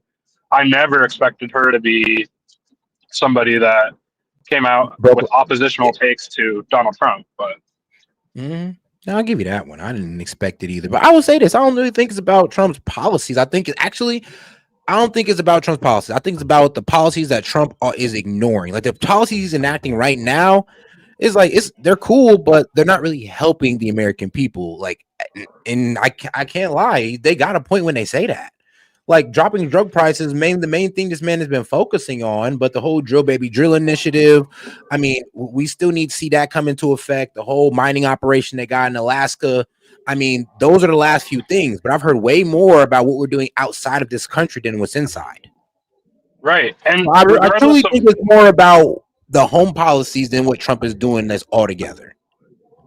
Well, regardless of what you think about any of these things, could you agree that the optics of Trump making this lavish ballroom, remarbling the bathrooms in the White House and posting 25 pictures about it, hosting the Roaring 20s Great Gatsby party, all while saying they're going to appeal the federal court order to use emergency funds to fund SNAP, that just kind of gives people a bad taste in their mouth. It looks out of touch. It looks like this guy's just rich as fuck, and he's doing things that will not benefit the regular everyday people. We're never going to go to that ballroom. Probably we're never going to rub shoulders with all these billionaire like CEOs and stuff. We're never going to use the Lincoln bathroom in the White House or care about the marble. We're probably never going to go to fucking a private party at Mar-a-Lago. But he's just kind of rubbing that in people's face when they're all reporting that they're having there's an affordability crisis and they're struggling to make ends meet, Now, so the ballroom, let's be honest, that's donor supported. So we can't really sit here and say, oh, while Americans starve, donors are giving that out. And here's the thing, we can't really say, oh, well, while Trump is holding this party, we should all be mad that he's having a good time while the Dems repeatedly vote no to give you guys your SNAP benefits and military pay. It kind of seems like we're just looking for a reason to be mad at Trump while taking responsibility away from the Dems, to be quite honest. But I will give you this, but the optics, but you're right, though. You're right. I'm sorry. You're right. The optics of it, you're right. Now, I gave the explanation, but the optics, if I didn't give that explanation, the optics of it does look terrible. Yeah, and that's where most American people are. Like you said earlier, we're pretty in tune. We watch political stuff every day. We think about it all the time. Maybe we understand the reasonings, but I know as well as anyone how difficult it was to argue with people about the economy or about how things were, there's going to be a soft landing from the 9% inflation under Biden.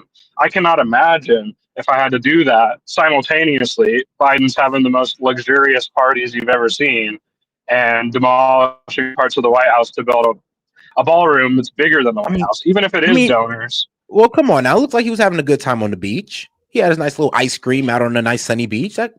Could have been the same. Yeah, but people see that and they're like, "Oh, I do that. You know, I go to the beach. I have ice cream on the beach or whatever." And yeah, you could give him shit, be like he's on vacation, All he right. needs to be working. But all this is Relatable. also happening while there's the longest shutdown in U.S. history. So that's another backdrop that it's under.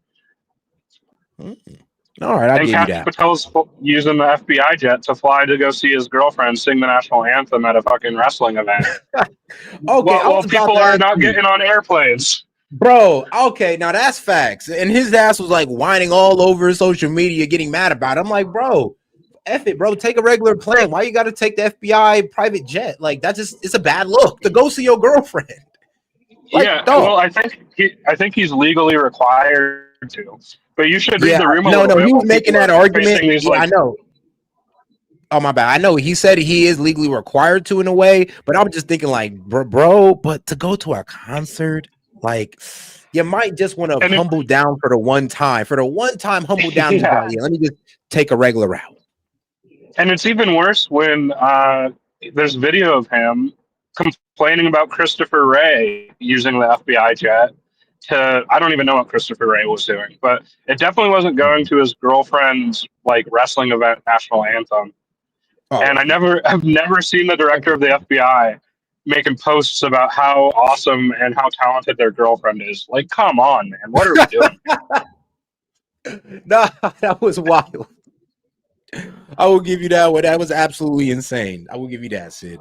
So shout out to H3I. He said, you can't be too bright if you still think Trump cares about the American people after he had the Gatsby party while Americans starve.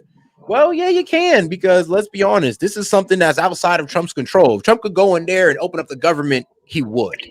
So we can't just sit here and pretend like, oh, everything's all within Trump's control, even if you want to throw around the nuclear option. Because Well, even you Trump say is that, saying, Seth, but yo, go ahead and enforce that. But the Republicans are giving him pushback on that.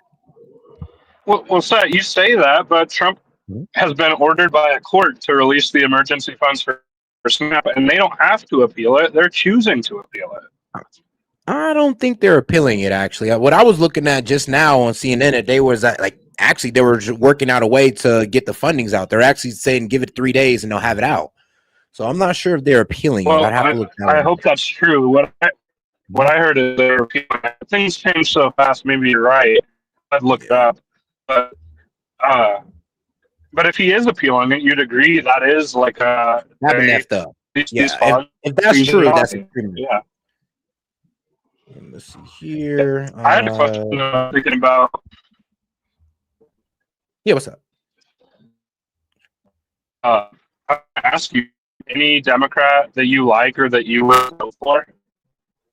To be honest, yeah, there's a couple of them. There is a couple of Democrats I will vote for. Now, can I name them off rip right now? Probably not, but yeah, I'm pretty sure there's a good amount of Democrats I would vote for. The sensible ones, like the ones that wasn't all out TDS, I will be able to hear those guys out. They can have their criticisms of Trump, but as soon as they just go off with the Nazi and all that good stuff, I kind of just block them out. But if they could sit there and criticize Trump's policy, even if I disagree with it, as long as they don't just try to, like, I don't know, demonize this guy, I could sit there and listen to that guy. I could probably come to an agreement with him. Just like I could listen to you, and me and you can come to some agreements. Right. I'll name a couple that are like some of the most popular Democrats and see what do you like? Do you like Andy Beshear, the governor of Kentucky? Actually, I do. Actually, he's not too bad. I'll give you that. But then again, like I said, he's probably one of them sensible ones who isn't going too crazy against Trump. So it's like, look, I'm like, you're most likely going to give me like the guys who aren't going too crazy or there's more sensible Dems. And I will sit there and be like, you know what? Those are actually cool ones. But the problem is the ones who are front runners. Let's be real. The ones who are front runners are our most radical ones. Like the more subtle, the more sensible Dems aren't the guys who are front running for these elections or for the president election. That's the problem. Like we got AOC and Jasmine Crockett. And then, I mean, shoot, we got who else? Gavin Newsom. Like those are your front runners right now. I wish you guys had more sensible Dems. I do think Andy Beshear will probably run for president in 2028. What about Shapiro, Josh Shapiro? He's a really good speaker. I'll give him that one. He's really good at articulating himself. Got a real good professional look to him. I never heard nothing too bad about Josh Shapiro, honestly. So it does seem like he keep his district well maintained. Well, my side. Wait, he's a governor, right? He's a governor, yeah. Yeah. He keeps his state well maintained. So I'll give it to him. I think these guys are impressive because they're like they represent states that aren't just Democrat states, and they still remain pretty popular as soon as they get things done. Yeah, I mean, look, I'm never going to sit here and say that all Republicans, governors, and senators, they suck. No, it's just the ones that have the most wildest ideas that sometimes even the sensible Dems kind of capitulate to. That's what sucks. Like, yeah, I will say, I don't hate Jasmine Crockett, but if she runs for Senate in Texas, I will hate her because she was guaranteed to lose that seat. And I think, I don't know if you've heard of him, but that James Tallarico guy, he was on Joe Rogan, and he's in the Texas State House. He's running. I think he has a really good chance at winning. I don't know if you've ever seen any of his like messaging or anything, but he uses like Christianity and religion, and I think that's a really good way to communicate with people where Democrats don't really use that language with people a lot and meet them where they're at. And there's a lot of religious people in this country. So shoot, well, the two conservatives I need to see go is Randy Fine and Lindsey Graham. Get those two out of here, and it's gonna be looking a little better. We won't be all the way clean, but we'll look a little better. I know why you don't like Randy Fine, but why do you hate Lindsey Graham so much? He's such a freaking war hawk, bro, and he's a disgusting bastard, bro. I don't know. The man just irritates me. Like, you could tell he's a charming guy, but honestly, he's such a warmonger. He doesn't really have a care for life. He doesn't really have a care for American life or other people's life outside of this country. I don't know. There's something inhuman about that guy to me. Randy Fine, wishing death on children is always going to put me against you. Like, I don't care who you are. Wishing death on children is always going to put me against you. Yeah. Have you ever heard the Ladybug story? For who? For Lindsey Graham. Nah, what's up? Well, this is all alleged, right? But there's a couple stories about Lindsey Graham maybe paying for, male sex workers' services. Well, he ain't married. And he might have some moles or freckles in a private area. And reportedly, he says, "Oh, don't worry about those. Those are my ladybugs." Well, I can believe it. It's him. I don't know. I just don't trust anything when it comes to that guy. Like, you can literally tell me he was doing a deal with the devil, and I'll probably believe you. Like, bro, literally F that guy. And he's a huge piece of shit, but he is a huge Trump supporter. He's like, "Oh, I love the Trump 2028 stuff. I think that's awesome." But it's like So I thought, I don't know if that's just to make Trump supporters like him, but he's a pretty good Trump ally. He golfs with him all the time. I don't know. I think he only likes Trump because Trump is, going along with this whole Israel thing. And I do believe that now that Trump is kind of, separating himself from it, I don't think those guys will be so thrilled about Trump for too long. Like, there's gonna be a mask off moment real soon. Well, that's what I thought with Trump and his stance on Ukraine with Lindsey Graham, because Lindsey Graham's a pretty big supporter of Ukraine. So I thought he would have gotten frustrated with Trump on that front by now, but he's never said a bad thing about him. He even has that sanctions package that's supported by like 80 senators and has not brought it to the floor yet. Oh, because Trump is still like agitating Russia. He's still trying to cripple their economy. Like I said, Lindsey Graham is like an F Russia no matter what. So just because he's not as going, boots to the ground on Russia, not Randy Fine, but Lindsey Graham is pretty satisfied with sanctions and tariffs and, trying to get other countries to pull out of their economy. He's okay with that. Yeah. What do you think about these senators voting down some of Trump's tariffs? You saw about that? Man, I did not. I was actually hearing the Supreme Court. I was hearing the opening arguments on tariffs and all that good stuff, and it's looking like this actually might go in Trump's favors, like honestly, because they were trying to sit there and argue, well, okay, the Trump doesn't have the right to impose taxes and all that. That's Congress' job. But they stated that, well, you guys gave power to Trump to do so. And other presidents have done so, if you want to call them licenses or tariffs and all that good stuff. And then there was a really silly admission that the opposing side had to make. They said that, oh, well, Trump can impose 100% tariff, but he can't impose, my bad, he can impose 100% embargo, but he can't impose a 1% tariff. Yeah, do you know why? So I get that that's kind of intuitive that like the greater must include the lesser thing. You know, how could he totally cut off trade, but you know, this lesser thing, imposing a tariff, why can't he do that? Well, the answer to that is those are two different things for two different purposes. An embargo or blocking trade from a country or even putting a quota, that's not revenue generating.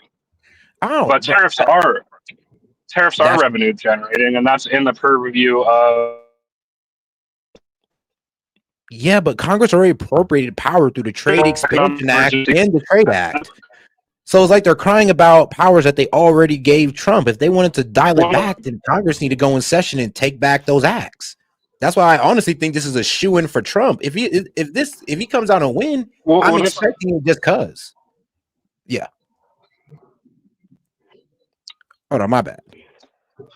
Okay, well, under IEPA, you know, that's what they're arguing. Yeah, no, that's the argument. But there's a lot of other ways they can implement those tariffs. They didn't use the other ones just because there's more limits on.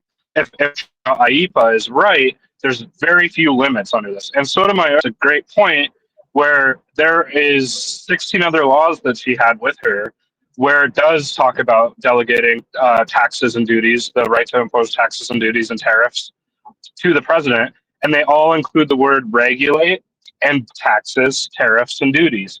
But yeah, but it also says that the president does have control over commerce, and they were trying to say that tariffs wasn't a part of commerce.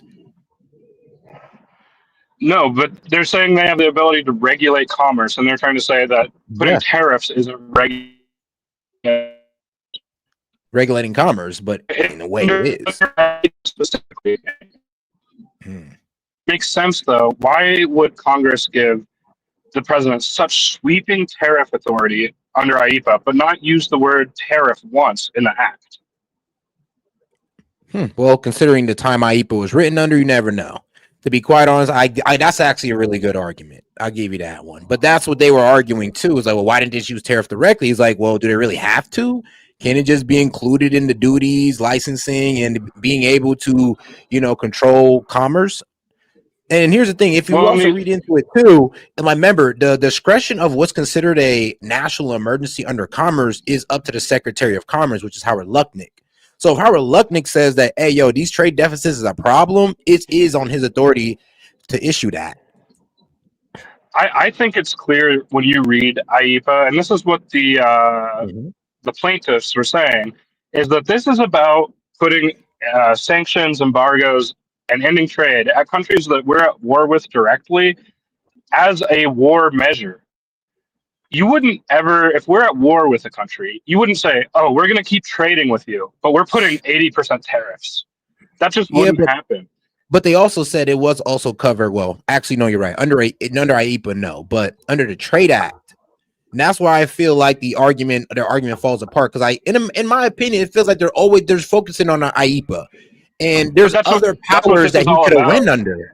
That's how I think it's like such a straw man argument, because it's like, well, he could always impose it under the Trade Act or the Trade Expansion Act.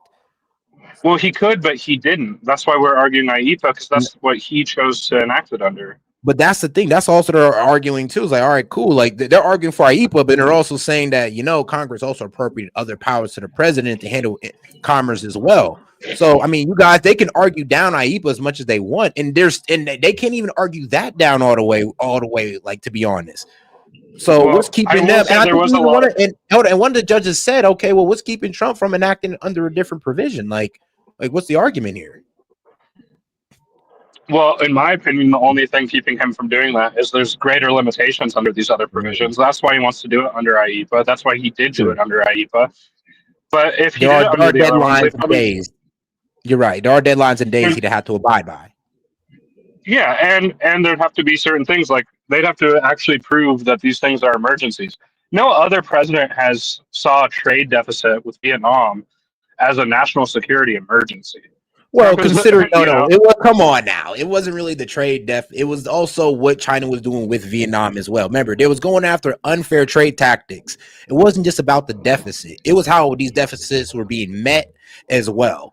Like how we also got to the fair, deficit. but Because for all of it just every wasn't like, through, oh well, we just buy more from them than they do from us. Like a lot of it wasn't just that. Like a lot of it was some unfair trade thing they were doing. Like the reason why he put such a high tariff on Vietnam is because Vietnam was sending out Chinese products and relabeling them. So yeah, you but they kind of were got to do something like that. using deficits, even countries like Brazil, that we had a trade surplus with. That one you have a good argument on. To be quite honest, the ones on Brazil was a bit like, what was it? You trying to keep that guy Bolsonaro out of jail because they convicted him and all that good stuff. But from what we've been hearing about Brazil, they've already written out a trade deal with Trump or a framework. So we'll see what happens with that. So it doesn't seem like the beef is too real with Brazil, but you're right, though. It was a bit ridiculous. Even I said it was a bit ridiculous that he's putting a 50% tariff on them because they're jailing what, an old politician or an old president or something like that, or an old friend. Yeah, I think Trump's that, old friend. yeah, I think that, but you agree that there are going to be countries that we will always have a trade deficit with. Like, Oh, for sure. Vietnam's a great example. But We'll never have a trade surplus with them. They just can't buy enough of our stuff. They're not going to be buying F-150s over there. They're not going to be buying all our stuff. We're going to always buy more from countries like Vietnam. So it can't yeah, always be an emergency. It can't always be an emergency. but within that, well, while dealing with China, and we do believe that China's situation is an emergency, they're cooperating with Vietnam, Mexico, Indonesia. Sadly, yes, they didn't put themselves in it. So we can't just sit there and let them be like, cooperators and just only go after the mastermind. We got to get everybody got to go Did in. you listen to the entirety of the oral arguments? Yeah, I was at work, so I might have zoned out a couple of times, but no, I've listened Yeah. to the entirety of the arguments. Well, did you see that there's quite a bit of skepticism from even some of the Republican justices like Roberts and Barrett and Yeah, all of them Gorsuch? was pretty fair. All of them was pretty fair in their questioning, in my honest opinion. All of them asked some asked questions, like one would ask a question like, kind of going for the tariffs. One would ask a question against the tariffs. They would ask for clarification on certain statutes on or certain sayings in the EPA that, all right, well, can you clarify this? What does this say to you? Well, it says, I think it reads this to me. So there was pretty even, it was a pretty even courtroom. It didn't seem like the only person who was really going against Trump hardcore was Ketanji Jackson. That was expected. Well, a thing I thought was, I think Gorsuch went pretty hardcore when he said, like, what's to stop from taking all their hours away? And, that was okay. I remember that argument because I was stuck there too. I was like, actually, that's a really good point. What would keep Congress? But then again, wouldn't that be up to Congress to appropriate? Like, if you guys gave the president this power, you can't really be mad and sit there and be like, oh, whoa, don't you think we're giving him too much? I mean, shouldn't y'all thought of that before you gave it to him? Do you remember them talking about? But we're talking about things they've thought about in the 60s and 70s, and I believe IEPA. I think that's a long one ago. I forgot when that was enacted, but. Well, the non-delegation principle is basically the idea that Congress can't delegate away core powers given to them in the Constitution, like imposing taxes and duties, declaring war, appropriations, things like that. And so if Congress does do that, then that would be ruled unconstitutional. They couldn't do that, but the Supreme Court has been pretty lax on that. Even Scalia, who Sauer clerked for a while, said Congress would never do this because they will be jealous guardians of their own authorities.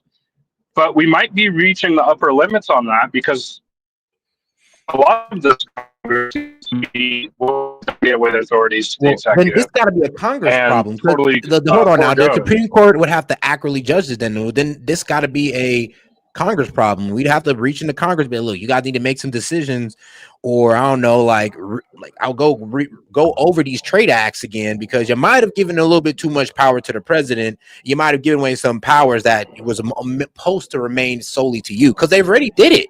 If you look at the Trade Expansion Act and the Trade Act, like those two alone, they've given a lot of power to Trump, a lot of leeway.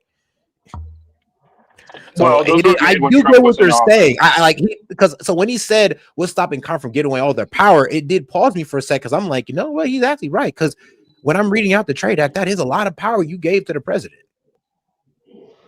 Yeah, but that is still more limited than what Trump is arguing with IEPA. I mean, they're basically saying that it's unreviewable by the courts, which is basically their argument for everything they do.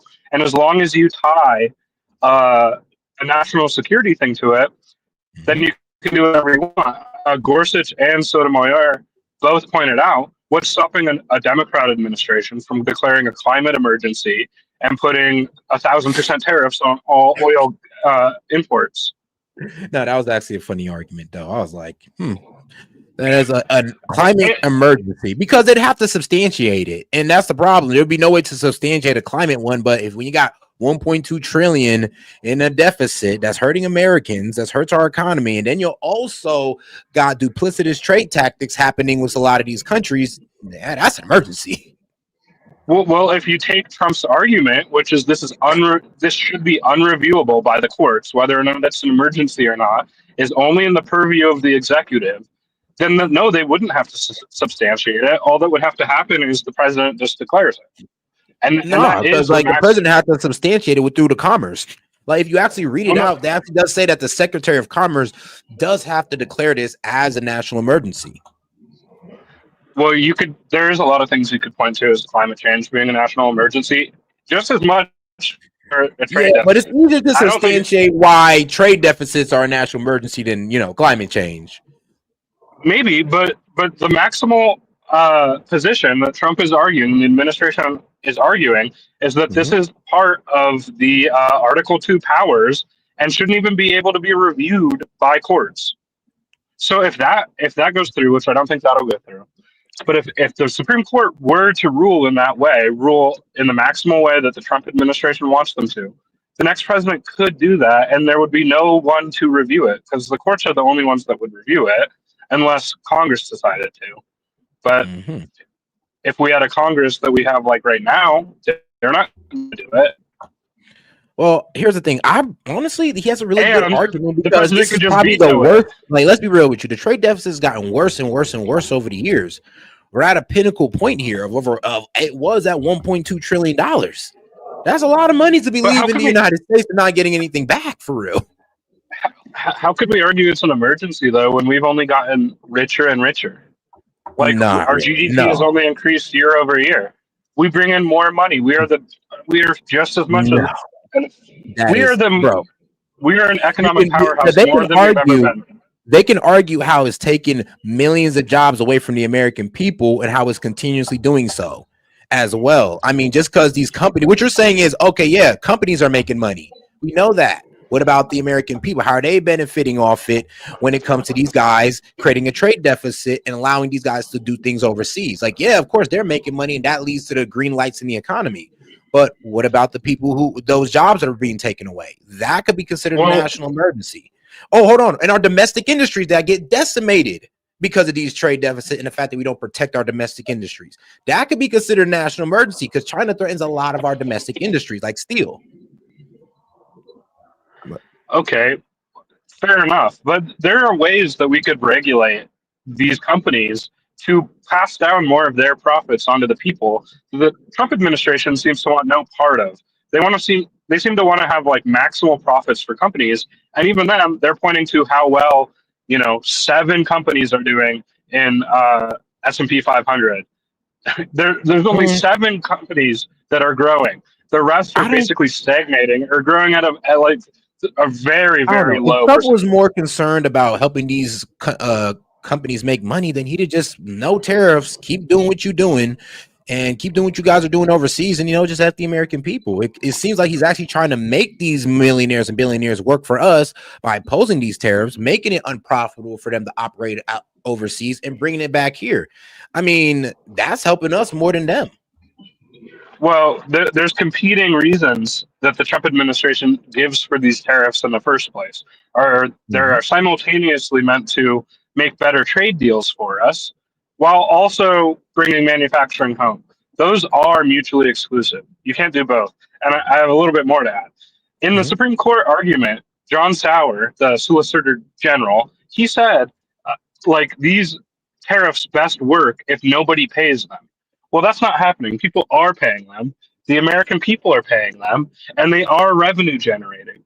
And consequently, they've been come on the now. We all know largest. that's just propaganda that they're using against tariffs to help the corporate elites out, because the corporate elites don't want to either have to make their supplier cut costs, or they have to cut costs, or they have to go ahead and take it to the profit margin or take it to the overhead. Because think about it like this: when you say it's a straight streamline to the American taxpayer, I mean, me and you've had this conversation before. It doesn't work out like that in every industry. Actually, it doesn't work out like that in most industries due to the saturation of those markets. So that's just the talking point for the billionaires that they kind of push through the Dems. These companies can only eat tariffs for so long. Eventually, they're going to pass it down. And we know how corporations act. They're never going to do something hold out on of now, kindness bro. of their heart. Really? Come on now. They can eat tariffs for a while now. They can eat them for a while. They're not right now. Yes, they are. I mean, because if the math was correct, it seems like the only reason prices are going up because of inflation. If the prices were going up because of tariffs, we'd see a 10 to 20% because these are what these guys are paying. And if you're saying that they're not passing down the full tariff, they can't do it immediately. It's got to be gradual, right? I mean, inflation, kind of just sounds like you're. Now go ahead.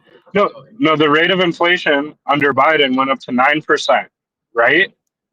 But the rate of inflation decreased down to 2.5%. But a lot of companies kept their prices just as high. They realized American people will still buy them when they're that high, even though they could have lowered some of these costs for different things. I mean, so dog, if you they could raise their gradually price start right now if they wanted to without the tariffs and that logic, and if so, why wouldn't they do so? Because the American people can't afford it, and they know that. Yeah, and they know they might lose out the competition to those who may not want to raise their price.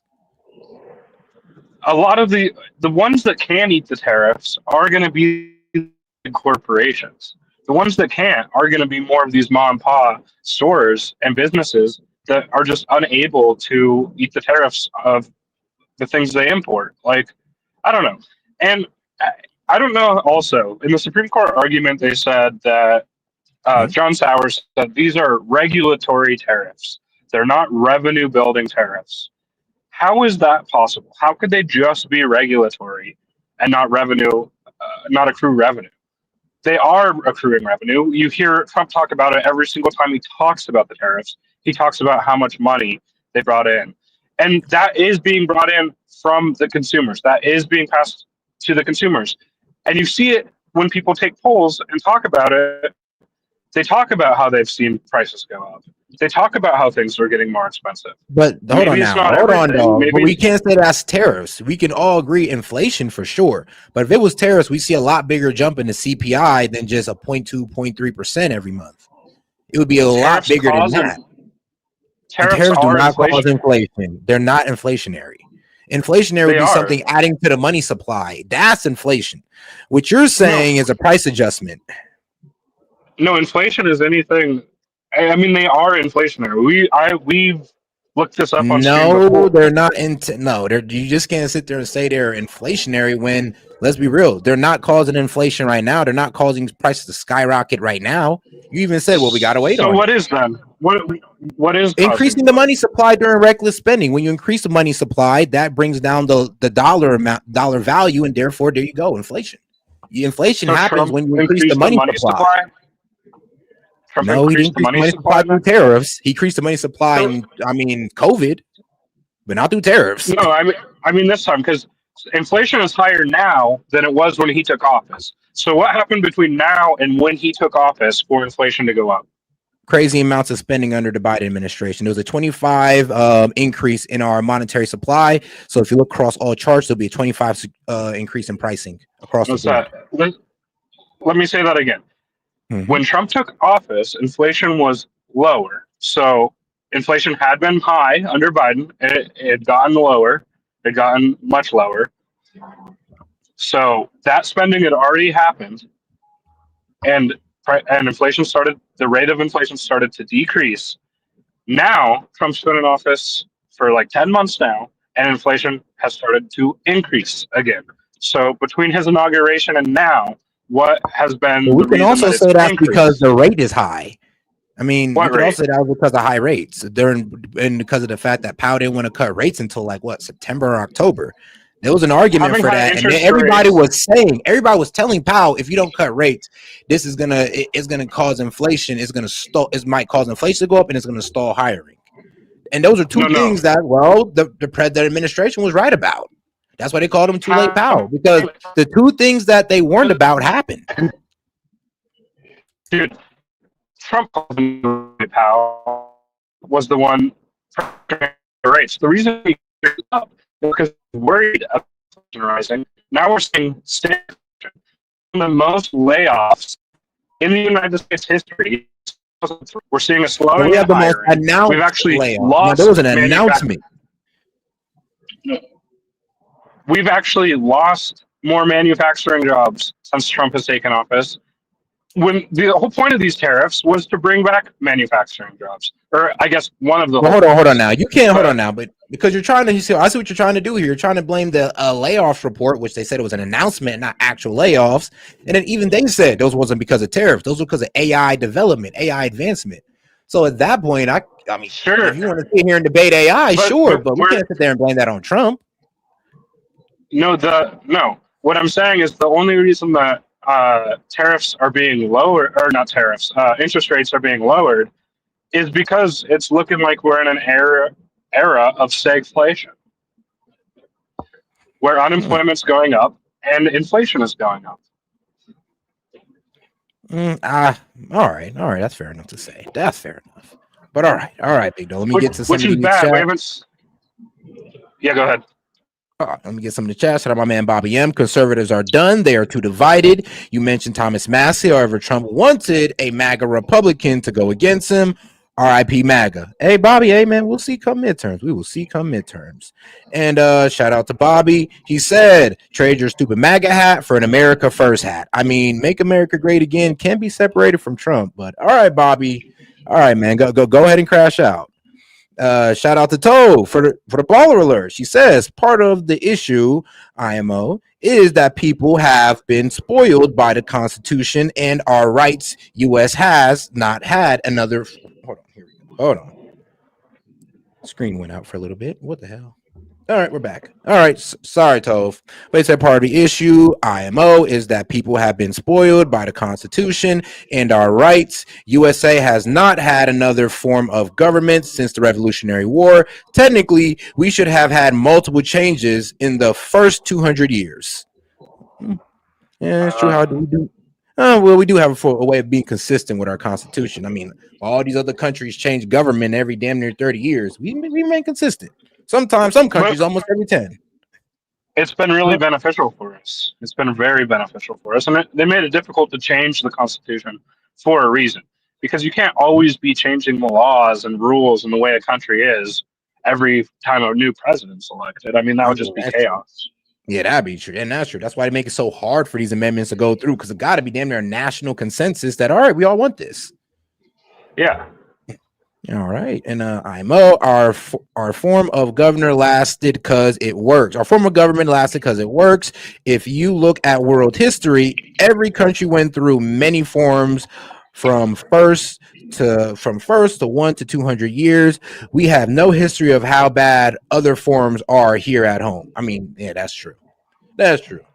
I mean, we ain't never been really a socialist society, have we? It's always been capitalism all the way through. Even in the worst moments of the robber baron, when we let it get out of control, we've always been capitalist society. So I'll give you that. But and one more time, shout out Chase. He said we just watched the video on this yesterday. Sid LMA. Oh yeah, on the benefits of tariffs and like why they're being enacted and all that good stuff. I mean, shoot, I could always bring it up if Sid want to go ahead and look over it if he has any arguments against it. Which I know he will.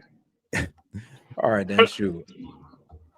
All right, then F it. Then we'll go ahead and get that one popping after this one. Let me go ahead and find it. Josh Dawsey, let me just show our viewers what the actual numbers are, what people are actually feeling out there. Clear majorities say that groceries, utilities are getting more expensive for them. They think their health care and their housing have either gone up, stayed the same, and they're split on the issue that the president talks about a lot, which is gas prices. Right, and that's, the president won the election for the number one reason of the economy. If you looked at how he polled above Kamala Harris, above Joe Biden, he had double digit across the board. Voters thought he would be better to handle the economy. And I think that's a real vulnerability for him now. And if you talk to people around him, they would say the same thing. They're trying to figure out their economic messaging. And what the president has said continuously is things going to get better, it's going to get better, it's already going down. But people don't really believe that, as that poll shows. And if you saw President Biden, remember when they said transitory inflation, it's all going away? How did that turn out? I don't think it turned out so well for them. So the White House is economic message, trying to figure out what can you say that sort of, lets people know you hear them, you're feeling them, you understand what they're going through, and also Trump doesn't like to admit any sort of weaknesses or challenges or vulnerabilities or anything like that. So exactly how do you do that? I don't think they've quite figured that out yet. A lot of the messaging that even his advisors have given him in private is, in 2026, the economy is going to be better, the numbers are going to get better, all of our policies are going to go in place. It's a long way from now, and it remains to be seen if that's true or not. And it's not only, I would argue, that he doesn't like to be told things aren't working. He believes, and he has a lot of evidence to back up his belief, that when he says things enough times, that he can be successful in changing people's minds or convincing people that what he is saying is actually true. When you're talking about somebody standing in line at the grocery store and looking in their wallet and not having money to pay for the food for their kids, that's hard to convince somebody that that's not happening to them. Yeah, you can get people to believe a lie by repeating it over and over again until it affects their lives. They can believe what he says about the 2020 election, about January 6th, or whatever, because he repeats it over and over again. But when he says prices are going down, empirically, they are not going down. And if you are going to the grocery store and you are paying more to feed your family, you fully know this. I mean, he talks about gasoline. Sometimes he talks about it being less than $2 a gallon. I mean, I haven't seen that.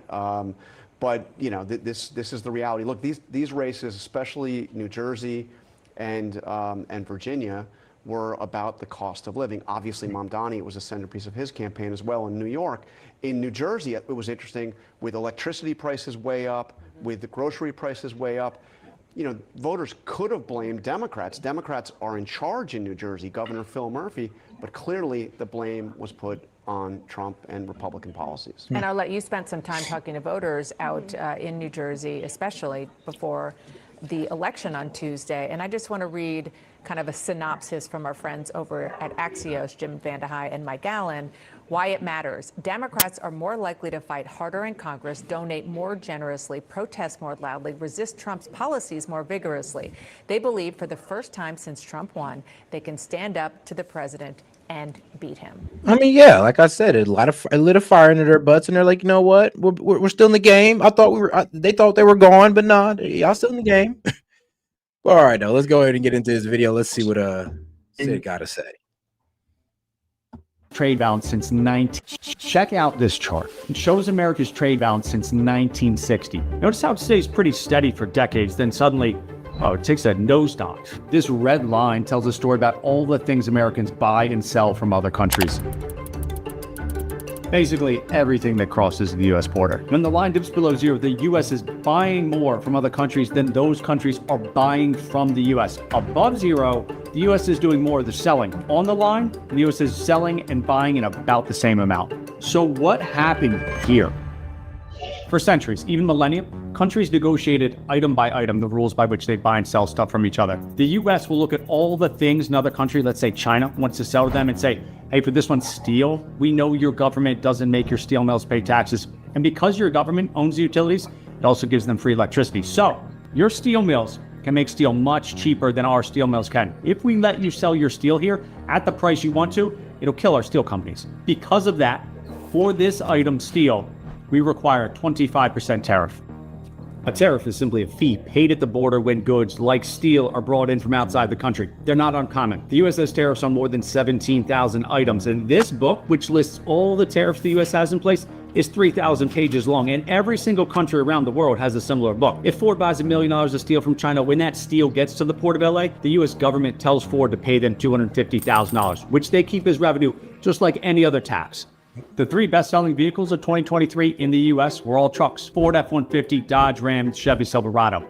Each of these trucks was protected from foreign competition by a 25% tariff on light-duty trucks that was put into place all the way back in 1964. JFK considered it, LBJ put it into effect. This tariff didn't just protect the U.S. companies producing trucks, but ended up forcing Toyota, Honda, and Nissan to build plants in the U.S. so they could sell trucks into overwhelming American demand for bigger vehicles. All kicked off because Germany put a big tariff on American chickens. That's how this happened. Retaliation for that. People call it the chicken tax, and it's why trucks are 80% of all U.S. auto company sales. When that happened, the U.S. didn't need to get anybody's approval to put a 25% tariff on trucks. It could just do it. But then, in 1995, the World Trade Organization, or WTO, was created. And then in 2001, China was allowed to join it. The intention of the WTO was specifically to change... Sure. What's up? So he said he was talking about how the U.S. didn't need to get anybody's approval to put those tariffs on. Can we see if the president unilaterally put those tariffs on, or if Congress did? Let's see here. And we're talking about the time period of... We can go back and see what he said specifically. He was talking about Germany doing a chicken tariff on trucks. They could just do it. But then, in 1995, the World Trade Organization, or WTO, was created. And then in 2001, China was allowed... Hold on, he was talking about the tariffs on to protect domestic industries. So I think it was like the ones that they placed on the pickup trucks.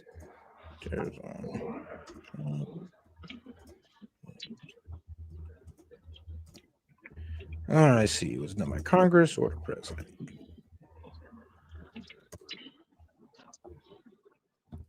Let's see here. The tariffs imposed. Let's see. The tariff on an imported pickup truck, known as the chicken tax, were imposed by the president, but made possible through authority delegated to the executive branch by Congress. So pretty much what I was damn near saying the first time, like they gave this man the power. The imposed tariff, the tariffs was enacted in the 1964 by President Lyndon B. Johnson. And in 1964, I think that's when the Trade Expansion Act passed. That was it. No, it was the Trade Expansion Act in 1962. That's when it passed. 2 years later, Lyndon B. Johnson does this. So, okay. And do you know why the why Nixon or the legislative history around IEEPA, what it replaced? It replaced the Trading with Enemies Act because they didn't. Congress didn't like how expansive Nixon was trying to be with the Trading with Enemies Act. And it's meant to have more of shackles on the president than the act that it replaced. Again, it doesn't mention tariffs, and Trump is using IEEPA. He's not, which we'll see how the Supreme Court rules, but in my opinion, it does not grant or delegate the authority to impose tariffs and taxes as expansively and unilaterally as Trump is doing, as his administration is arguing. It just doesn't make sense. And I also had a question: if the Supreme Court says that Trump cannot impose tariffs through IEEPA like this, do you think he should pay back the revenue generated by them? Heck no. If anything, I think he should try to just go and put it under the Trade Act or the Trade Expansion Act. Because I mean, like low key, kind of, because I hear what you're saying, bro, but no, that's not a good plan. And let's be real, who are we giving this money back to? Corporate billionaires? Okay, sure. Ain't gonna go back to the Supreme Court rules that he has to. Oh, they have. Oh, well, if the Supreme Court rules it. Oh no, if the Supreme Court rule. Oh, I thought you was meaning that. Oh, if it was optional. If it was optional, then no. But if he has to, then it is what it is. He better do it. Yeah, like he better. Wouldn't it be really, really bad if he's benefiting from an illegal tax? Nah, come on now. Okay, now you're stretching it. You're going a bit too far here. But let's be real though. I mean, this kind of does go against your argument that the president was appropriated powers by Congress to impose tariffs. It was done before under Lyndon B. Johnson. It was done under Ronald Reagan. So, what's the difference now? Limited tariffs, limited tariffs on one product, and it was explicitly in the language of the act. That's not the case with IEEPA. Yeah, but are they arguing his sweeping tariffs or even the 25 he put on cars? Because he did put a 25% on cars. I don't know how many he's imposed by invoking IEEPA, but it's all the tariffs he imposed by invoking I think IEEPA. the sweeping tariffs, not all. I think the sweeping tariffs were the one he invoked by IEEPA. There was a lot of his tariffs can be placed definitely under the Trade Act or the Trade Expansion Act, or the damn way he did, or damn near how like Lyndon B. Johnson did it with the pickup trucks. I mean, you could damn near say he's doing the same thing with 100% on tariff in semiconductors, pharmaceuticals, and all that good stuff. Well, we could look into it a little bit more. Did this sunset? What were the limits that were imposed on him through this? See here, that's actually a really good question. Okay, let's see here. Was there a sunset? There, a time limit.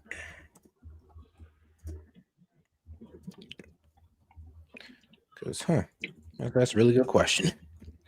But in the meantime, let me play the video while I look all this up. Allowed to join it. The intention of the WTO was specifically to change that, the ability for a country to take action on its own or to charge different tariffs to different countries. You can think of the WTO as a courtroom with 7 judges.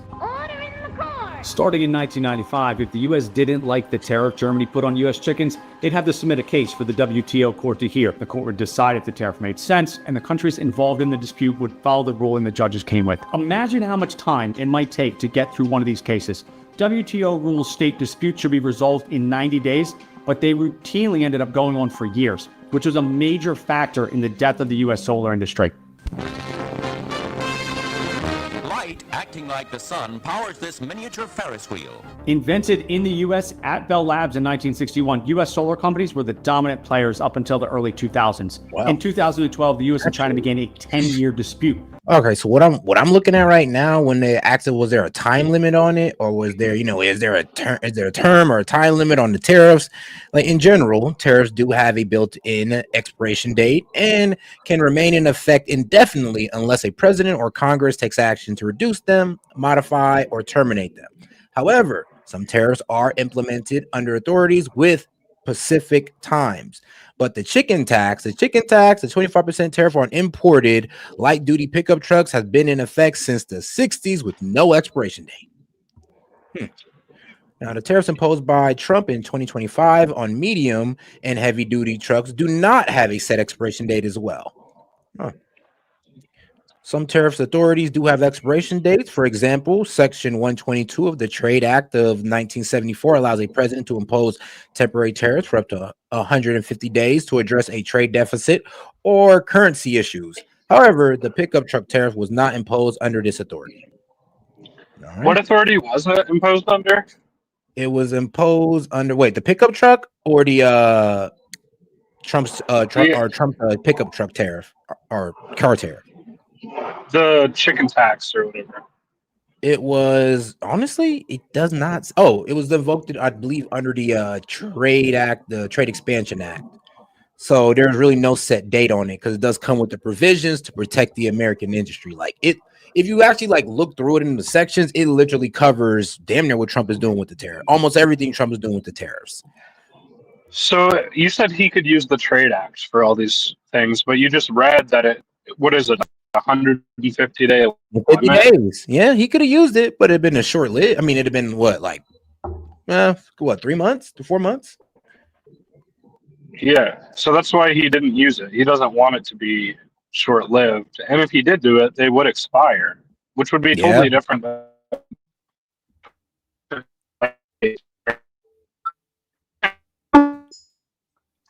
Yeah, but this is just one section of the Trade Act. You got to remember that. There's only one section of the Trade Act. There's multiple sections we could go through, but damn, do we have time for that? I'll see. The U.S. said China was selling solar panels well below the price it cost to actually make the solar panels. Hold on. What were you trying to say, Sid? What the section allows the president to impose tariffs? Wait, tariff the earth? Isn't that the one with the limit? Yeah, I mean that's the No. one. No. None of them have limits on it, as far as I'm concerned. To be quite honest, like it kind of just seems like whenever Trump says they stop, they stop.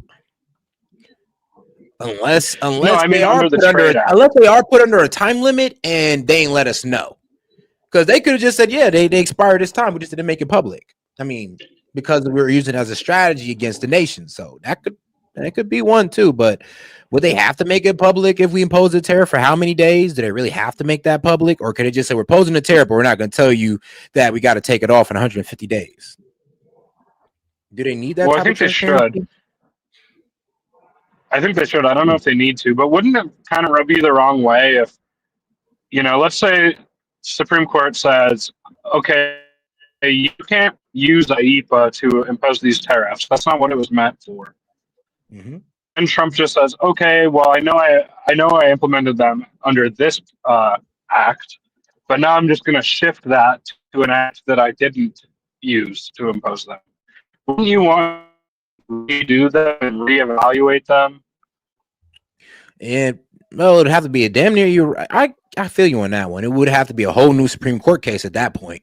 And he could start doing it. I mean, all right, y'all said no to IEPA. Well, what about these trade acts right here? And if he's acting within the guidelines of those a little bit more strictly, then he might have a really good case on it. So if I was him and they struck down the tariffs and I feel like I absolutely need it, then yeah, I'd went with a whole different argument. I'd have been like, all right, cool. We're just gonna go to the Trade Act argument, or maybe that might have been the plan the whole time for all we know. Like, well, if they knock it down here, we can always go to here or here. It's like, but I doubt that's the plan, because then why didn't y'all do that in the first place? Well, I hear what you're saying. I do think it's because it's just because under IEPA, if the Supreme Court buys their argument, it is way more expansive than the Trade Act and the Trade Expansion Act. Like, it would just basically give the president the authority to declare an emergency and impose tariffs on anything and anyone and everyone. Actually, though, there is a second part to that, though. Like I said, when he declares an emergency on the terms of interstate commerce, he does have to check in with his Secretary of Commerce. So, and I know what you're going to say. Well, that's basically his crony, and you're right. You're right, but he still does have to check in with somebody else before he can just say national emergency. But we can imagine an administration where the Secretary of Commerce would not be a crony and would maybe push back, but you don't really see that. If the Secretary of Commerce pushed back and he still did it, that'd have been unconstitutional. Then he'd have been going. I mean, well, honestly, that'd have been against the law, because that's the only time they say he can do it. Is like the president can't sit there and say, "Oh, this is an emergency for e-commerce for interstate commerce or whatever." No, it has to be the Secretary of Commerce who makes that decision on, all right, well, is this bad enough? Yeah. And if he makes that decision, then the Trump could run on that. But a requirement to be in the second Trump cabinet is not pushback. So, I mean, all right, I'll give you that one, brother. All right, let's get back to it. Until the early 2000s. In 2012, the U.S. and China began a 10-year dispute. The U.S. said China was selling solar panels well below the price it cost to actually make the solar. Oh, and shout out to Chase.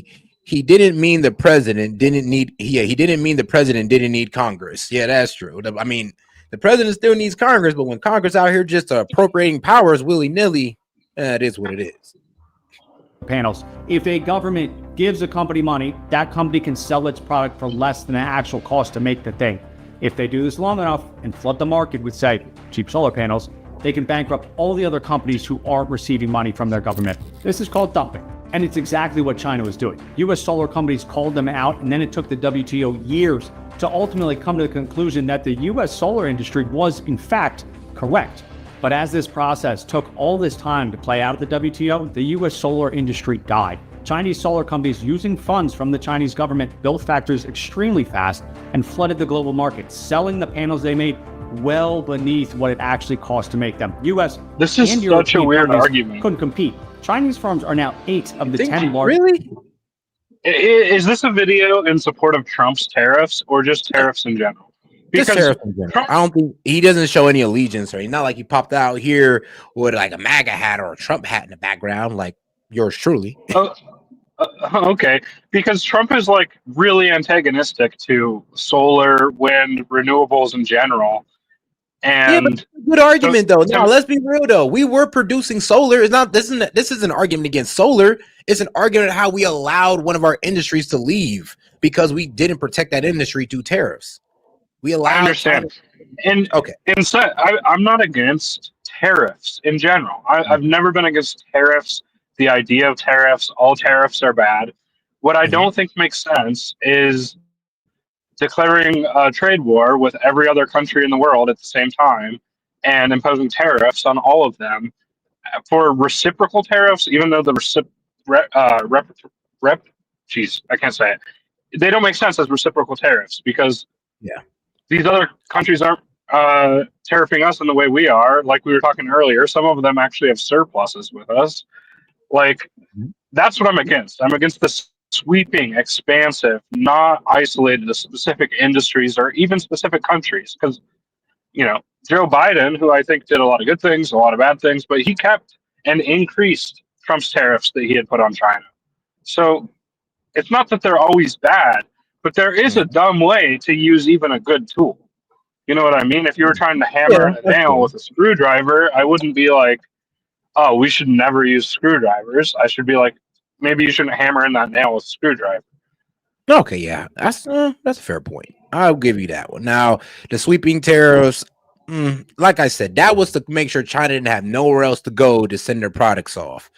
Now, I do get that it can kind of hinder relationships with certain countries. Some of them are a bit bitter about it, but they'll get over it. They mostly buy from us. They'll get over it. It's not like they're China where they can just move their purchasing power. It's so they can't. So China can't send their products to other countries to be like manufactured in another country and then sent to us, like what happened in Trump's first term. But what it doesn't stop is these other countries being like, well, screw America, we're just going to buy from China directly. Like, I don't know. Like, and that has happened a little bit. Yeah, they can definitely do that. But I mean, the problem is though, is that China can sell its ass off. It can sell its ass off, but buying is not really China's thing. China only buys to keep their manufacturing base strong. That's the only thing they do. So if you're expecting, if anybody was to turn to China as people to buy your products, you're wrong. They'll buy your resources, but they will never buy products made out of another country. Like even with us, if you look at all the stuff China buys from us, they're just resources. I mean, they're just like ethanol and stuff for their plastic.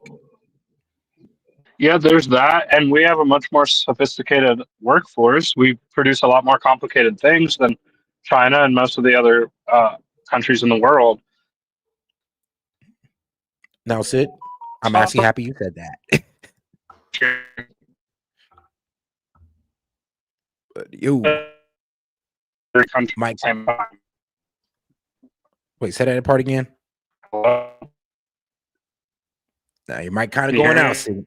Yeah, your mic kind of going out, like you're going through that tunnel. Like you went under the bypass, Sid, on us. You went under that bypass. It's still a bit shaky. One second, let me mute. All right. Go ahead, put this right back. The solar companies, a complete swap from the 1990s and early 2000s. Problem after problem like this came against the U.S. Boeing versus Airbus was another major notorious example. So by the 2010s, this became something Democrats and Republicans were increasingly in agreement about. The WTO had stripped the U.S. of the ability to defend its market. The Bush administration said something about the WTO, but didn't do anything. The Obama administration said something a little louder. We've brought trade cases against China at nearly twice the rate. But then the Trump administration really turned up the heat. Each WTO judge served 4 years. When it's time to appoint a new judge, they need to be confirmed. To issue any rulings, the court is required to have at least 3 members. Prevent judges from being confirmed or appointed, and once the court has less than 3 members, it cannot function, which is exactly what the Trump administration did. Systematically blocked judge appointments until the WTO court was down to just 2 members by 2019. Now, I just want to point out something to highlight again that this trade in the WTO is a bipartisan issue in the U.S. government. Despite what is talked about in TV and the headlines, the Is that better? Can you hear me now? Yeah, way better. Sound great. Okay. Well, I actually have to go to work here soon, so I'm gonna have to.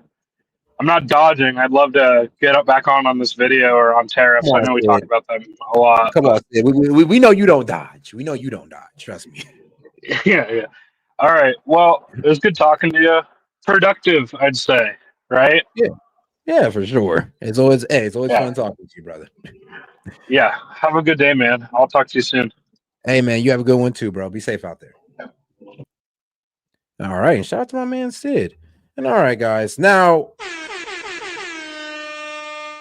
we went a bit over. We went a bit over on the schedule, so I am gonna have to go ahead and end it here. But hey, I'm gonna catch you guys later on tonight. So don't worry, I'll be right back on tonight. And I know, Chase, I know, but that's Sid, man. What can I say? You knew he was gonna argue almost every single point of the video. We knew that. That's our boy Sid. That's how he rolls. But all right, guys, I'm gonna go ahead and end it on this one for real this time. And it's not because that my computer went out. But all right. Appreciate you guys for tuning in. We're gonna go ahead and end off with the jazz. I'll be back later on tonight to go ahead and do a nighttime show. I owe you guys a nighttime show because I missed yesterday. So excuse me while I go do some shopping and then come back to provide some entertainment. All right, guys, this is Set with S.E.T Media, and I'll catch you on the next one.